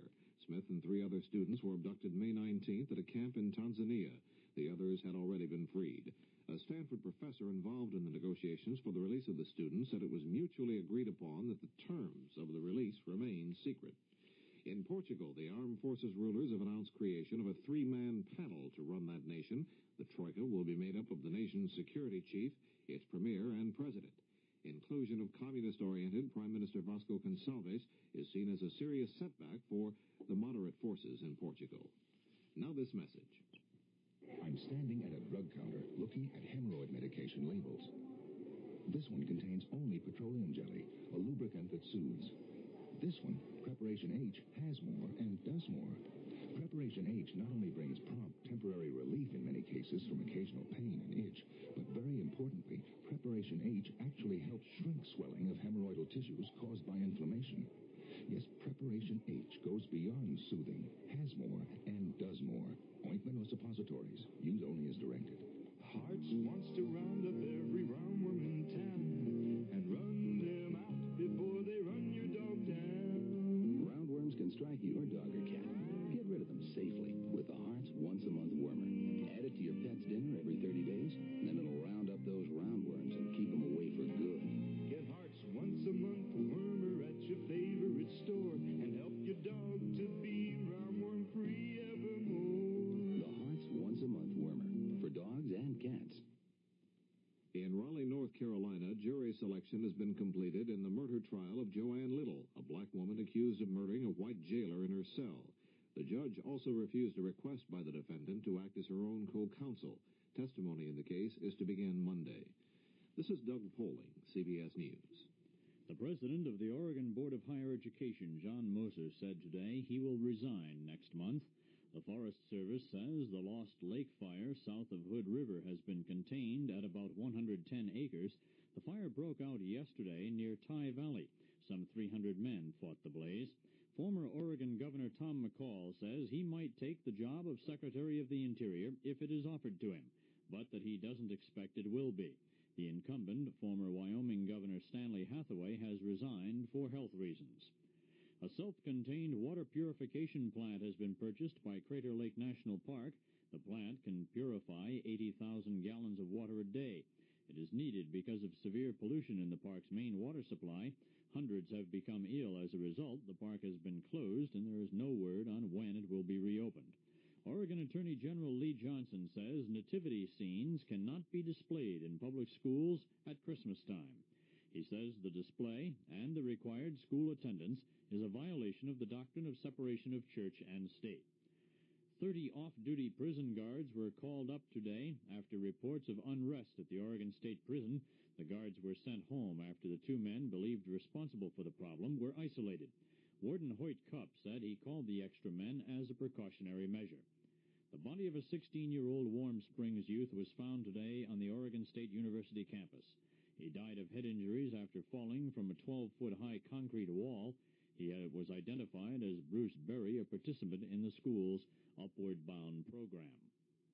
The Legislative Emergency Board has approved a University of Oregon proposal to add 1,400 seats to MacArthur Court on the university campus. The $250,000 project will be paid for by private funds. Donors of $250 will be guaranteed the right to buy a coveted season ticket. Most University of Oregon basketball games are sellouts. Donors would get 1,000 of the seats, while 400 would be reserved for students. The weather for Portland, Vancouver, fair tonight, sunny and hot Saturday and Sunday. Lows in the upper 50s, highs 90 to 95 degrees. Northwest winds at 10 to 20 miles per hour, decreasing at night. Chance of measurable rainfall 0 through Saturday. The temperature right now in downtown Portland stands at 70 degrees. That's KOIN News to 11:08. I'm Bill Garrity. The CBS Radio Mystery Theater presents...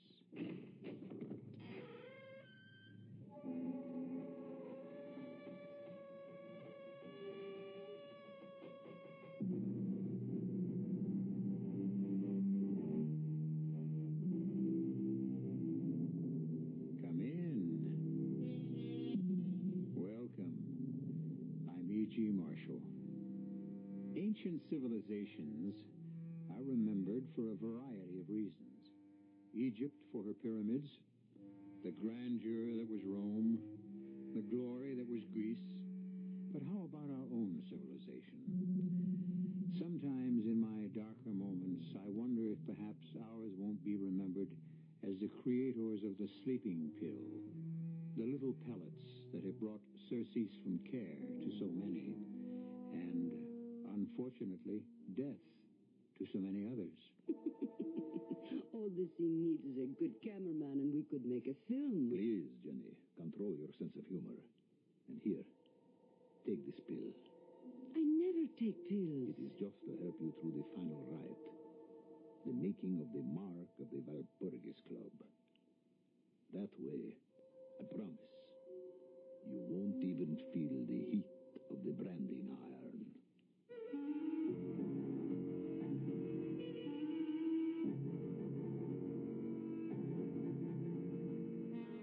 Our mystery drama, Woman from Hell, was written especially for the Mystery Theater by Murray Burnett and stars Joan Lovejoy.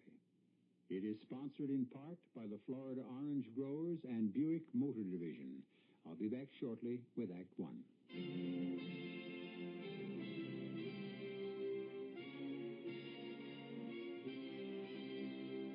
In God we trust. America speaks.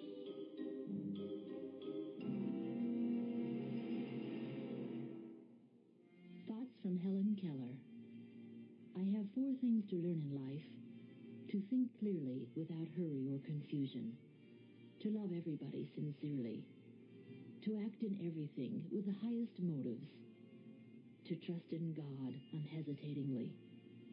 I long to accomplish a great and noble task, but it is my chief duty to accomplish humble tasks, as though they were great and noble. The world has moved along not only by the mighty shoves of its heroes, but also by the aggregate of the tiny pushes of each honest worker. Presented by the Catholic Communications Foundation. Do you think a computer programmer needs the use of his legs? New York University doesn't. They hired a man who's almost totally paralyzed. Yet they'll be the first to admit Tom Clancy's one of the best computer programmers they ever had. Of course, Tom Clancy's just one person, but there are millions of men and women in this country very much like him. People who have accepted their disabilities and come through rehabilitation with skills, determination, and a sense of responsibility. Yes, Tom Clancy's got a very good job. But what about all the others? The Director of Vocational Rehabilitation in your state has a file of highly qualified people in every field, ready, willing, and able to work. If you're not in a position to hire them, talk to someone who is. And next time there's in your company, ask him to write the Director of Vocational Rehabilitation. His office is in your state capital. A public service message brought to you on behalf of the Department of Health, Education, and Welfare and the Advertising Council.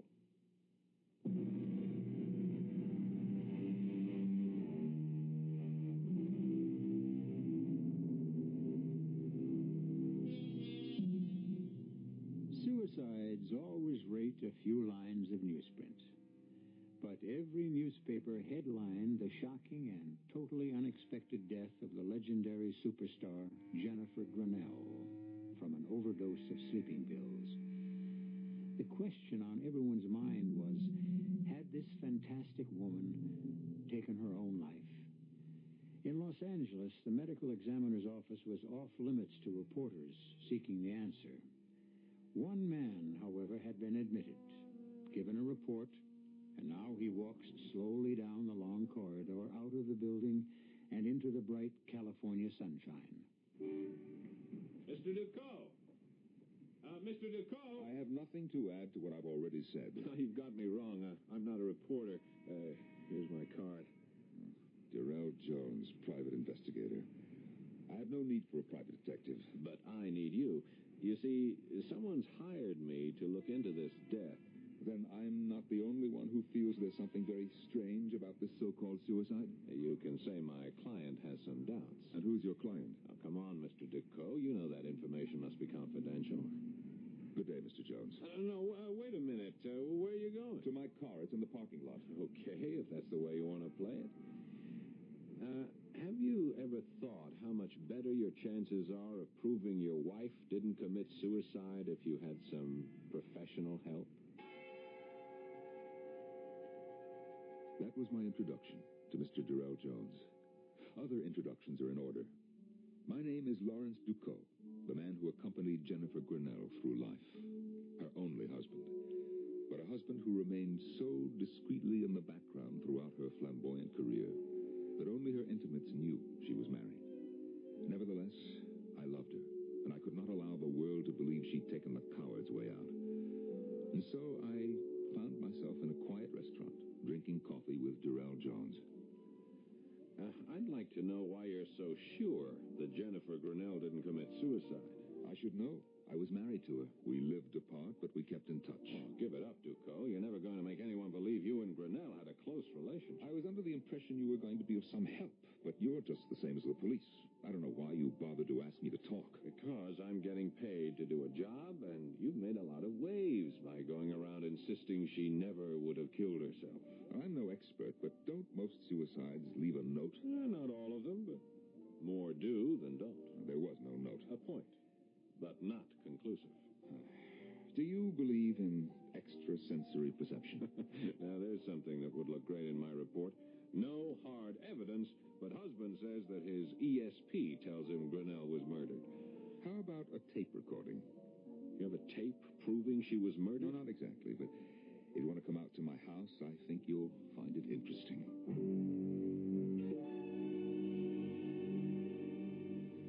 Okay, where's the tape? Let me explain. I can't afford servants, so I had this telephone answering tape installed. And since Jenny and I spoke frequently, I've kept a tape recording of every phone call. Very clear.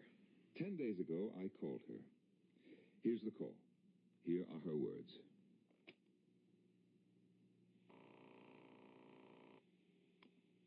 Hello? It's me, Jenny. Oh, Larry. I'm so glad you called. You're in trouble, aren't you? Yes. Money? Oh, worse. Can I help? I was just writing a letter to you. You can tell me about it. Oh, no. No, not over the phone. You're frightened. Now, what is it, Jenny? The one secret I ever kept from you, my pet. Well, tell me. The letter I have just written to you, it should explain enough. Goodbye, love. You were so sweet to call. Jenny, don't hang up. Jenny. Now that you've heard that conversation, what do you think? I can understand why the police weren't interested. You don't believe that she was frightened? Sure. But of what? She didn't mention anything specific.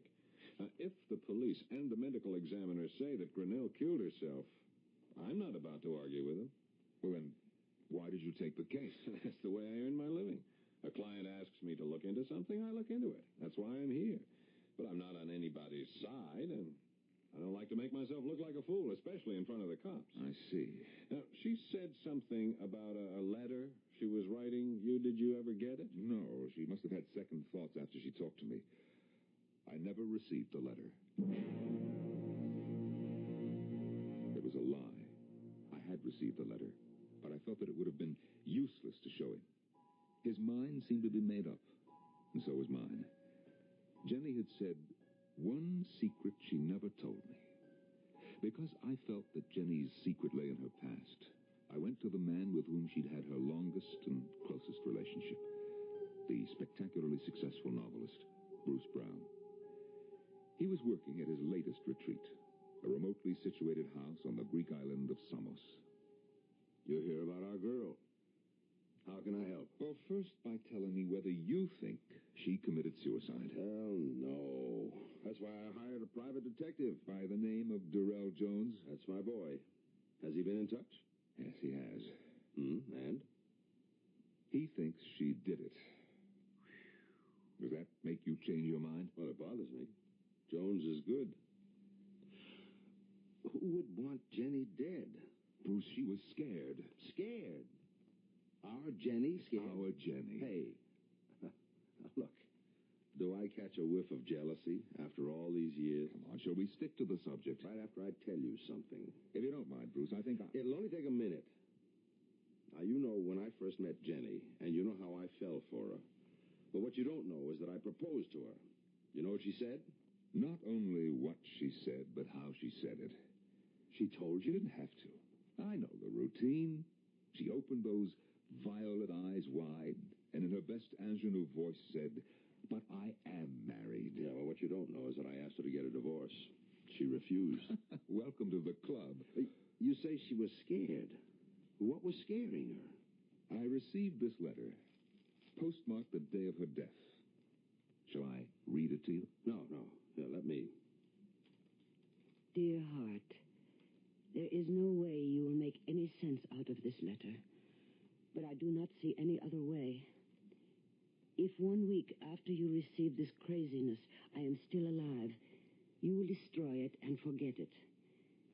If something should happen to me, then you will make your own decision. Yes, I am afraid. Of what? Of a mistake I made back in the days of innocence. I never told you, but now it has come back to haunt me. But I also have another secret. I kept a diary. A diary? Jenny, a diary like any schoolgirl. I don't believe that. She's putting you on. Now, finish the letter and then we'll talk.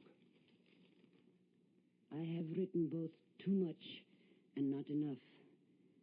But for your own dear sake, I warn you, trust no one. No one. Adieu, Jenny. Well, what do you think? I think if this letter had been written by anyone but Jenny, I'd say it was a woman who was going insane. But with Jenny, well, there's no question she was scared. And fear, well, fear is just the wrong emotion to associate with Jenny. If we think that way, we're not going to get anywhere. Well, where do we want to get? I want to get whoever killed her. You think we can? She has the answer in her diary. Do you know where it is? I have an idea. Excuse me a moment. Yeah? Bruce, this is Jones. Yes, Jones. You got something on the Grinnell case? Look, I'm calling to tell you that there is no case. The dame took an overdose of sleeping pills, period. There wouldn't have been any talk at all if it weren't for her husband. He made news just by turning up. Very few people knew that she was still married to him. Well, did you talk to him? Oh, sure. I even listened to a tape of a phone conversation he had with her, but that just proved she was upset. Larry, did you show Jones the letter? No. Hello? Hello, you still there, Bruce? Yes, I'm still here. Oh, look, I haven't got a single clue that points anywhere except to suicide. Okay, you've made your report. I want you to stay on the case. For how long? Until I tell you to quit, or until you tell me you're quitting. Okay. You're paying a hell of a price for what I think is plenty of nothing. I understand. You keep pitching, and I'll keep the money coming. Bye. Well, you heard, Larry. Yeah, I heard. He's convinced it's suicide. I'm glad you didn't tell him about Jenny's note. Well, I didn't because you didn't, and come to think of it, why didn't you? Because Jenny specifically wrote for me not to trust anyone. But you've already disregarded that bit of advice by telling me. What Bruce Brown said was true. But I hadn't told him everything. I hadn't told him that Jenny's favorite song was La Vie en Rose, or that I felt Jenny was trying to tell me something about the diary and how to locate it. That's why I stood on the cobblestones outside René Pergamo's florist shop on the Rue Clichy just 2 days after I talked with Brown.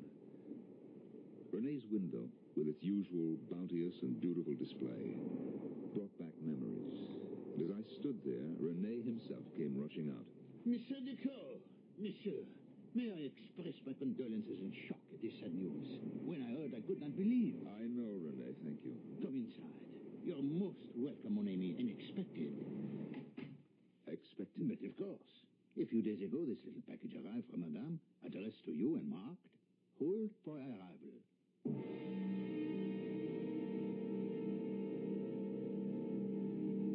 There are people who have actually died from fright.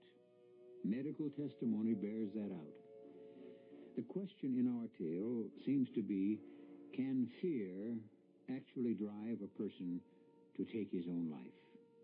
A logical answer would be some people. But would a woman like Jennifer Grinnell be driven to this act of desperation? We'll be back with the answer right after these messages. Come on, America, refresh the natural way. Have a glass of summer juice any time of day. Hi, Anita Bryant here for Summer Juice. 100% pure orange juice from Florida. 100% pure, yet costing the same or less than many carbonated and synthetic beverages. Now that's pure value. Orange juice, America's summer juice. From the Florida Orange Growers. Billions of dollars are spent each year to keep people on welfare. A lot of them want jobs, but don't have the skills to get them. I want my child to have a future. If you've got jobs to give, you can give disadvantaged kids the training they need to get off the welfare roll and onto a payroll.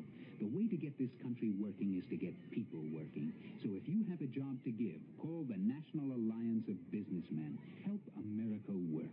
A public service message of the Advertising Council. I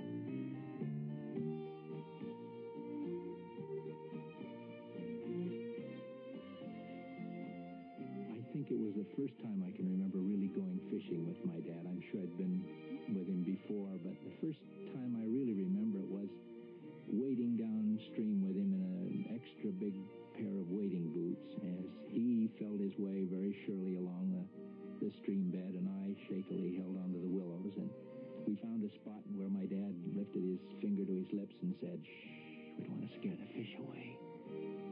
And then I remember that fish, the biggest fish I'd ever seen in my life, and it was on the end of my line. And my dad, boy, was he proud. I'll never forget that as long as I live. Give your children everything. Give them your time. A thought from the Church of Jesus Christ of Latter-day Saints, the Mormons.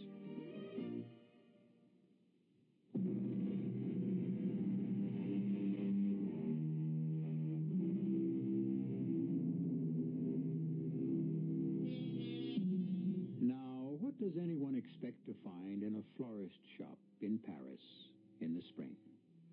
Fresh cut flowers, certainly. The lovely scent of burgeoning spring plants and, of course, the undertones of romance which accompany the annual springtime awakening of the City of Light. But for Lawrence Duclos, the florist shop of René Pergamo might hold the answer to a riddle, the proof that his glamorous wife did not take her own life. How long are you staying in Paris, Monsieur Duclos? Well, that depends, René, on what is in this package. Monsieur, let me assure you, if there is any way I can be of help. Well, that's very fine of you, René. Let me get the door for you. These are not just words.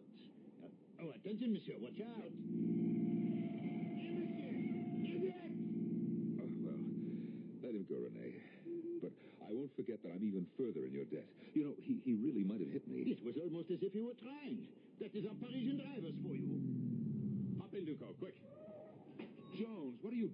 Come on, or we're going to lose that car that almost got you. You know, you're talking like a man who believes that car really tried to run me over. It's a lot easier to believe that than your story that your wife didn't kill herself. Still, why would anyone want to rub you out? Because, perhaps, of this package. Ah, damn. We lost him. about that package? It's my wife's diary, complete up until the day of her death.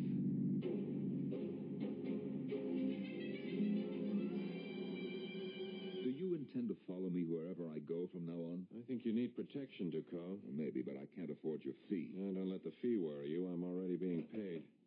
Oh, room service, please. Is your client paying for this, too? Of course. Oh, yes, 2 special lunches, the filet of sole and a carafe of white wine to 731, Mr. Ducot's room. Thank you. If you've really got your hands on her diary, it might change a lot of things, but somehow I never thought of Grinnell as the type who'd keep a diary. Yeah, well, for once we're in agreement, but... here it is. Do you recognize her writing? I'll take your word for it. But before you start to read it, think. No one, not even you, suspected she kept a diary. Maybe there are some things she didn't want anyone, I mean anyone, to know. Jones, you're a fool. I was married to Jennifer Grinnell for 23 years, and I knew her a lot better than anyone guessed. We're not going to find anything in this diary she'd be ashamed of.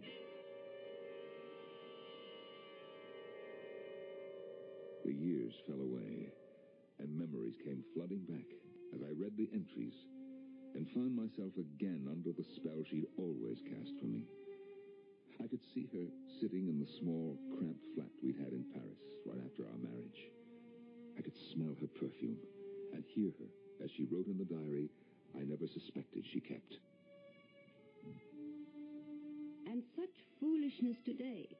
Mutsi, my agent who adores me, has made an appointment for me with Anton Krasuski for the lead in Woman from Hell. I told Larry thinking we would laugh. But he thinks I should go. I told him I would.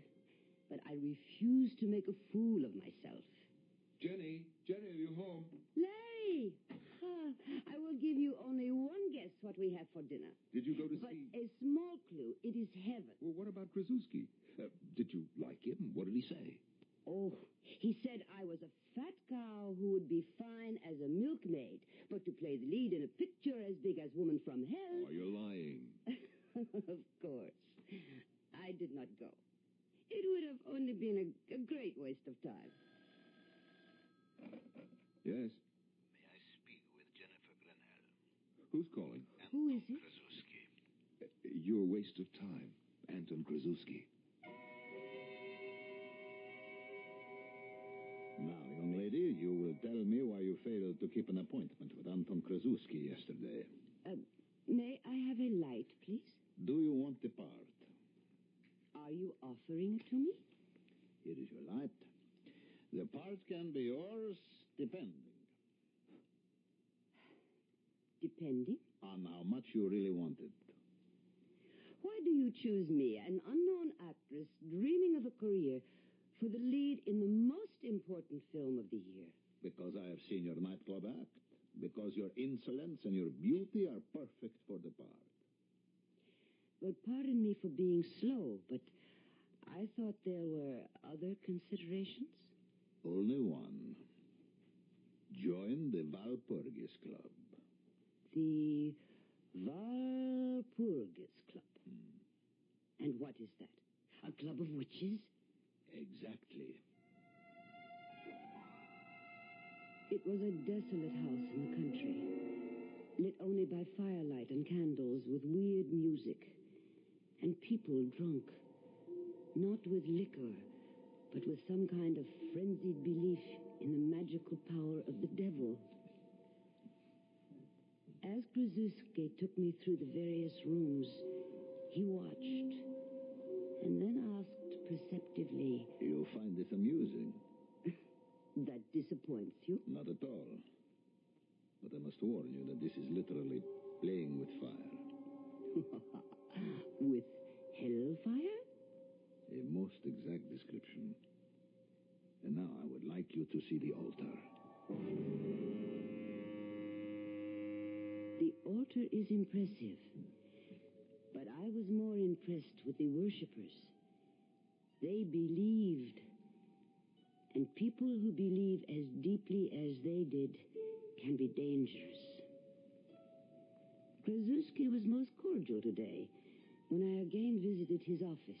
It is my belief that you were born a witch. I only wish to reawaken your slumbering destiny, as I'm sure I can make the hidden fire in your eyes burst into flame with the proper caresses. No doubt. But just what plans do you have for me in the Walpurgis Club, if I should join? You will be a star. Believe me. The club has helped me in my career, and I know we can help you. I will do as I always have, help myself. What I was asking was, what does the club expect of me? Only to recruit members. And suppose I should fail? You fail? Unthinkable. But we are not monsters. As long as you sign the membership papers and are bound by our rules, you will find us most agreeable. You know enough about me to know that I like to make my own rules. Not in this game, Sherry. Not in this game. Ever.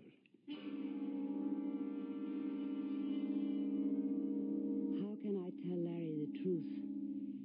He smugly keeps reminding me that he was right about me getting the part in Woman from Hell. How I ache to tell him about the Walpurgis Club. But I cannot. And even if I did, he would just laugh and dismiss it as a silly joke on Krasuski's part. I must admit, I felt the same, but there are certain things that worry me. As, for example, today, when we were rehearsing privately the scene where I show Karyu the tortures he will suffer in hell if he allows me to seduce him. No, it is all wrong. And how many men have you seduced, Anton? You will listen to me, because when this man takes you in his arms, he is doomed for all time. If you do not believe, how do you expect the audience to believe? This is your picture. And you are the woman I chose. A woman from hell would know. She would see immediately that this is a man who likes to suffer, who enjoys being tortured, so that he will have the best of both worlds. You in this, and eternal punishment in the next. You know this, and you are amused. I am not confused. Tell me, Anton, how do you know all this? Don't you know? I have a hotline directly to hell. I do not like it. I do not like it at all. But I cannot withdraw now, and the picture promises to be a success. It is almost frightening, the knowledgeability that Anton shows about the workings of hell. I even accused him of it the other day during a break on the set. But why should you question my knowledge of witchcraft and diabolism? You and I belong to the same club. I am reaping the benefits of years of research. And your payment, Anton, for these benefits. How much is it, and when is it due? I will tell you. Or perhaps you will know when the picture is finished.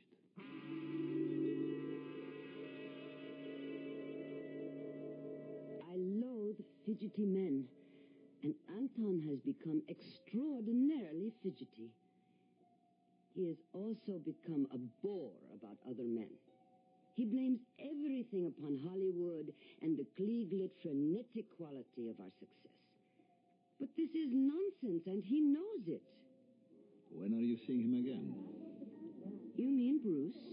You are forgetting an obligation to the club to which we both belong. I cannot help it if I am not a good saleswoman. Isn't that an understatement? Your record is immaculate. Not one convert to the Walpurgis Club since you became a member. Remember, I warned you about the possibility of my failing. I remember. And now it is I who have to warn you.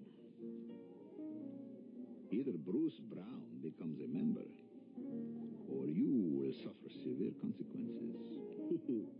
They overestimate my influence on Bruce. They know just how infatuated with you Bruce is, and you have never really believed, have you, Jenny?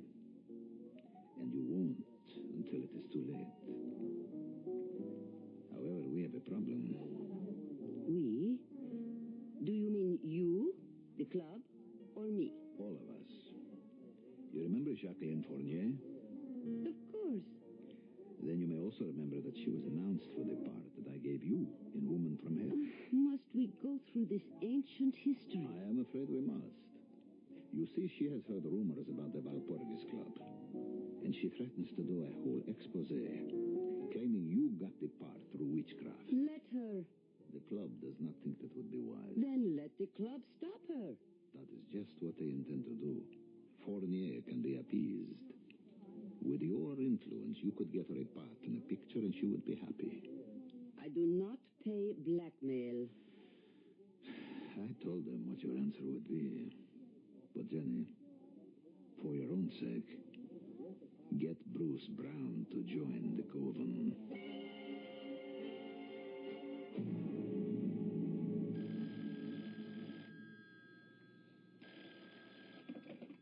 Hello? Have you seen tonight's paper? No. I thought you should know that Jacqueline Fournier met with a tragic accident. Her car ran off Mulholland Drive and crashed. She died almost instantly, which of course is something to be thankful for.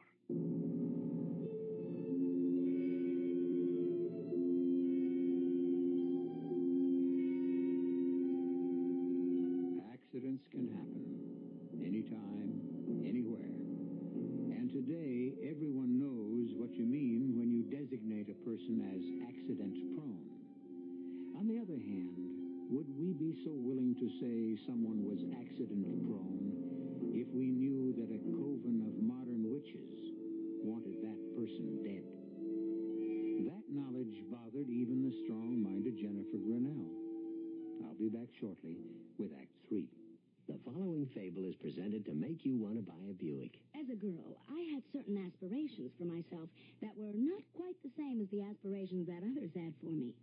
Daddy, when I grow up, I want to be president. That's nice, honey. Of what? The United States. Don't be ridiculous, dear. The best you can hope for is First Lady. Even when I got older, things weren't much better. Dad, I want to go to law school and have my own practice. But, dear, wouldn't you rather go to charm school and have a big wedding? But today, a woman can do anything a man can. Take the car I just bought, a Buick Century.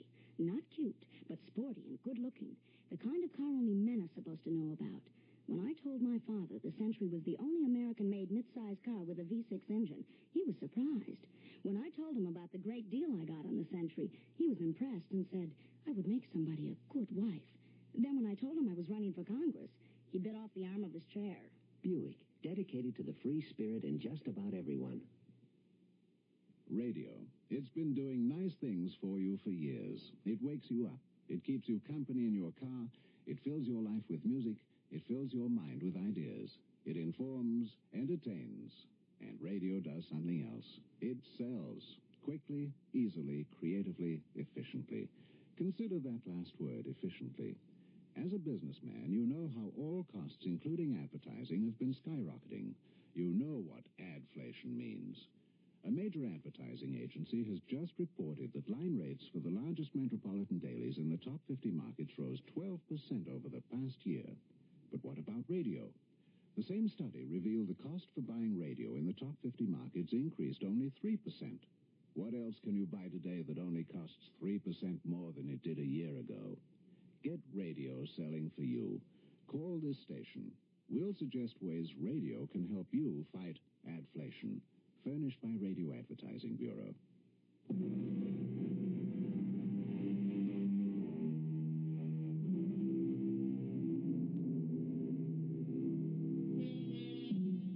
One of the most famous and dramatic moments in the theater occurs in the play Peter Pan, when the actress playing that immortal boy turns to the audience and asks them to applaud if they believe in fairies. Invariably, the house breaks into a storm of applause. However, would the audience response be the same if the actress asked for applause from those who believe in witches? That was precisely the problem that faced Lawrence Duco as he tried to prove that his wife didn't commit suicide. Her diary asked him to believe in witchcraft. Now, if you want to waste some more time, we'll continue reading the diary, but my advice would be for you to burn it. Less than 2 hours ago, you were all enthused over the chances of finding the answer to Jenny's death, and now... You're not thinking, chum. You started all this because you wanted to clear the stigma of suicide from your wife's name. And I still do. Even if you now brand her as a believer in witchcraft, A wheeler-dealer in the occult who built her whole career upon a deal with a coven of modern witches? I don't see that it has to be put just that way.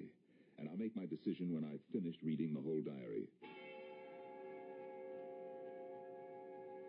And so I reopened Jenny's diary, and again found myself reliving those days when Jennifer Grinnell was Hollywood's biggest star, and I, her husband, was a forgotten man, while her romance with America's favorite writer, Bruce Brown, headed the list of items in every gossip column.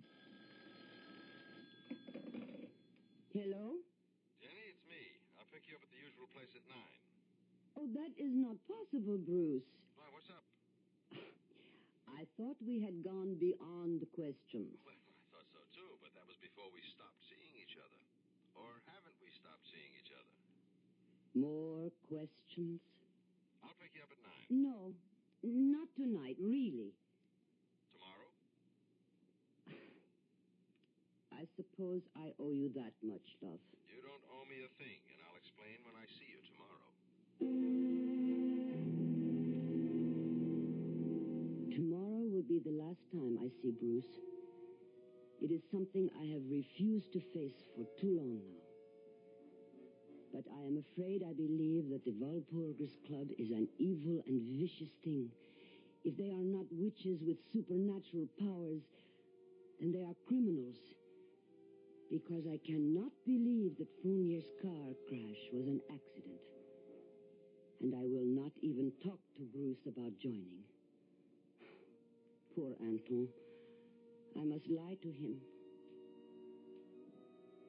Or maybe not. Maybe the truth would free him.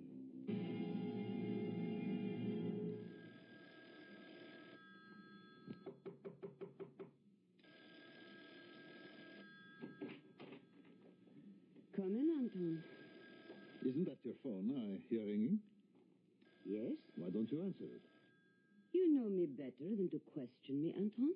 I do what I choose. If I do not want to answer the phone, I do not. Because you know very well that was Bruce Brown calling, and you did not want to talk to him. Hmm?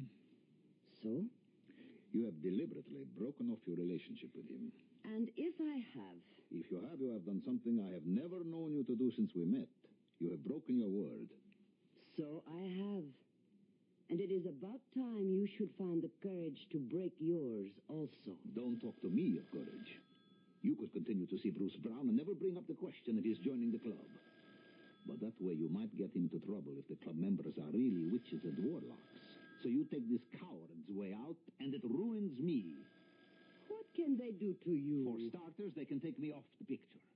I will not allow them to do that. They have already done it. Will you answer the phone? What do they expect to gain by punishing you? First, discipline for the ranks. I was the one who recruited you, and that was an error. 2, they think perhaps out of a feeling for me, you will change your mind about trying to recruit Brown. Ridiculous. Yes, I know. But you will suffer too. Just wait until you see the new director. At this point, I closed the diary, and Jones looked at me inquiringly. Had enough, Ducot? Now I understand what Anton Krasuski was trying to tell me. You went to see him. When? As soon as I heard he'd been taken off Jenny's picture and replaced by Luigi Ferrelli. You seem to be pretty buddy-buddy with a lot of your wife's lovers. We had a lot in common. Would you like to hear what happened when I went to see Krasuski? Well, I'm still on the case, and my report has to be written. Go ahead. Of course, you never knew Krasuski, so you wouldn't have noticed, as I did, the changes as I approached his house. It used to be crowded and well lit. And this night it was empty and almost deserted. I crossed the driveway, rapped on the door. Larry, come in. It is very nice of you to come and see me. What happened? Why did they take you off the picture? They said they wanted a director who would be less dazzled by Jenny. Well, that's nonsense. Jenny's the star. You did 2 great pictures with her. Nevertheless, they seemed to be logical when they chose Ferrelli. Do you know any director who is less dazzled by Jenny than Ferrelli? He hates her. And she him. It almost seems as if someone wants to ruin Jenny and her career. And me, no? Here. Look inside my forearm. Wait till I roll up the sleeve. Now, tell me what you see. Are you sure you're all right? Tell me what you see. Well, a small scar. It's shaped like a horseshoe or a hoof. That's right. Now ask Jenny. Ask her to show you hers. And that's when I walked out on him. Did you ask Jenny about her scar? No, I never did. When she broke her leg and was taken off the picture, it completely slipped my mind. And then... Oh, well, you know what happened then. Oh, everybody does. Your girl couldn't get herself arrested in Hollywood. She was finished in pictures. You don't know what that meant. Look, Duco, I am still interested in finding out what happened just before she died. And I think we ought to skip ahead in that diary and see if we can find out. Yes, you're right. Now, let's see. Sometimes she dated entries and other times not, so... Oh, yes. Here. This one's dated just a month ago. And here's what she says. It has happened. I suppose I should have known that someday it would happen. But I really thought I was finished with the Walpurgis Club. So many years had passed, and no word from them. And so it came as a surprise when I did hear, and in a way I never would have expected. My agent phoned and told me that Tyler Campbell wanted to see me. I'll confess, I felt some of the old excitement of meeting a talented motion picture director. I've always been one of your greatest fans. Every scene in Woman from Hell is etched indelibly on my memory. I'll quote the dialogue for you if you like. Would not you be embarrassed if I said, please do? If you want my company, all you have to do is pay for it. If you want my love, you will pay more. A price that I advise you no one can afford. Enough, I am convinced. I can't understand why a talent like yours shouldn't still be working. Oh, I agree with you. And that's why I've come to see you. How do you feel about trying a comeback in a film I'll direct? Of course, I wouldn't expect a commitment until you'd seen the script. You haven't even asked what the film will be about. Well, I was not up to that in my mind. Mm-hmm. It's about witchcraft. Oh? Does that turn you off? Well, it is too soon to say. You know I don't do ordinary films, Miss Grinnell. Yes, I know. And I assure you the film is well worth doing. Today, witchcraft is in. But I intend to use it somewhat differently. I see you as fate. Beautiful, enigmatic, and inescapable. Interesting. Good. I promise that I shall shoot you so that even in the cruelest close-up, your scar won't show. My scar? Don't tell me that that little mark inside your wrist is no longer there. Even plastic surgery won't eradicate it. And it's exactly the same as the one I have here, behind my ear. See? Yes, I see. So this was all a trick. You are a member of the Walpurgis Club. In good standing, Miss Grinnell. Which is more than I can say for you. But my offer to do a picture with you is very real. I am not interested. Too fast. You make a decision before you know any of the facts. We have nothing more to I say. suggest you listen.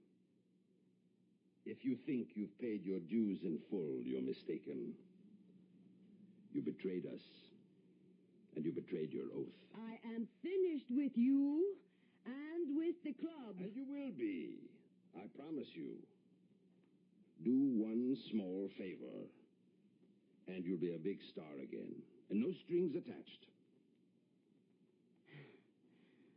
How do you mean, no strings? You will be allowed to resign from the Walpurgis Club. The only member in its 300-year history to be given that privilege. I have already resigned. I have not been to a meeting What we have in mind does not necessitate your going to a meeting. You've heard of Jason Albright. Who has not? He is the 6th or 7th richest man in the world. Mm-hmm. Did you know that Jason Albright is one of your greatest fans? No. He's worshipped you for years. How nice. Jason Albright is very ill. In fact, he's terminal. Well, that is too bad. My fan club will be reduced by one. True enough. But you can make a dying man very happy. Simply by talking with him, visiting, spending a little time with him. Are you out of your mind? Why would Albright has no heirs. His will leaves all his money to various charities. But wills can be changed. I see. Of course. Simplicity itself. Nothing for you to do except spend a little time with Albright. Be your charming self and persuade the old man that the Walpurgis Club is worthier than all of his other charities put together. Precisely. Couldn't have put it better myself. Before you answer that, I have a feeling it will be Jason Albright. What? We managed to get word to him that you'd be receptive to a call. I see. Hello. Who is this?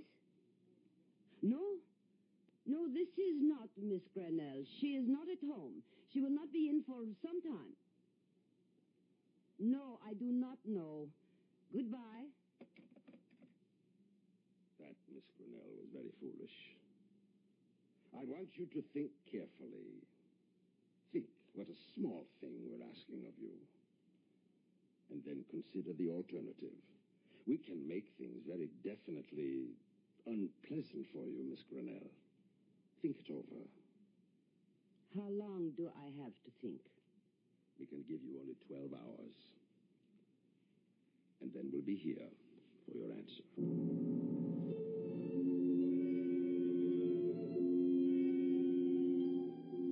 What alternative do I have?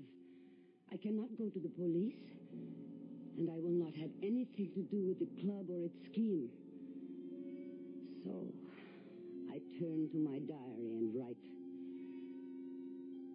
And I get an inspiration. I cannot go to the police, but I can hire a private detective to protect me without telling him why I am hiring him. And I remember I have heard of a good one. I will call him this minute. There, I feel better. I have called, and he is on his way. I hope he is intelligent. And that may be too much to ask. But his name is... Don't bother, Ducot. I know my name. You were the detective Jenny called. I'll take that diary now. If you look closely at my wrist, you'll see the mark that her diary described so well. And now, of course, you understand why the cause of her death must remain a suicide.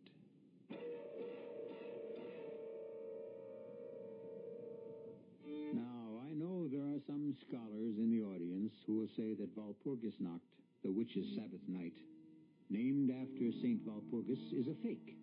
And the Walpurgis Club, therefore, must also be phony, for the simple reason that St. Walpurgis was an English woman who never committed an evil deed in her life. I'll be back shortly with some more thoughts on witches and witchcraft.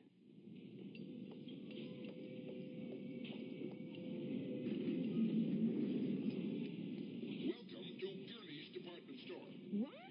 Please announce your floor. This elevator is activated by your voice. I want the maternity shop. At 12th floor, watch the door.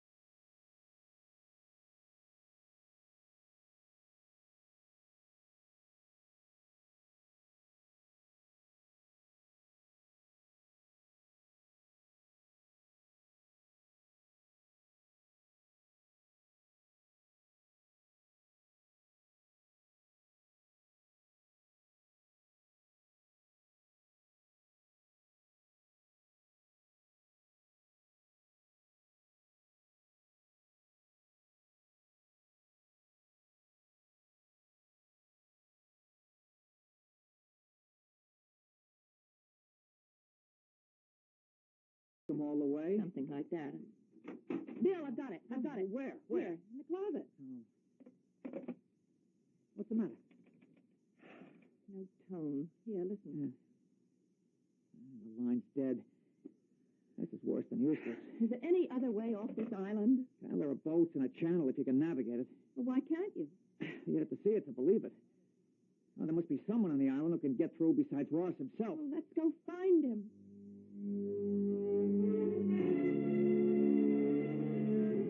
Oh, great and living serpent, I offer up to you this waxen candle as the light of your eyes to see the obedience I offer in your name. Here is the doll, the living representation of the living devil who must be destroyed. And here is the instrument, the golden nail, which I take in thy name to strike into the brain and soul of our enemy and to free my master. Once it is done, bring me back to thee, for I am weary. Give me a sign, O great serpent. At thy command, I strike.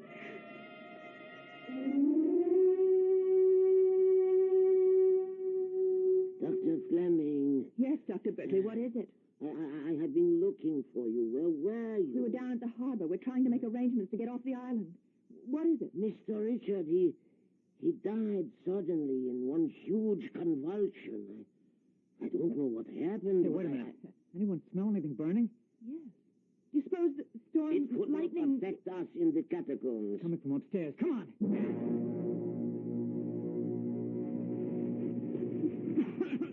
What is it, Bill? Tante Marie, she's dead. There was a lighted candle in the whole room. There's a sea of fire. Can't we put it out? I'll take a full armor and a fireboat. We gotta get out of here before this whole place goes up like a bonfire.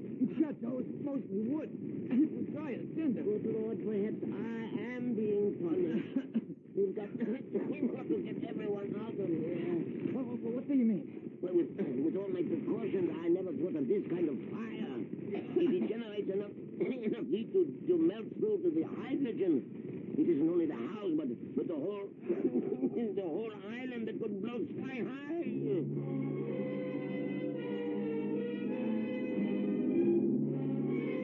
Did we get everyone off, Bill? Well, except Tante Marie and Lisha. And Ross. That's it. They wanted to make that island their grave. Mr. and Mrs. Richard, I mean. Ironic, isn't it? Instead of being frozen, they stand a better chance of being incinerated. You mean you think the hydrogen tanks would...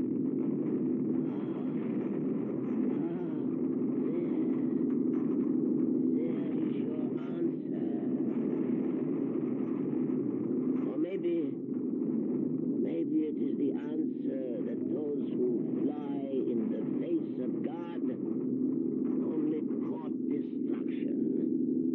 But at least, wherever Ross and Lisha are, they can be together now. What more could any of us ask from the future than to share it with those we love?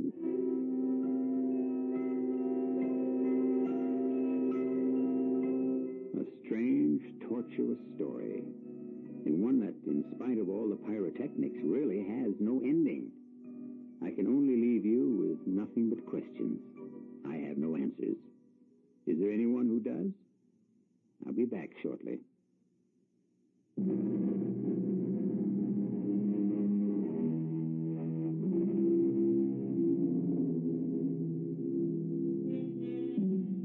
When the fire backdrafted to the ground floor, the whole blazing inferno suddenly collapsed to make a grate out of the catacombs.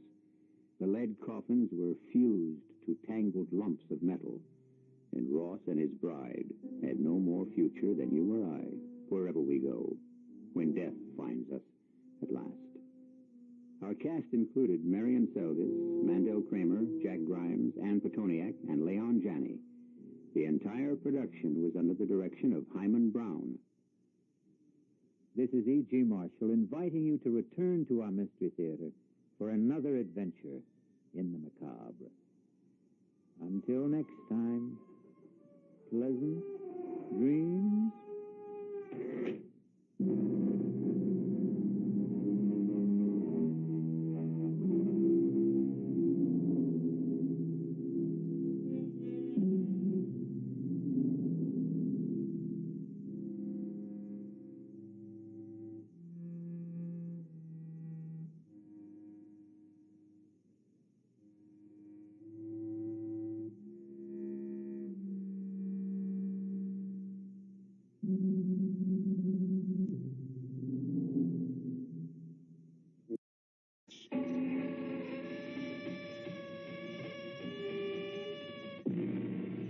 Come in. Welcome. Welcome to Mystery Theater.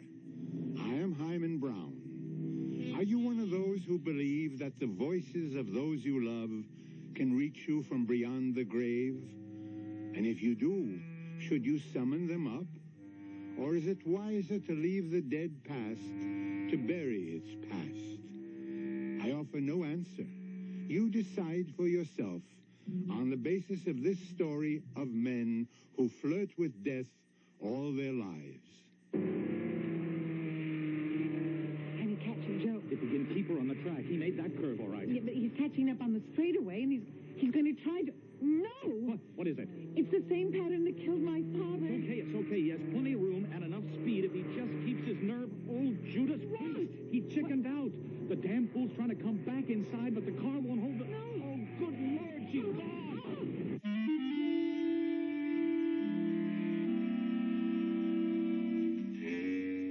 Our mystery drama, The Gray Ghost, was written especially for the Mystery Theater by Ian Martin and stars Betsy Palmer. I'll be back shortly with Act One.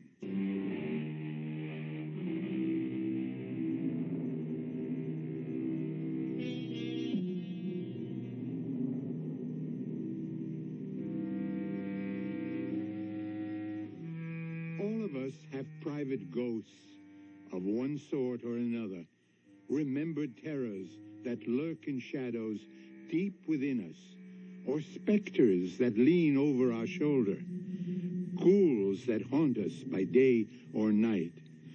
Psychiatry wouldn't be a very profitable area of medical practice if they didn't. Can I get you another pillow, Mrs. Richards? No, thanks. Or a blanket? No, I don't feel like sleeping. Long night. It'll be 4.5 hours before we reach Rome. Maybe longer. We can't get around this headwind. I really don't want anything, thanks. Well, if you're sure there's nothing I can get you. Oh, maybe a drink. No. Unless you happen to have one labeled Guaranteed Peace of Mind.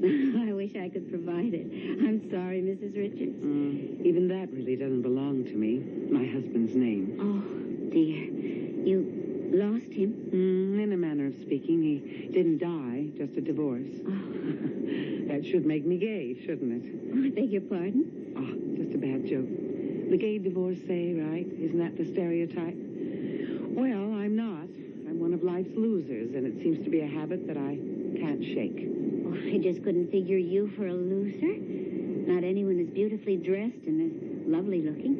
Beauty is only skin deep, and the clothes are someone else's design, not mine. That's another one of my failures. If you want to talk, I'm technically on a break, and I'm a good listener. Oh, thank you. I can't see your name. Angie. Angie, thanks. But I think I'd just soon be alone. Well, if you need me, just ring. I don't need you, Angie. I don't need Ken. And most of all, I don't need myself. What I need is... Hello, Duchess. Long time no see. Oh, Dad. Not anymore. Always. Always. When you call on me, I have to show up. Running out again, huh, Duchess? You mean I'm Ken?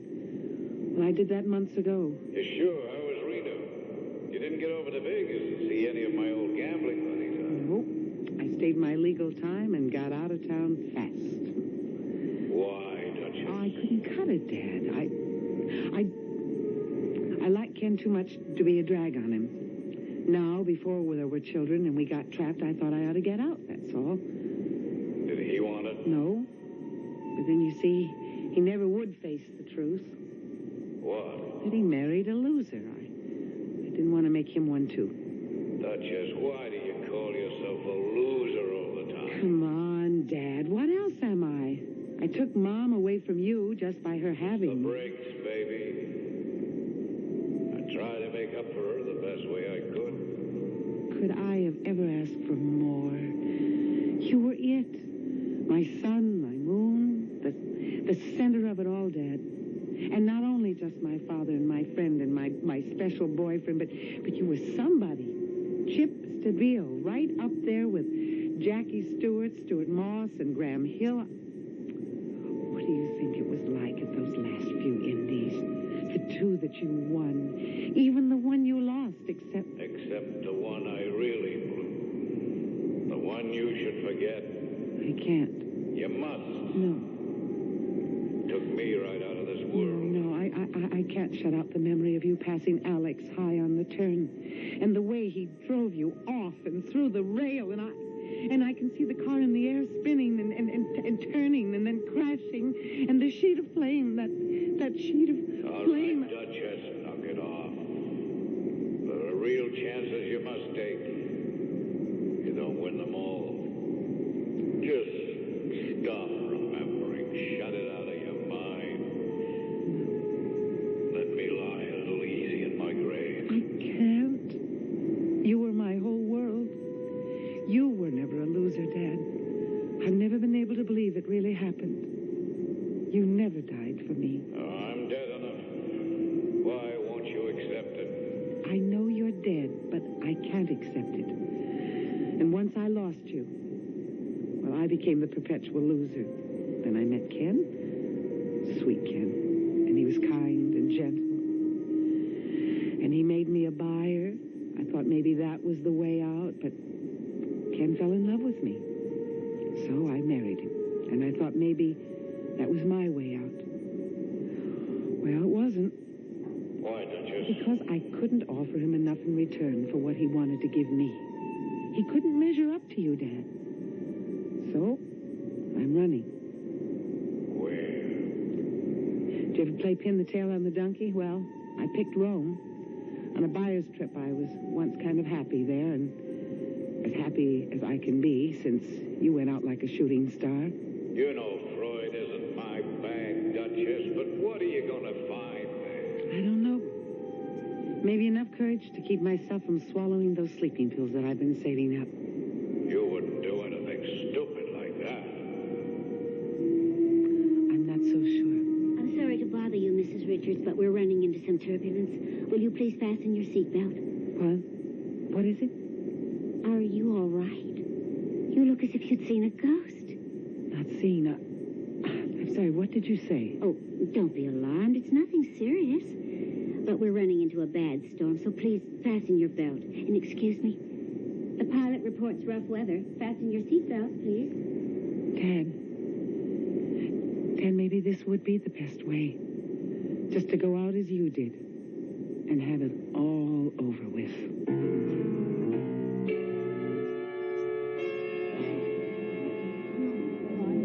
Well, Mrs. Richards, here we are.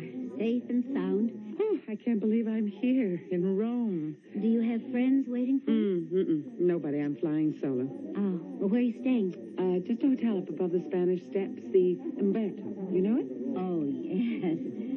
Well, you won't be flying solo very long. Not between Italian men and... Oh, and being a gay divorcee. You think the word would travel that fast, Angie? Well, in Italy, the name of the game is Amore. But it is up to me whether or not I want to play it. Sure. It isn't bad if you want to go along with it, I guess. Sure beats skeletons in the closets. Arrivederci? Arrivederla, Angie. And maybe it might be a lot better than ghost bats in the belfry, I guess.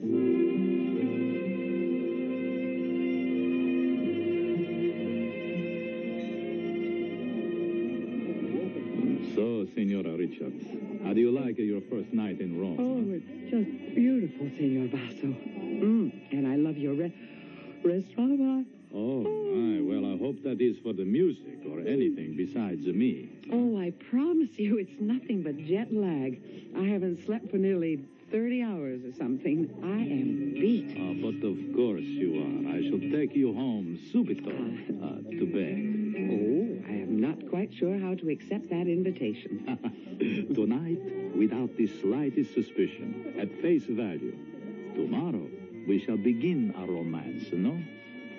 What are you suggesting for tomorrow? Well, I have my car. The weather is promised to be perfect. Let me drive you up the coast and show you my Italy and my love. I'm afraid I'll be a disappointment. Signora, you have had much unhappiness.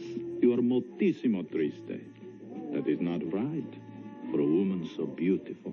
That's what I'm trying to... Eh? What is it? That waiter there. He looked just like... No, never mind. But you looked as though you had seen a ghost. Well, it's a habit I seem to have fallen into lately. I really think I'm just too tired to make sense. Won't you take me home? If you will promise we meet tomorrow for lunch. All right. But late. I've got to sleep and sleep till I get all these cobwebs out of my head.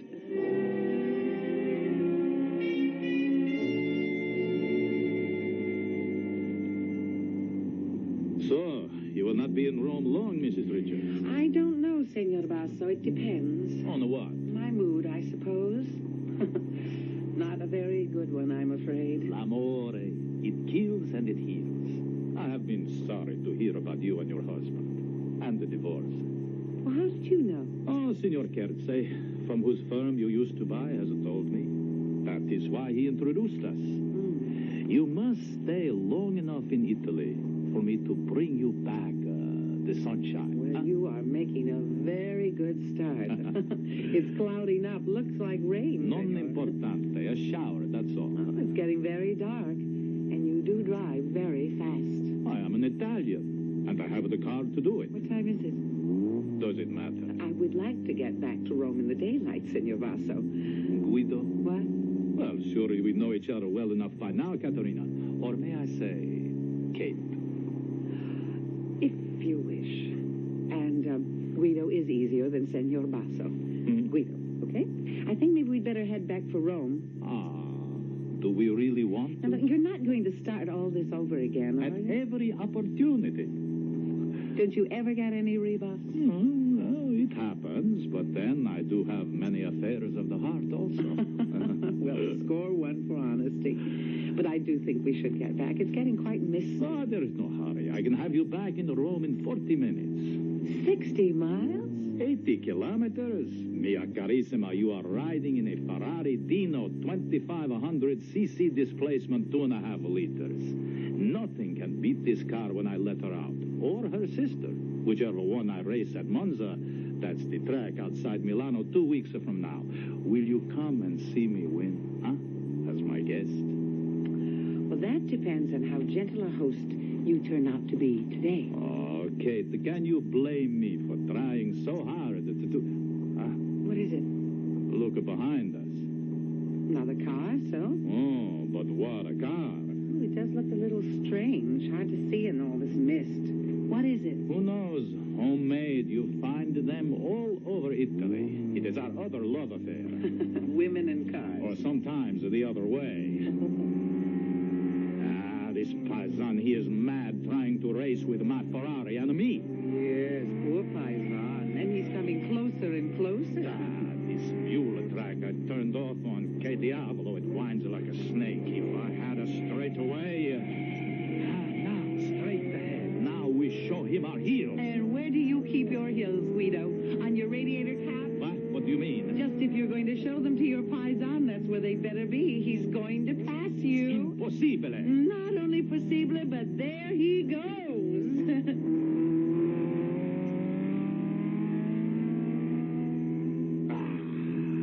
Guido, you're slowing down. And I thought you never gave up. Well, you hear what's happened to my car? Oh, serious? No, she is due in the shop to be